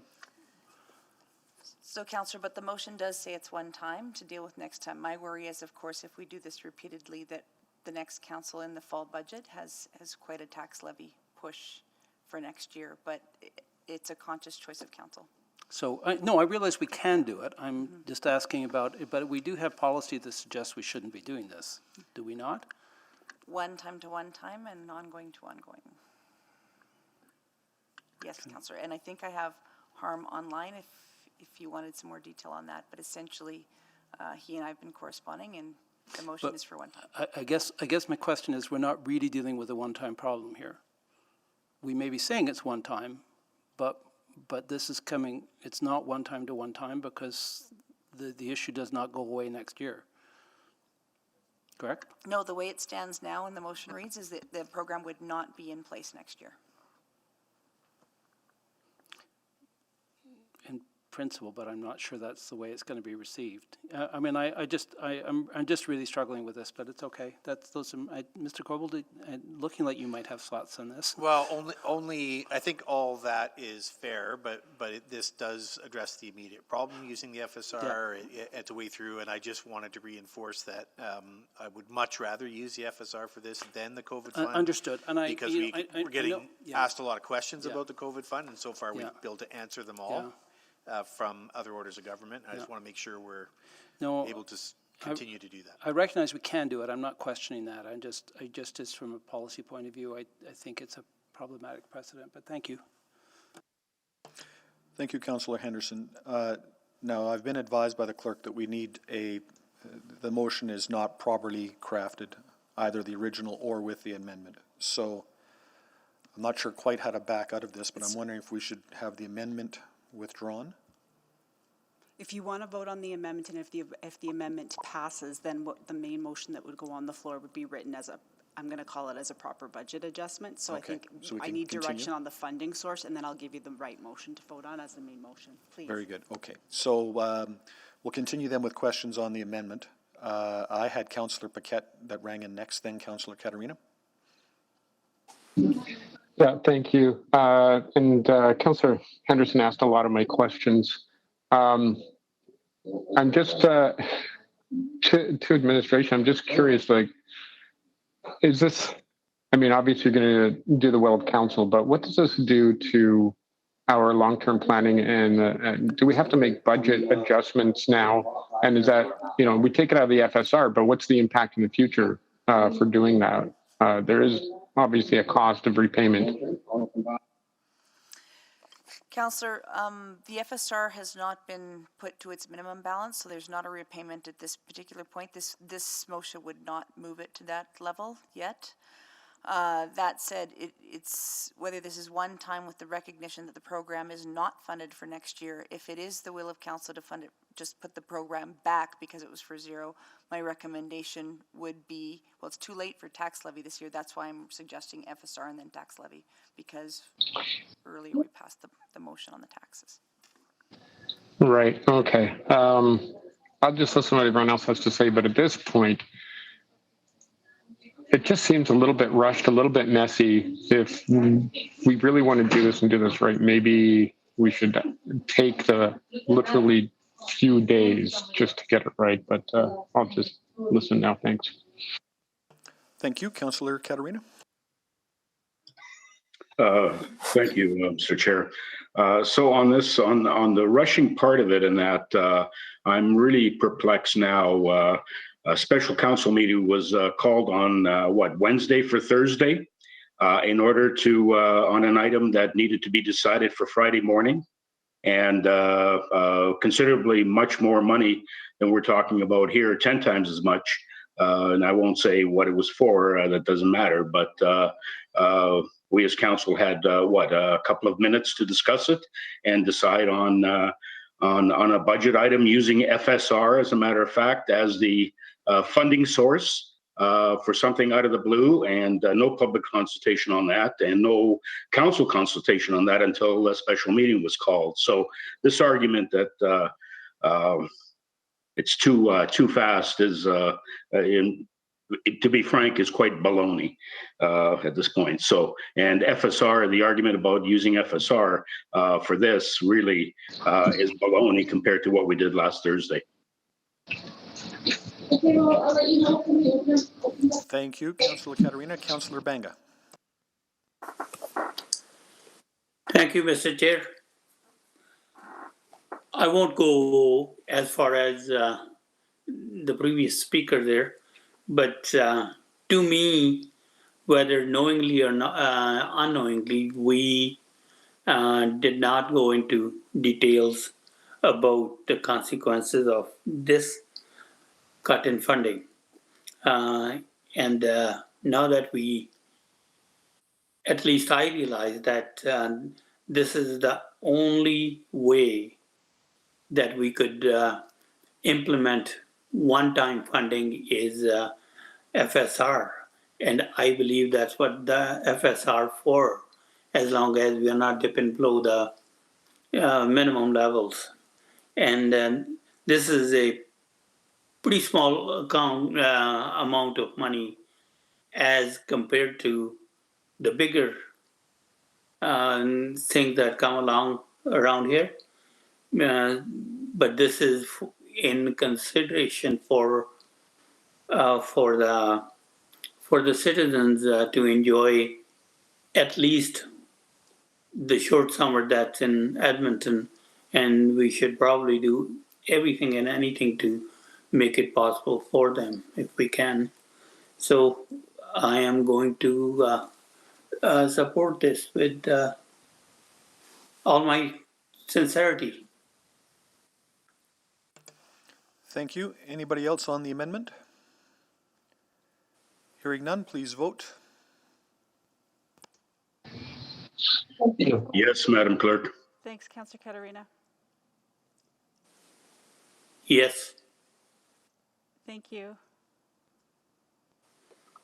Councillor Zadek? Yes. Yeah.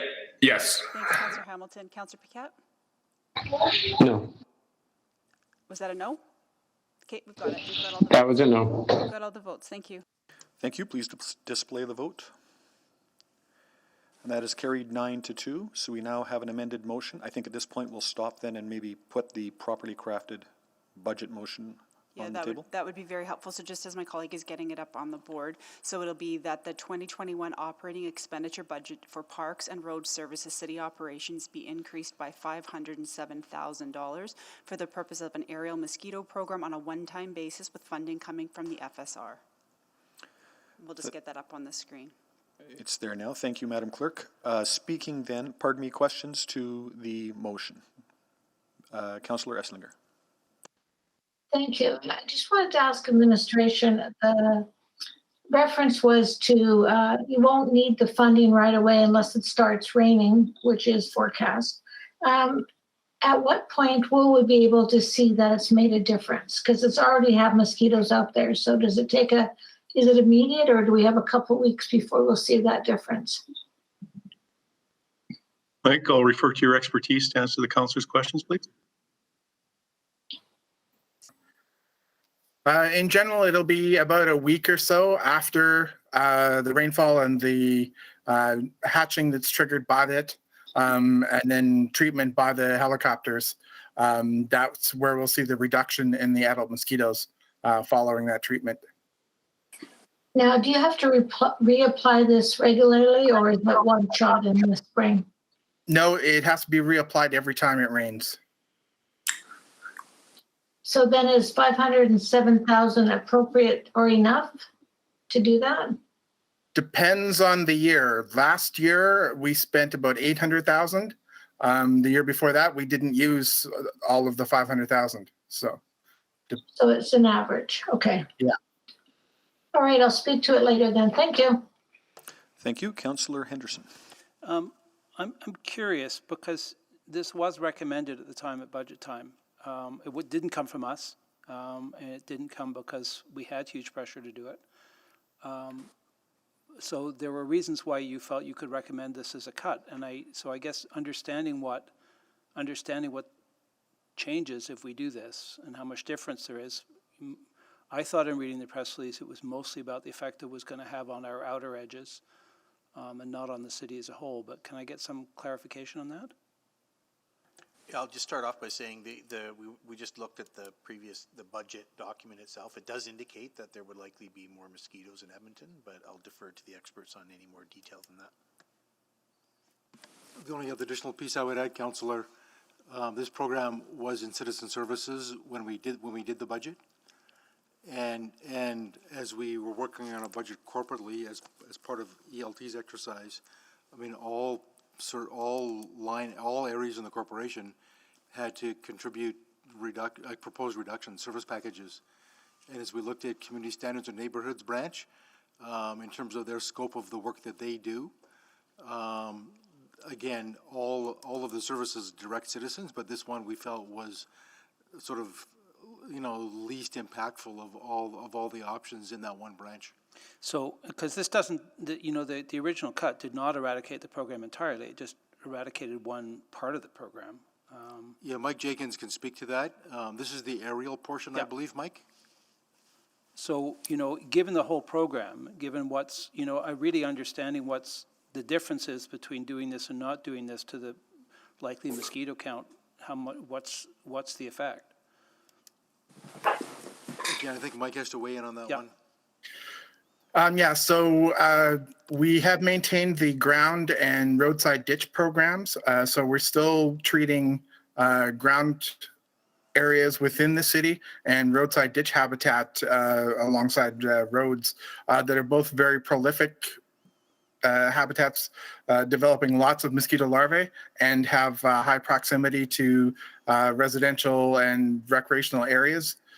So even though most of the habitat that was treated was done by helicopters, we kind of get more efficacy from those roadside ditch and ground habitats. So we estimate that about 50% of the efficacy of the program comes from those roadside ditch habitats. So this reduction of the aerial program represents about 50% of the efficacy of our overall program.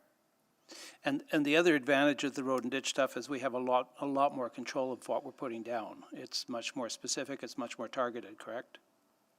No, it's all the same product. The only product we're using as a larvicide now is BTI, Bacillus thuringiensis israelensis. It's a biorational project that is basically toxic only to mosquito larvae and a few other fly larvae. Yeah, no, I understand that, but when you're doing it by hand, it's more targeted than when you're doing it by air. You can be much more specific about where you're putting it and where it's going and less general, correct? Mostly, yeah. Although the helicopters are still pretty precise. They get down to only a few meters off of the surface of the water, so they're not broadcasting it far and wide across the whole environment. How much are we spending on the program as a whole? It depends again on year to year, but on average about 1.3 million. Okay, so this is about half of that. Well, not quite. Yeah, give or take. Okay, great. Thank you. Thanks. Thank you. Any other questions? Anyone wishing to speak? Councillor Hamilton to close.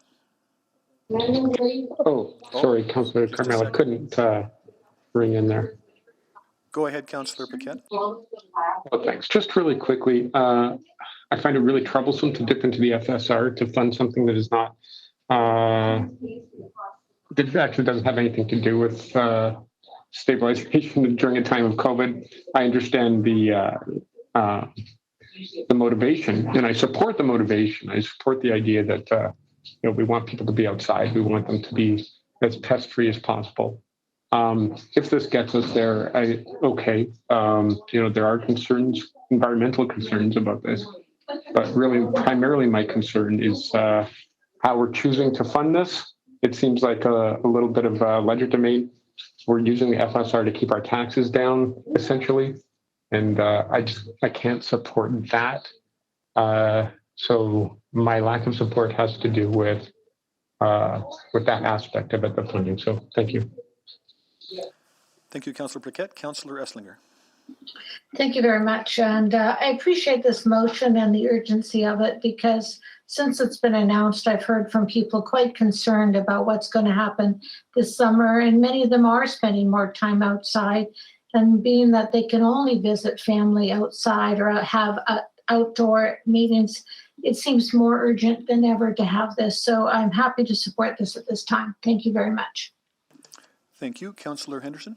Yeah, maybe. I mean, I've spoken a lot about it, but and I realize I'm conflicted on this because having taken the brunt of an awful lot of work with a lot of members of the public who didn't want to spraying at all, and they're still at the back of my mind. But so that's part of I think what's driving me on this. I have to confess, and a concern about spraying if we don't have to.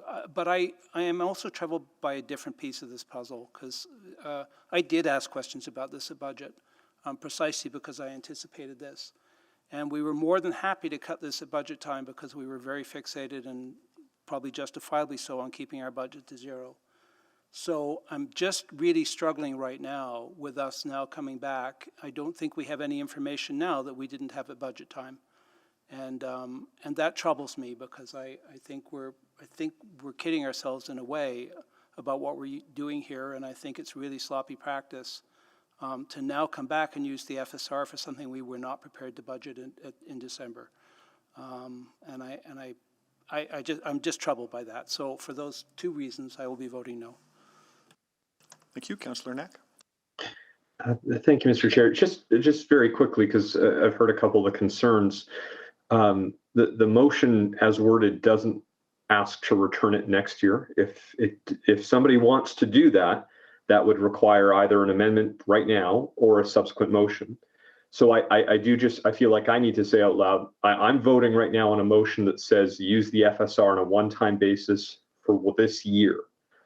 I'm not approving a motion that says use the FSR this year and then fund it on an ongoing basis, at which point I think those criticisms would be valid. But I feel like the way it's worded is actually quite clear to me. So we're using this for one time. So I'll support this, but and appreciating those concerns. But unless somebody makes an amendment or is prepared to make a subsequent, this is exactly what we're voting on, using one-time dollars for a one-time expense for the remainder of this year. So I'll support that. Thank you. Thank you. Anyone else speaking to the motion? Councillor Hamilton to close. I want to thank my colleagues here today for entertaining this motion and for, I think, a really rigorous debate. I'll reiterate what Councillor Knack said. I'm comfortable with it being one time. For the points that Councillor Henderson made, if we want to cancel the program, then we have time to have that longer conversation, and we can have that debate at a time in which I hope will be less emotionally charged. But right now, I would say that if I reflect on where I thought we'd be in December, at this point in the pandemic, I think we all anticipated we'd be in a much different place, and that there would be more opportunities for people to spend time indoors, or with friends and family indoors, or even to travel.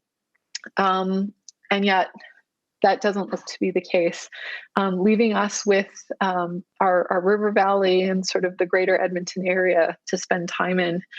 I also just want to acknowledge that the staff who do this work are doing a really good job. And I know that when we make a decision around this table, and there's negative feedback, they're the ones who hear about it. So, I recognize that, there are concerns about the governance piece of this, but this is one of those things that Edmontonians look at and say, why wouldn't you sort of remedy this now and worry about those governance concerns sort of later on when we're not threatened by hordes of mosquitoes. So I hope this has council's support.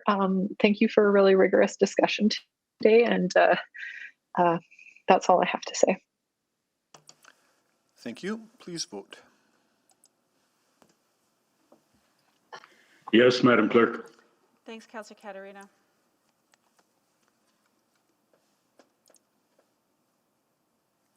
Yes. Thanks, Councillor Zadok.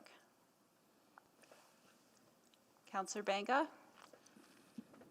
Thank you. Councillor Hamilton? Yes. Councillor Piquet? Politically, yes. Procedurally, no. I'm going to go with no. Sorry, could you be clear on your... I need you to be really clear on how you're voting for this. That's a no. Thank you. No from Councillor. Thank you. Councillor Walters? Yes. Thank you. We have all the votes. Please display the vote.